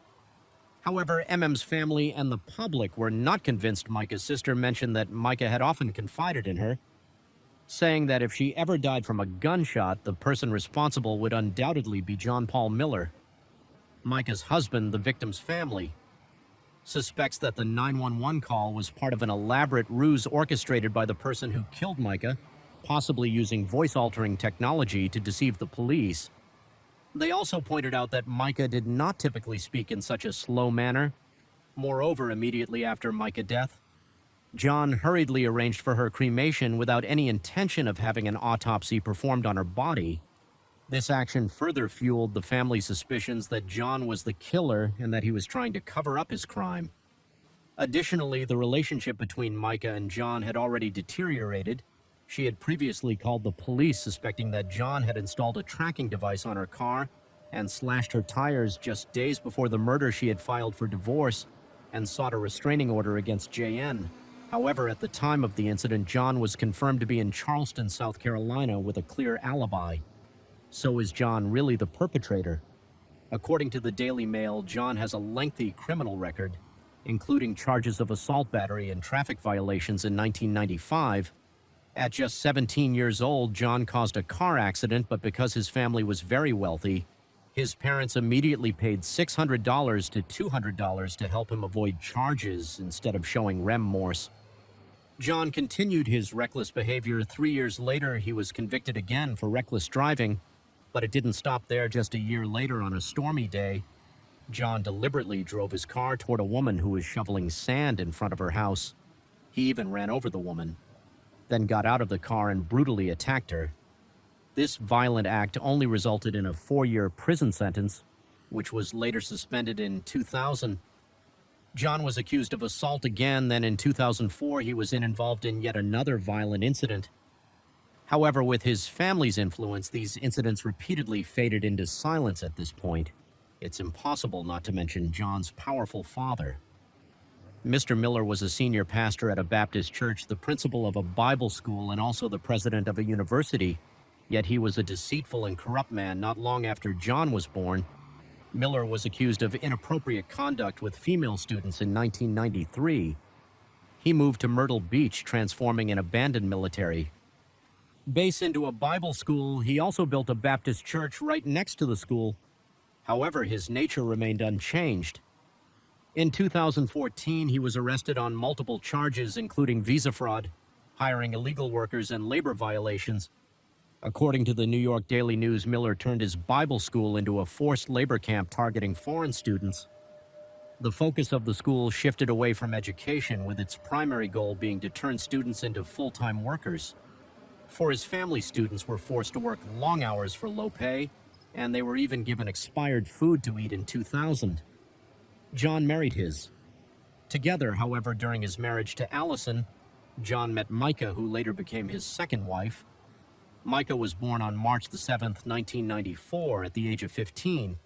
She moved to Myrtle Beach with her family and joined the church, where John served as a pastor. A 15-year-old girl and a 29-year-old man are unlikely to become friends in any typical sense, especially considering the nature of their relationship as teacher and student or pastor and congregant, a relationship that inherently involves a significant power and balance. Nevertheless, John and Micah quickly became friends in 2010. When Micah was 16, she began working part-time at the church and occasionally babysat John's 4 children at his home 2 years later under John's matchmaking. Micah, who had just turned 18, married another man who also worked at the church, and he happened to be John's close friend. John officiated their wedding. According to John, the moment he saw Micah walk into the church in her pristine white wedding dress, he was captivated. He realized he had fallen in love with Micah and felt envious of the man standing next to her. Not long after Micah's wedding, John began to express his feelings. He exploited his position as a pastor to send Micah's husband on a missionary trip to a distant location, thereby making it easier for him to be close to Micah. John's repeated escapes from legal consequences had led him to develop delusions of power. He believed he could do anything in this world without facing any punishment. This blind confidence caused him to completely lose his conscience, or perhaps he was aware but simply didn't see it as a problem. John always considered himself as someone chosen by God, and even when he was hurting others, he justified his actions by convincing himself that he was helping them. By 2015, both and Ma admitted that they were having an affair. 2 years later, they divorced their respective spouses and married each other. Ironically, John told reporters that not long after their wedding, Micah was diagnosed with bipolar disorder, schizophrenia, and dependent personality disorder. She had to take medication to manage her conditions. However, Micah claimed that John forced her to take the medication, which she considered an illegal act. From the moment his first marriage fell apart, John's ex-wife, Alice, wrote in her divorce papers that JN had admitted not only to drug addiction, but also to having relationships with young girls in the church in her child support request. Allison noted that when she discovered John's infidelity, he confessed to her and the congregants that he was a sex addict and had an attraction to girls. Under 16, several girls in the church corroborated this. Despite this, people still regarded him as a respected pastor. The church leaders didn't even consider removing John from his position. They merely recommended that he seek treatment and take some time off to recover. JN ignored all of this. As a result, many congregants left the church out of disappointment. However, John continued his destructive behavior, and his addiction only worsened in a video recorded by his friends. John was seen writhing on the floor, repeatedly saying, "It feels like thousands of ants are crawling on my skin." By 2023, Micah could no longer endure the situation and filed for divorce, citing John's years of infidelity. Not only that, but he often made her the subject of jokes during his sermons. According to Micah, on February 8, 2024, John forced her into a psychiatric hospital under the pretext of her being mentally unstable. During Micah's hospitalization, John took the opportunity to access all her personal electronic devices and delete some information. Micah also accused John of stealing her car while she was in the hospital. John, on the other hand, argued that it wasn't theft because they were married, so any property was communal. He explained that he had hidden the car only to prevent Micah from selling it on March 10, 2024. In front of the congregation, John expressed outrage when he discovered that as many as 18 people had messaged Micah saying, "If you want to know the truth about your husband, come to me, I'll keep it confidential." John condemned this by saying, "I'm truly disgusted by those who badmouth their spouse behind their back." But isn't it true that John had repeatedly attacked and insulted Micah right in front of the congregation during his sermons? Regardless, it was clear that Micah and Jay's marriage had seriously deteriorated. That's why so many people reached out to Micah. Unfortunately, John either didn't realize this or he did, but chose to handle it in a controlling and selfish manner. He took Micah's phone, forced her into a psychiatric hospital, and told her that the people trying to help her were demons, isolating her from the outside world. In a subsequent sermon, John continued to bring up Micah. He claimed that Micah had left him after being discharged from the hospital, taking all the money with her, and continued to speak ill of him to others. He declared that he didn't care because he was busy building schools in Africa and helping impoverished children. He also mentioned that he would find a new wife who was beautiful, wealthy, strong, healthy, and loved God. But in reality, the situation was quite the opposite. While John outwardly acted indifferent, he was secretly trying to sabotage Micah's life. Just a few days later, Micah had to report to the police that someone had slashed her car tires. During this time, police also discovered that 4 GPS tracking devices had been installed on the car Micah frequently used, and the prime suspect was none other than John. However, he claimed that his reason for monitoring Micah was out of concern, that she might buy a gun and do something harmful. Just a few weeks before Micah's death, she filed a complaint in court stating that she had seen sensitive photos of herself being circulated online. Micah suspected that John was behind it, and she was right. John didn't even try to hide his despicable actions in an email to Micah. He shamelessly admitted, "Yes, I did that to you. I wanted to make you suffer." The question is, why would John want to torment Micah like this? The answer isn't hard to see. His vile behavior stemmed from selfishness and hatred. John wanted to control, punish, and humiliate Micah as retribution for her daring to stand up against him and seek a divorce. 9 days before M's death, she wrote in a note to her lawyer, "Since the day I married John, I've been oppressed in every way you can imagine. He abused me both physically and mentally. JN spared no effort in manipulating me. He insulted and humiliated me, controlled my finances, and kept me captive. John monitored me constantly through letters, phone calls, emails, and messages. He hacked my email and social media accounts, stole my phone, and impersonated me to send messages to congregants, friends, and family, fabricating stories about me having affairs with young men in the church. He even planted tracking devices on my car every day. I live in pain, fear, and despair." Yet in front of others, Johan portrayed himself as a good husband who was deeply concerned for his wife.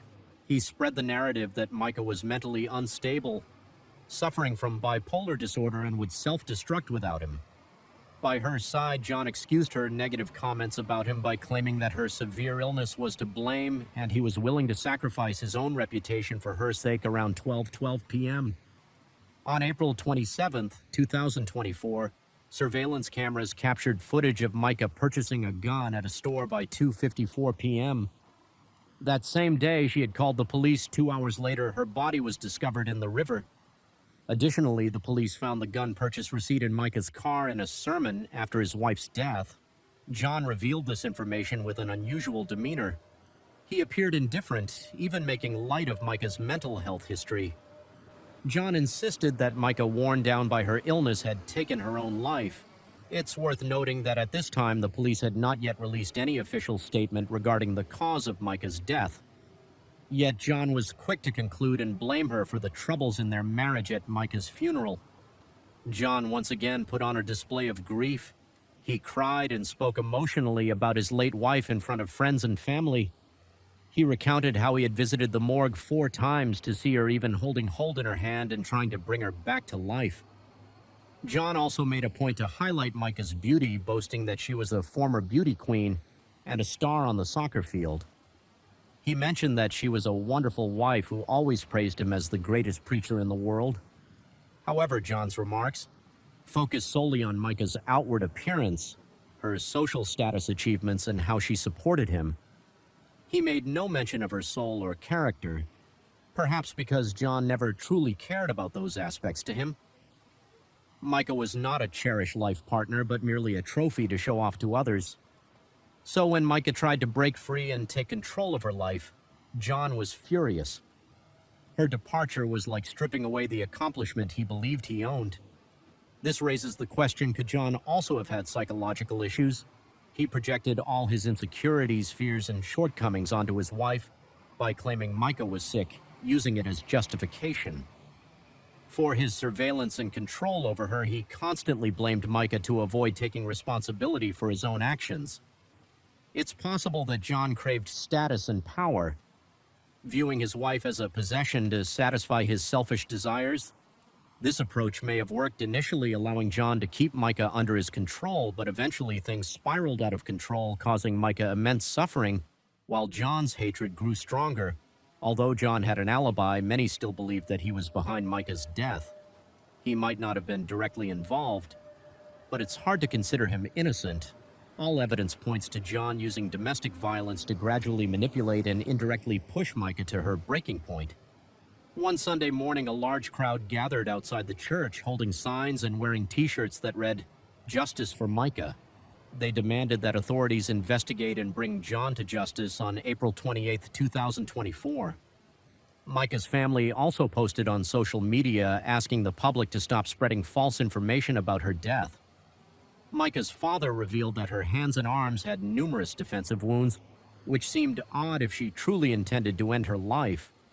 Additionally, several shell casings were found at the scene, but no bullets were recovered. It appears that the police overlooked these suspicious details.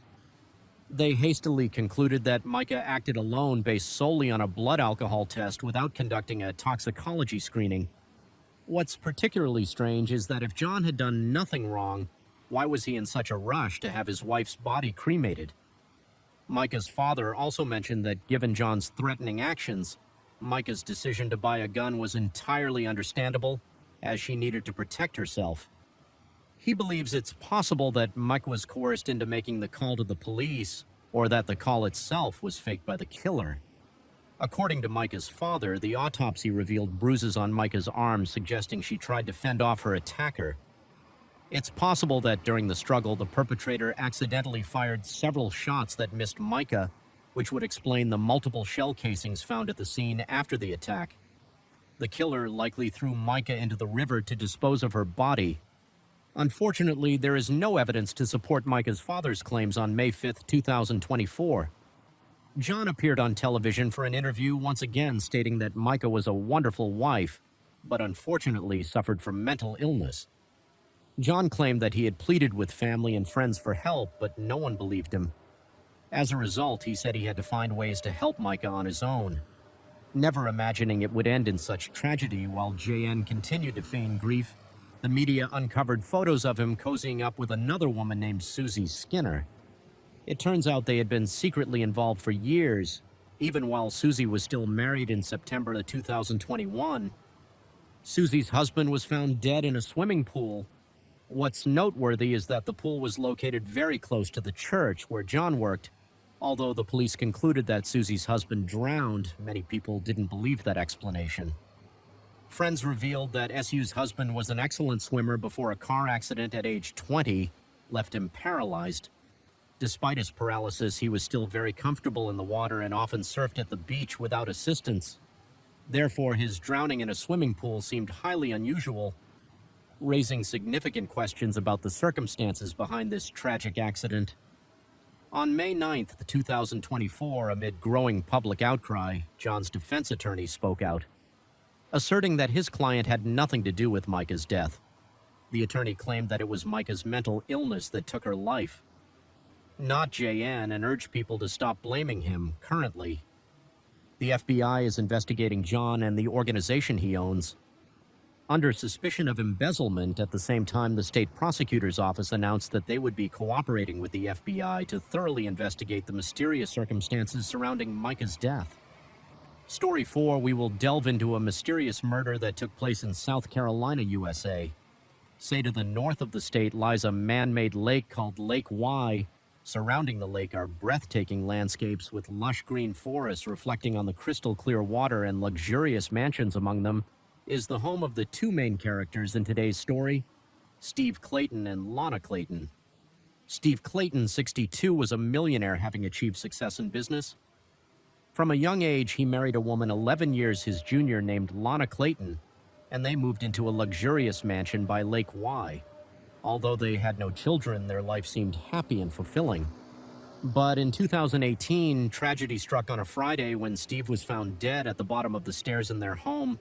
Was this just a tragic accident, or is there a deeper hidden secret behind his death?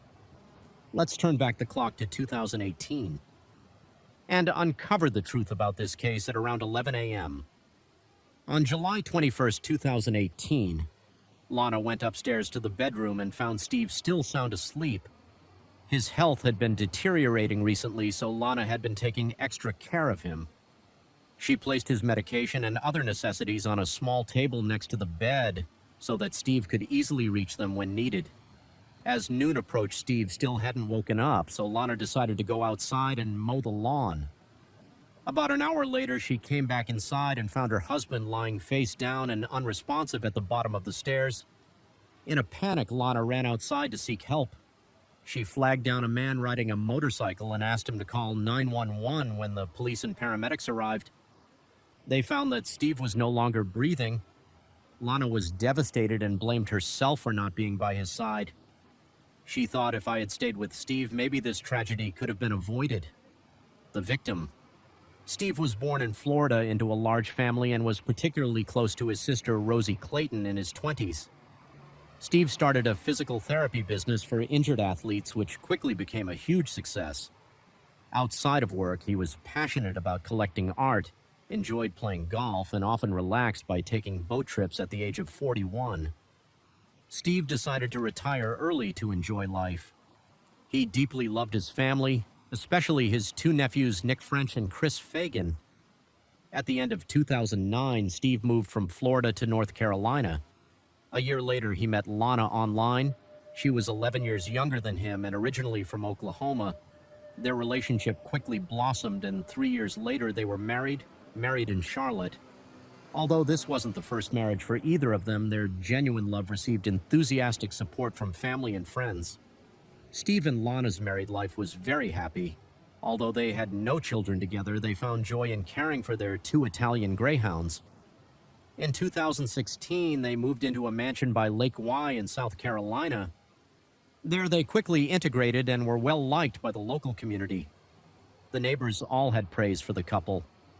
Lana left an impression with her gentle nature, while Steve was always cheerful and sociable, gladly sharing his valuable business insights with the younger generation. When the news of Steve's sudden death spread, the neighbors came to express their condolences and offer comfort to Lana. Steve's nephew French, who was working in a nearby town, also rushed over as soon as he heard. At the scene, the police didn't find any bruises or scratches on Steve's body, but his face had turned a pale blue color. The initial autopsy suggested that he died DI from a stroke. However, French, being an experienced police officer, felt something wasn't right about his beloved uncle's death. French then checked Steve's pockets, but couldn't find his mobile phone. This only deepened his suspicions because he knew that his uncle always kept his phone with him. Despite his doubts, French decided to set them aside for the moment so he could contact the family and inform them of Steve's death. As French went upstairs to find a quiet place to make a call, he took the opportunity to look around, hoping to find Steve's missing phone. Afterward, he called Steve's sister Rosie and shared his concerns about the missing phone. Rosie mentioned that she hadn't been able to reach her brother for 3 days, which was very unusual, as they typically texted each other regularly while talking on the phone. French noticed that Steve and Lana's bedroom was very messy. The bed linens were soaked, which made him even more suspicious since Steve was typically a very tidy and organized person. This indicated that Steve's health had deteriorated significantly to the point where he could no longer take care of himself. French recalled that since June of that year, Steve had started complaining about his health. It began with ear pain, followed by nausea and dizziness. The family urged him to see a doctor, but Steve insisted that he just needed rest and would feel better, since Lana was an experienced nurse. Everyone felt reassured that she was taking care of Steve. However, there was an incident that caused concern. One day, Lana informed the family that Steve was sleeping in very deeply and she couldn't wake him up. He had slept for 36 hours straight, making everyone fear that he might not wake up. Fortunately, after that long sleep, Steve did wake up and seemed to be feeling better. He even hosted a party on July 4th. Dancing happily with the family, everyone thought he had recovered. But just 2 weeks later, Steve's health suddenly took a turn for the worse. When French returned to the living room, he asked Lana about Steve's condition in the days leading up to his death. Lana explained that after the party in 187 early July, Steve began feeling unwell again. 3 days before he passed away, his condition worsened. He was constantly dizzy and fatigued, only wanting to stay in bed and refusing to go to the hospital. Lana admitted that she didn't want to worry everyone, so she hadn't shared how bad Steve's health had become. Regarding the mess in the bedroom, Lana explained that she simply hadn't had time to clean up. She also acknowledged that she had planned to take Steve to the doctor, but by then it was too late.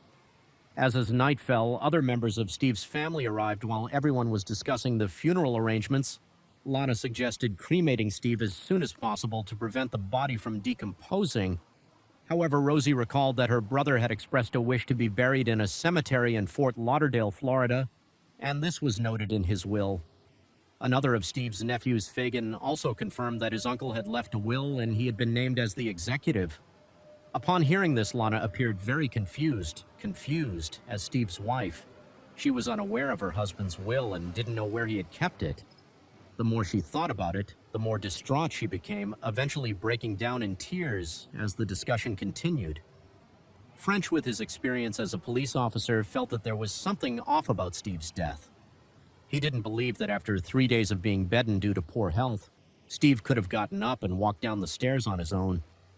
French suspected that his uncle might have had an undisclosed illness. Therefore, he suggested an autopsy to determine the exact cause of Steve's death. Regardless of the method of burial, most of the family members agreed with French's suggestion, but Lana objected. She revealed that Steve had been using a particular medication which could have contributed to his condition. She feared that if an autopsy were conducted, this fact would be exposed and could tarnish Steve's good image. Moreover, Lana argued that once a person is dead, there's no need to uncover every detail. Lana's explanation struck French and Fagan as very odd. As far as they knew, their uncle didn't have any bad habits. However, they also considered that Lana was the closest person to Steve, so she might know things that they didn't. On August 4th, Steve's funeral was held during the service. Fagan and a few others brought up the issue of Steve's will again, but Lana continued to insist that she knew nothing about it, so the matter was set aside for the time being after the funeral. French went to Fagan's house to discuss Steve's death. French shared his concerns, wondering why Lana hadn't taken Steve to the doctor when his condition had deteriorated so much. Why didn't she call 911 immediately when she found her husband unresponsive at the bottom of the stairs, instead of running outside to find help when there was surely a phone in the house? And what happened to Steve's mobile phone? Initially, Fagan thought that maybe Lana was just too panicked at the time to think about calling, but the more he considered it, the more suspicious he became.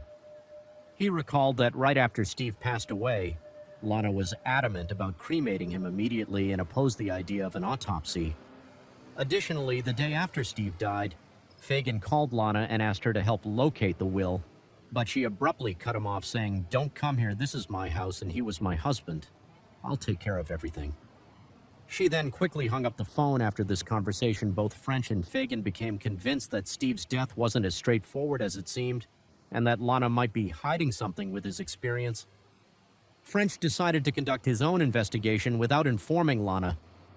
First, French spoke with some of Steve's neighbors to ask if they had noticed anything unusual about the couple. However, none of them reported anything out of the ordinary. Although they hadn't seen Steve in the days leading up to his death, Lana had explained that Steve wasn't feeling well and was resting at home next. French went to the nearby hospital to check Steve's medical records, but unfortunately he wasn't able to uncover anything, despite the investigation yielding no concrete results. French still felt that something was wrong. He then contacted Fagan, and the two decided to call Rosie to get her opinion. After hearing French and Fagan's concerns, Rosie began to have her own doubts about Lana. Initially, she had always believed that Lana had taken good care of her brother, but when she heard about the messy state of the bedroom on the day Steve died, she found it hard to believe that Lana had truly been caring for Steve properly. After the discussion, all three agreed that an autopsy on Steve was necessary. However, time was of the essence. Since Lana had already scheduled the cremation with the funeral home, they contacted the police, requesting that they halt the cremation and conduct an autopsy on Steve. They also agreed not to reveal this plan to Lana on August 29th. The autopsy results were released. Surprisingly, they showed that Steve's heart was completely normal and there was no sign of drug abuse. However, his blood contained a large amount of a chemical commonly found in Eye drops, this chemical, while effective for reducing eye congestion and fatigue when used externally, can cause dizziness, nausea, and in severe cases, respiratory failure, decreased heart rate, and even death. If ingested, the results left French and the rest of the family in complete shock.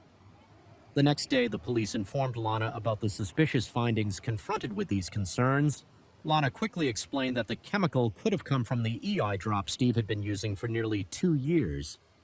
According to her, he would put 2 drops into his coffee every morning because a friend had told him it helped with constipation. However, Lana's explanation did little to dispel the growing suspicions.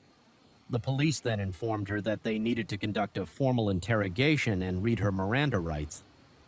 The Miranda rights are a legal procedure in the U.S. requiring police to inform suspects of their right to remain silent. Before questioning during the interrogation, the police learned that Steve had been making his own coffee for years, but as his health began to decline recently, Lana had started making it for him, since it was just the 2 of them living in the house. The police suspected that the large amount of EY drops in Steve's system was likely due to Lana intentionally adding them to his drink. Realizing she was under suspicion, Lana added that Steve's habit of using EY drops was long-standing and that it genuinely helped with his constipation. He would only use 1 or 2 drops each time, and she didn't think it would cause CA any harm, so she didn't stop him. As the police continued to press her, Lana became agitated. She said, "I know you're just doing your job. You want to know if I killed my husband, but I didn't kill my husband once." Lana calmed down. The police resumed their questioning. However, Lana continued to insist that she had nothing to do with Steve's death. She also mentioned that in the past 2 to 3 years, Steve had frequently yelled at her and sometimes lost control of his emotions. Finally, Lana said that she was tired and wanted to go home. The interrogation ended at that point, and an officer drove her back on the way home. Lana remained silent, however, as they were about to leave after dropping her off. Lana suddenly started talking about Steve's final days. Lana explained that during those days, Steve was so ill that he could barely move. He needed help with everything. So Lana had paused all her outside work to stay home and take care of him. Full-time, sometimes Steve lost control of his body and soiled the bed. Each time, Lana had to clean up and bathe him by herself. During those moments, Steve often yelled at and berated her. Although this situation only lasted for a few days, Lana felt she couldn't take it anymore. The police listened quietly, waiting to see if Lana had more to say. After a while, Lana continued in a sad tone. "You know, I kept a small table next to the bed. On it were tissues, a bedpan medicine, and water for my husband. Seeing those things made me very angry, so I grabbed the bottle of eye drops and squeezed it. I think I squeezed the whole bottle in hearing this." The police were shocked. It turned out that on that day, Lana had poured the entire bottle of ID drops into Steve's drink while he was sleeping in bed. Consuming such a large amount of ID drops caused Steve to have difficulty breathing as he tried to make his way down the stairs to get help. He stopped breathing and collapsed at the bottom of the stairs. The autopsy results were consistent with this scenario when asked why she did it. Lana expressed deep regret. She explained that Steve's constant demands had made her frustrated, and when she saw the bottle of eye drops, a malicious thought crossed her mind. Lana wanted Steve to experience discomfort, but she never imagined that her actions would lead to his death. After hearing her confession, the police left and reported it to their superiors the next day. They went to Lana's house to arrest her, but she wasn't there. It turned out Lana was in the hospital after the police left. The night before, Lana wrote a farewell letter expressing her regret for accidentally poisoning her husband. She then attempted to end everything by taking a large dose of sleeping pills. Fortunately, the next morning, a neighbor came by to check on Lana, discovered her, and called 911. As a result, Lana was saved in time. After Lana was arrested, a neighbor revealed to French that on the morning of the second day after Steve's death, he had seen Lana burning something in the yard. Concerned about the risk of a fire, he tried to stop her. The unburned items looked like documents. When the neighbor asked Lana what she was burning, she said it was just some old papers. Upon hearing this, French and Fagan rushed to check Steve's yard. When they arrived, they found only a pile of ashes. With a few pieces of paper that hadn't fully burned, upon closer inspection, they realized it was Steve's handwriting. They suspected that these might have been Steve's will, and due to the thickness of the documents, they hadn't completely burned, news of Lana's arrest spread quickly. Many people couldn't believe that she had killed her husband in everyone's eyes. Steve and Lana were a happy couple, and Steve had always duped on her, so they couldn't understand what could have driven Lana to commit such a cruel act. Some speculated that perhaps either Steve or Lana had been unfaithful, leading to a breakdown in their marriage. However, Steve's family strongly refuted these rumors. They insisted that Steve had always been faithful in all his relationships. As for Lana, her previous marriage had ended because her ex-husband had been unfaithful since marrying Steve. She had shown no signs of infidelity. Although Lana's motives remained unclear, the family was certain that infidelity was not the cause. As the police investigation deepened, the truth about Steve's death began to slowly come to light 3 years after marrying Steve. Lana persuaded him to move from North Carolina to South Carolina. The reason she gave was that she loved the beauty of Lake Y, wanting to please his wife. Steve didn't hesitate to spend nearly $1 million on a lakeside mansion, although Lana didn't disclose any other reasons for the move. The police quickly uncovered something noteworthy in South Carolina. There's a law stating that if one spouse dies without a will, the surviving spouse inherits the entire estate unconditionally. This led the police to suspect that Lana's real motive was to take over Steve's assets. This could explain why she was so adamant that Steve didn't leave a will if Steve had created a will that divided his assets. Lana might not have received the entire estate. This eye became even more pronounced considering that Steve was particularly close to his two nephews, Fagin and French. During the investigation, the police also discovered that 2 years before Steve's death, he had an accident at home. The couple had recently moved to South Carolina. At that time, Steve, an avid collector, had brought with him many pieces of art, including a very intricate crossbow that he kept in a cabinet in his collection room. One night, Steve suddenly woke up with a sharp pain in the back of his head. Lana was standing next to the bed with an innocent expression and asked him if he was okay. Steve felt his head and noticed a little blood, but the injury wasn't serious. Lana immediately apologized and explained that she found the crossbow fascinating and wanted to try loading an arrow, not knowing how to use it. She brought it into the bedroom to ask Steve for help. Unfortunately, the crossbow accidentally fired and hit him in the head. Since Lana seemed genuinely remorseful, Steve not only didn't blame her, but even comforted her, telling her not to feel bad. The couple didn't tell anyone about the incident as they considered it just a minor accident afterward. Their life returned to normal. However, the police now suspected that it wasn't an accident at all, but rather that Lana had intentionally tried to shoot Steve while he was sleeping, failing only because she didn't know how to properly use the crossbow. This time, Lana chose a more subtle and sinister method based on Steve's deteriorating health. In the 3 days before his death, it appears that Lana had started adding small amounts of eye drops to his drinks, gradually weakening him to the point where he became beaten. Once the toxin had accumulated sufficiently, Steve lost all ability to move on the day Steve died. Perhaps driven by a strong survival instinct, he managed to get out of bed, but without his phone nearby, he attempted to make his way down the stairs. Unfortunately, he collapsed and died at the bottom of the staircase. As for Steve's missing phone, Lana admitted that she had thrown it into the lake 3 days before his death. This explained why the family couldn't reach him in his final days. Based on this evidence, the police speculated that Lana had planned to kill her husband to take over his entire estate. However, Lana insisted that she acted in a moment of anger, and even the crossbow incident 2 years earlier was just a reckless act. She only wanted to teach her husband a lesson and never intended to kill him. Lana also shared that she had been sexually abused by an uncle when she was a child. Later, after joining the Air Force, she was assaulted again at a military base. These experiences left her deeply fearful of domestic violence, which she claimed led to her impulsive actions toward her husband. However, Lana's defense wasn't widely accepted. People believed that using eye drops as a method of poisoning wasn't something most people would think of. Moreover, this wasn't a spontaneous act, but rather a prolonged poisoning process, indicating that this was not an impulsive decision, but a carefully calculated plan. 2 months after the incident, Lana Clayton's trial began at the South Carolina Circuit Court, and she was charged with murder after multiple court sessions in January 2020. The court delivered its final verdict. Lana Clayton was convicted of second-degree murder and sentenced to 25 years in prison. Without parole, today's case has come to a close, but if it weren't for the persistence of Steve's nephew and sister, Lana's crime might never have been uncovered. Whether Lana acted out of sudden anger or perturbation, her actions led to irreversible consequences. This case serves as a painful reminder that sometimes those closest to us can be the greatest threat, and that justice must always be upheld by those who refuse to be deceived.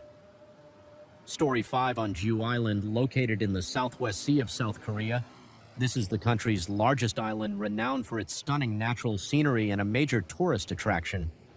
It's considered an ideal destination for tourism. ISM and relaxation in Jew City, located in the northeast of Jew Island. There was a woman named Koo Young, born on February 2nd, 1983. At the time, she was 36 years old, 5 feet 3 inches tall, and weighed 10,010 pounds. Koo Young had 2 younger brothers. Her parents divorced shortly after the 3 children were born. Her father ran a car rental business on Jew Island, and the family was wealthy, owning properties. Both on Jew Island and in Gimpo City, after the divorce, her father remarried, and Ko, along with her 2 brothers, lived with their father and stepmother. Koo Young was intelligent and had an outstanding academic record. Her classmates described her as having a normal personality, but being sweet and lively. After graduating from high school, she was accepted into Jeju National University, the best university on Jew Island, and one of the top 20 universities in South Korea. During this time, Ko aided in a volunteer event on campus where she met Kong, who attended the same university and was the same age as her. They shared similar interests and gradually developed feelings for each other, leading to a beautiful love story that lasted 6 years. They were inseparable, often volunteering abroad and traveling together after some time of dating. The couple decided to register their marriage in June 2013. Finally, when they turned 31, they held a grand wedding on Jeju Island. After the wedding, they embarked on a blissful honeymoon. However, being in love and being married are 2 entirely different things. On the last day of their trip, just as they were about to fly home, they had a heated argument at the airport. The issue arose because the plane was about to take off, but despite her husband's urging, Ko insisted on going to the duty-free shop to shop. At that moment, the final boarding call had already been announced, and after a futile argument, Kong, angry, wanted to board the plane alone. However, according to airline regulations, since they had round-trip tickets for 2, both passengers needed to board the plane at the same time. Reluctantly, Kong went to find his wife, but by the time they returned, they had missed their flight. Once they returned to Jew Island, the tension between them temporarily subsided, and they began their new life together. At that time, Kong was pursuing his PhD and didn't have a full-time job. His primary income came from scholarships and part-time work. Ko, on the other hand, came from a wealthy family and didn't need to work. Her father would occasionally give her money. However, she spent lavishly, and Kong frequently complained about her excessive spending on unnecessary things. Moreover, their different family backgrounds led to changes in their roles within the household. Ko never took on any housework. Every day, Kong would work in the lab, and when he returned home, he had to clean up the trash in the house, the kitchen, and so on. Since becoming husband and wife, the couple began experiencing intense conflicts a year after getting married. In November 2014, they had a son, raising a child, added significant expenses, leading to a financial crisis for the couple. Ko was dissatisfied with their situation, and her temper grew increasingly irritable. Whenever things didn't go her way, she would scold her husband and at times even physically assault him. On one occasion, Ko was so displeased with something Kong did that she threw a cell phone at him, injuring his eye, although they had dated for 6 years before getting married and had a certain understanding of each other's personalities. After the wedding, Ko seemed to become a completely different person, aggressive and unable to control her temper. Kang's friends noticed that he often had scars on his body when one of his friends asked him about it. Kong explained everything. The friend was puzzled and asked, did she ever behave? Like this, during the 6 years you were dating, Kong firmly replied that she had not, and he expressed that it must be postpartum depression, as she was under a lot of stress and would eventually get better, so he chose to endure his wife's unreasonable beatings without resisting. However, things did not improve for his wife once Ko picked up a sharp object and held their 1-year-old son in her arms. While threatening Kong, witnessing this scene terrified him. After 3 years of marriage, they continued to face ongoing instability in their relationship. Kong initially thought that his patience would eventually resolve things, but in the end he could no longer tolerate his wife's behavior and decided to initiate a divorce. The missing person is identified as Kong, 36 years old. Recently divorced and living alone, 2 days ago on May 25th, 2019, he drove alone to meet his son. According to the investigation, 2 years after the divorce, Ko harbored resentment toward her ex-husband Kong, had repeatedly requested to see his son, but Ko always refused for various reasons. She even ignored his phone calls, and when Kong showed up at her house, she stubbornly refused to open the door, despite living frugally to pursue his PhD. Kong never failed to send Ko 400,000 won, approximately $300 each month, on holidays and his son's birthdays. Kong always sent gifts. He missed his son dearly and longed to see him every day. However, for reasons unknown, Ko consistently refused to allow any meetings for Kong. The 2 years without seeing his son left him feeling restless and agitated. Since Ko persistently prevented him from seeing his child, he had no choice but to file a lawsuit with the court in hopes of gaining visitation rights. The court subsequently ordered Ko to allow Kong to meet his son by May 25, 2019. Reluctantly, Ko agreed, though she was uneasy about it. On May 25, 2019, Ko and Kong arranged to meet. She would bring their son to an amusement park in Sego City on the southern part of Jew Island to meet him. This was the first time Kong would see his son after 2 years of separation. Kang's younger brother reported around 8 p.m. I called my brother, but there was no answer at 9:25 p.m. I sent a message asking if the outing had ended by 10:25 p.m. He replied saying, "It's done. I have some work to do at the lab and I'm on my way there. My phone is about to die." Since then, I haven't been able to contact him and his phone has been turned off. The family assumed Kong was still at the university lab. However, 2 days later, on May 27, 2019, when Kang's younger brother went to his school to look for him, he discovered that Kong had not been in the lab or at the university for the past 2 days. After a preliminary investigation, the police believed that Kong might have had a dispute with his ex-wife during the visit with his son, which led him to turn off his cell phone. They attempted to contact Kang's ex-wife to understand the situation when questioned by the police. She appeared calm and confident. She stated on May 25, 2019, "I took my son to meet my ex-husband. We went to the amusement park and later checked into a pre-booked guest house. However, that night when we went to bed, he tried to make unwanted advances toward me. After I resisted strongly, he tried to leave through the back door. My son and I checked out the next day and left. I didn't see him again after that." Based on Ko's account, the police believe that Kong might have gone into hiding after the incident with his ex-wife and would return once the tension subsided. However, Kang's younger brother disagreed with their assessment, so he decided to personally investigate the guest house. Where his brother had stayed that day, he discovered that Ko had rented a guest house without surveillance cameras, but fortunately there was a camera about 30 meters away from the guest house, with the permission of the nearby property owner. He obtained the surveillance footage, which contradicted Ko's story strangely. The video only showed his brother entering the guest house with no footage of him leaving. Additionally, he found that Ko had not been truthful, as the surveillance video revealed that Ko did not check out the next day, as she claimed. Instead, she stayed an additional day and a half before leaving the guest house. Owner also mentioned that Ko had requested not to be disturbed during their stay. This further alarmed Kang's brother, giving him a very bad feeling. He immediately handed the surveillance video over to the police, which showed Ko and her son leaving on the morning of May 26, 2019, but there was no sign of Kong. Later, Ko returned to the guest house at noon on May 27, 2019. She left the guest house alone, carrying her luggage. Upon reviewing the video, the police realized that Kang's disappearance might not be as straightforward as they initially thought. Recognizing the shortcomings in the initial investigation, the case was immediately handed over to the Criminal Investigation Department. The investigators went to the guest house and conducted a luminol test in the room where Kong had stayed. Luminol is a synthetic organic compound that can detect bloodstains that have been cleaned and are invisible to the naked eye through the luminol test. Investigators found a large amount of blood in the living room, bedroom, kitchen, and bathroom of the guest house.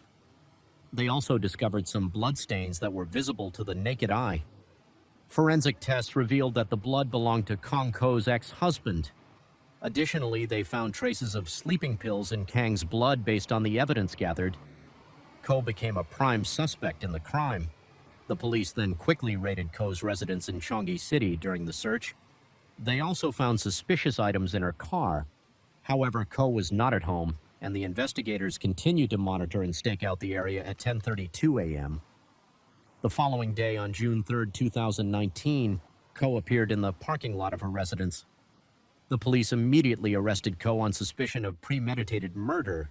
The next day at noon, surveillance footage shows her taking several garbage bags and a suitcase from the room, loading them into the trunk of her car, and then disposing of them at a garbage collection station around 1:30 p.m. Ko checked into another guest house and removed a large suitcase from her car. The surveillance video showed that she was still holding Kang's phone while chatting with her friend as if nothing had happened at 3 p.m. Ko changed clothes and left the hotel when she returned at 6 p.m. The police noticed that her hand was now wrapped in bandages.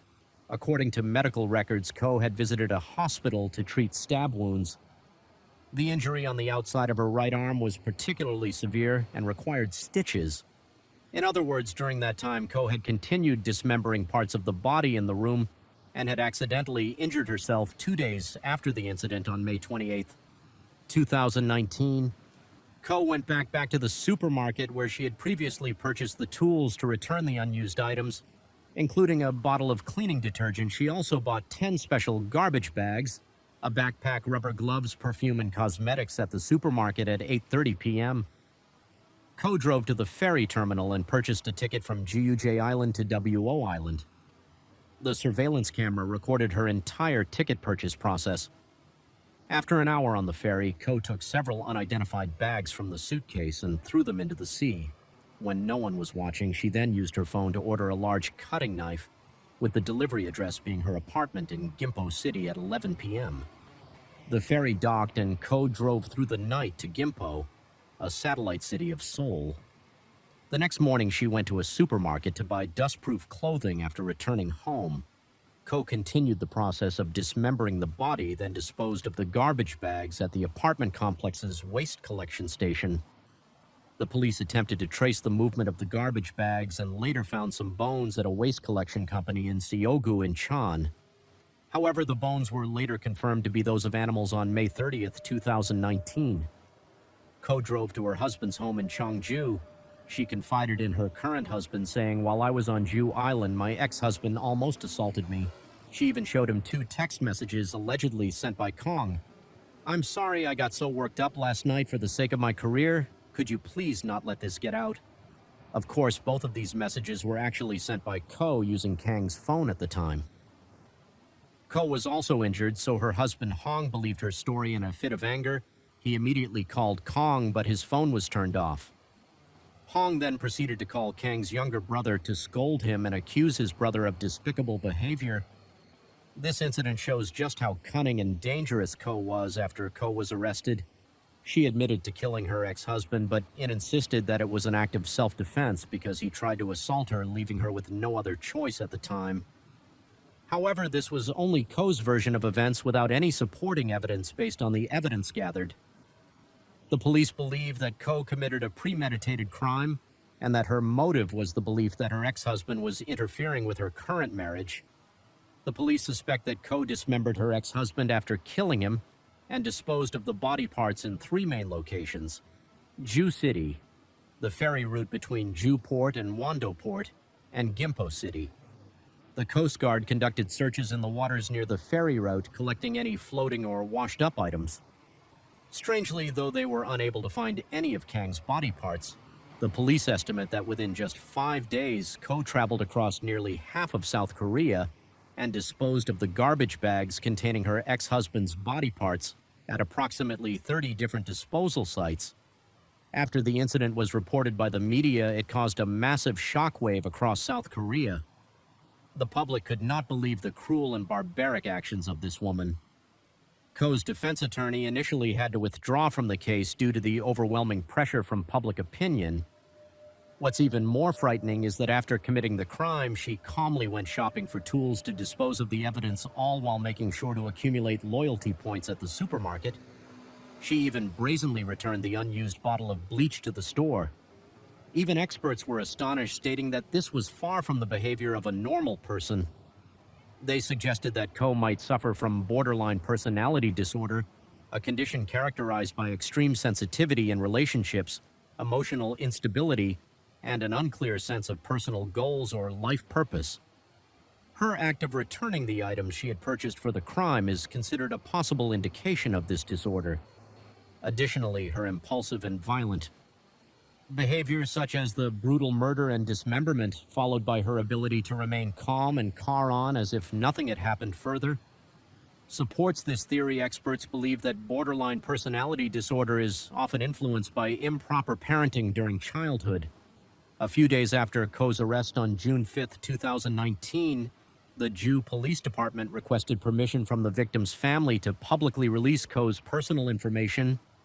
In fact, Ko had always hidden her face in front of the media and insisted that the police not disclose her personal details. She also stated to the police, "I would rather die than have my face exposed."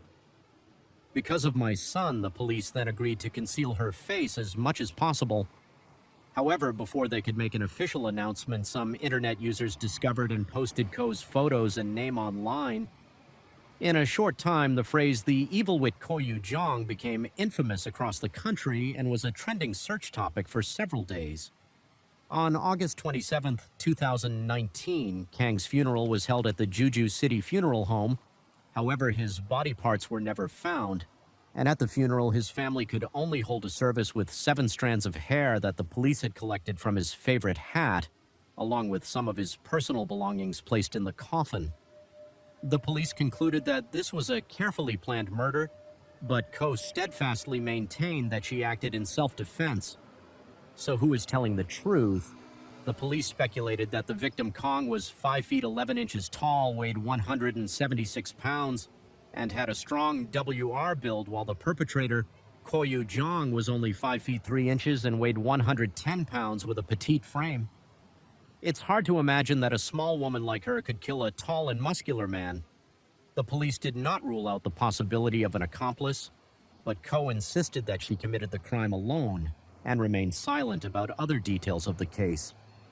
However, at this point, the police took notice of a strange event that might be related to a previous case involving Ko 2 months before Kang's murder. More on Saturday, March 2, 2019 at 10 a.m.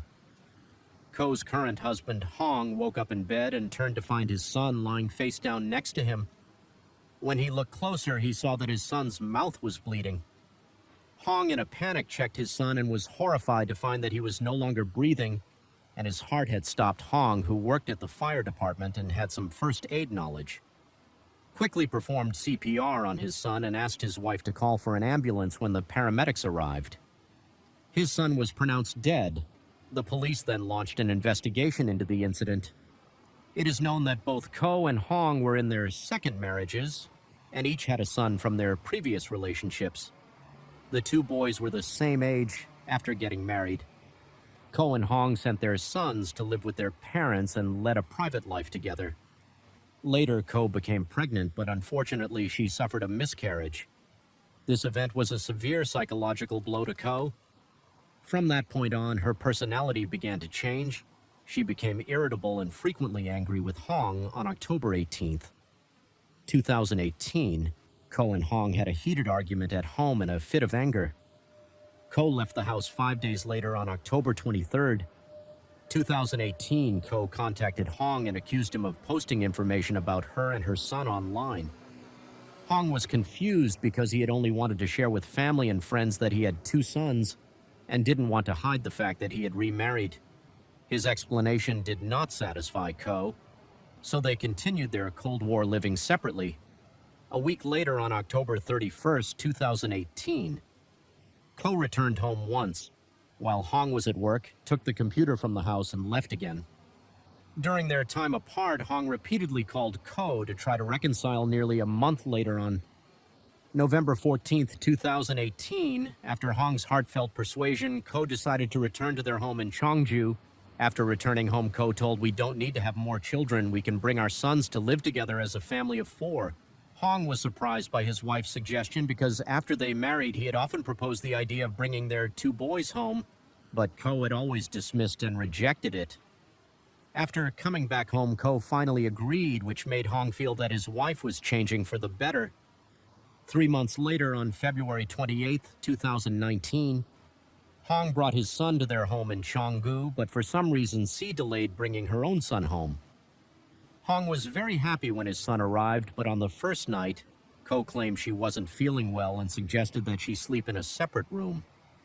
Hong was understanding, knowing that they had just reunited and would need time to adjust. Sleeping in separate rooms seemed normal, so Hong slept in the master bedroom with his son, while Ko slept alone in the adjacent bedroom 2 days later around 8 p.m. On March 1st, 2019, Ko prepared curry for dinner. Both Hong and his son enjoyed the curry very much at 9:45 p.m. Hong's son said he was sleepy, so Hong took him to bed after his son fell asleep. Hong went back to the living room to read at that time. Ko brought him a cup of hot tea. Hong enjoyed the tea while reading.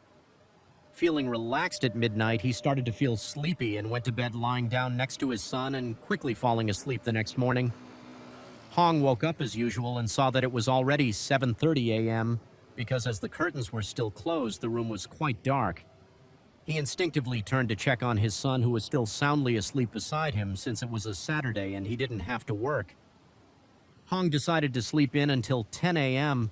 When he woke up, he discovered that his son had passed away following the incident. The police interrogated both Ko and Hong told the police, "The night before, my son ate cur and played with me for a while. Before going to bed the next morning, I found him deceased. Quote, that night, I didn't sleep in the same room as my husband and his son, so I don't know what happened in that room. Nor do I know why the boy suddenly vomited a lot of blood and died." After the incident, Ko was quickly ruled out as a suspect, while Hong remained the primary person of interest for the Cheongju City Police. Some investigators believed that he had not performed CPR on his son.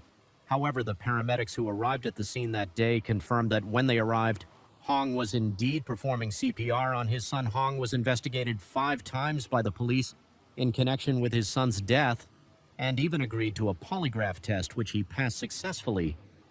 The autopsy report indicated that the cause of death was asphyxiation, and there was no mention of any drugs or toxins in the body. That night, no one else was in the house except the couple, and they had no apparent motive to harm their son. After some time investigating, the police announced the closure of the case and concluded that Hong had accidentally placed his leg on his son's back while sleeping for an extended period, causing the boy to suffocate and die in his sleep. The incident is estimated to have occurred around 5 a.m. Hong woke up once around 7:30 a.m., at which point his son had already died, but due to the dim lighting in the room, he didn't notice. It wasn't until 10 a.m. when he fully woke up that he realized something was wrong. Unfortunately, after Ko's ex-husband was murdered, Hong started to have more thoughts and became frightened. He recalled that Ko had served him and his son curry for dinner, just like when she planned to kill Kong. Not only that, but she also gave him a cup of tea after drinking, which Hong gradually felt sleepy. Reflecting on the situation, Hong was shocked and said, "I'm not sure if Ko put sleeping pills in the curry, but it's too strange to dismiss as a coincidence. My son fell asleep 2 hours after eating the curry." The investigation revealed that 3 months before his son's death, Ko had purchased some sleeping pills in Cheongju to treat her insomnia. This was during the time when Ko had left home and then returned. There were rumors that when Hong woke up, he found his leg on top of his son, which implied that Hong admitted his negligence led to his son's death. However, Hong stated, "I never said that," and pointed out that even the description of the bloodstains, the police's statements, and his own account didn't match. Hong claimed there was so much blood on the bed that it soaked into the blanket and mattress. It looked very unusual, but the police never paid attention to that evidence.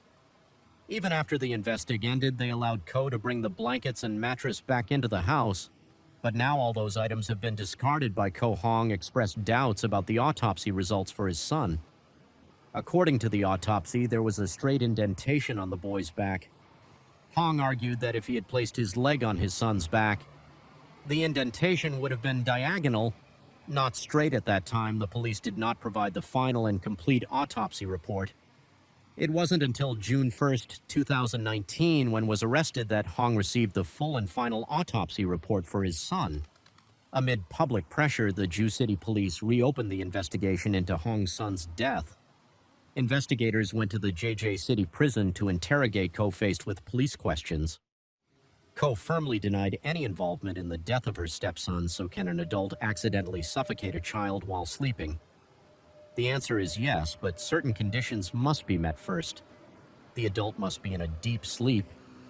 The next condition is that the child must be very small or particularly weak. Unable to resist external pressure previously, the investigation concluded that Hong's left leg pressed on his son while he slept on his side, causing the boy to suffocate. However, Hong stated that when he sleeps, he keeps a certain distance from his son. Even if he were to turn over in his sleep, he might only place one leg on his son, not his entire leg. Hong is 5 feet 11 inches tall and weighs 176 pounds, while his son was 3 feet 2 inches tall and weighed 53 pounds. The maximum weight of Hong's entire left leg pressing on a part of his son would be about 15 pounds.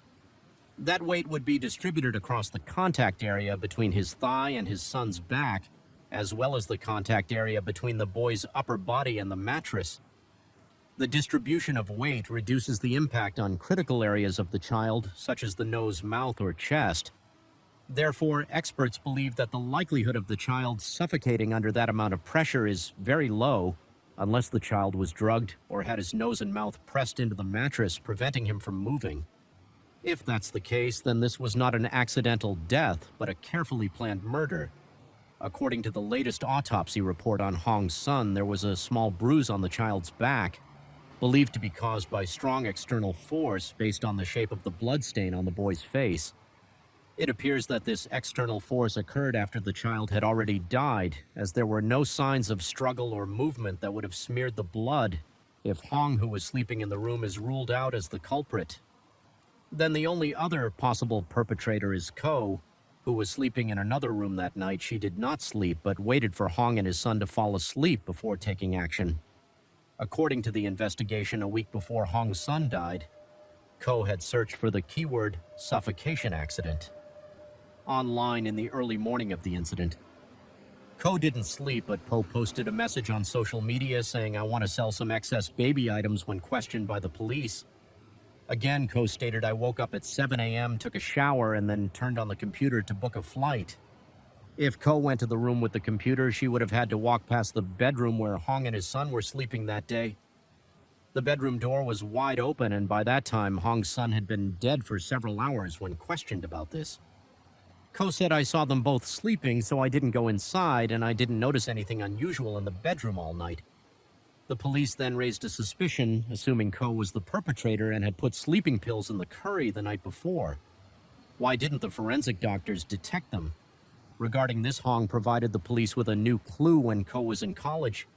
She studied biology and might have known how to make the sleeping pills undetectable before the incident she had died. Hong's hair and hair dyeing to some extent could affect drug testing in the body. Despite reopening the investigation and all suspicions pointing to Ko, there was insufficient evidence to charge her. Since Ko's arrest on June 1st, 2019, she has undergone more than 10 court trials. Ko firmly denied any involvement in the death of her stepson, only admitting to killing her ex-husband, claiming it was an act of self-defense to prevent an assault on February 20th, 2020. The lower court convicted Ko Yu-jong of murdering her ex-husband and sentenced her to life imprisonment on July 15th, 2020. The appellate court upheld Ko's life sentence in November 2020. The Supreme Court once again upheld the life sentence in Kang's case from start to finish. No parts of his body were ever found, but Ko was ultimately convicted based on a chain of evidence formed from a series of other pieces of evidence.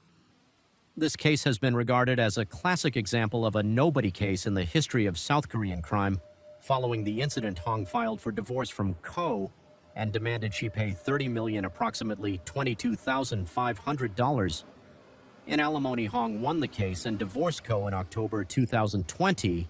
As for whether Ko killed Hong's son from a judicial perspective, the evidence seems insufficient, and perhaps only that wicked woman knows the truth from this case. We cannot deny one thing: modern society brings many pressures to people's lives. If someone develops distorted perceptions or feels they can no longer control their emotions, they should seek help from those around them in a timely manner. Otherwise, a distorted personality will only lead a person further down the path of crime like Ko. She single-handedly destroyed her own life and even the lives of her entire family. Her parents and brother will also be despised, hated, and perhaps shunned by society. They can no longer live peacefully in their current lives and may have to move far away to start over in a place where no one knows them as the rain gently falls and the night grows deeper. Thank you for joining me here at Mr. Sherlock Holmes. True crime stories remind us of life's mysteries and the importance of staying aware, even as we seek comfort in the quiet of the night. If you've enjoyed tonight's tale, don't forget to like, share, and subscribe. Let the rain carry you to a peaceful sleep, and until we meet again, stay safe, stay curious, and let the night watch over you.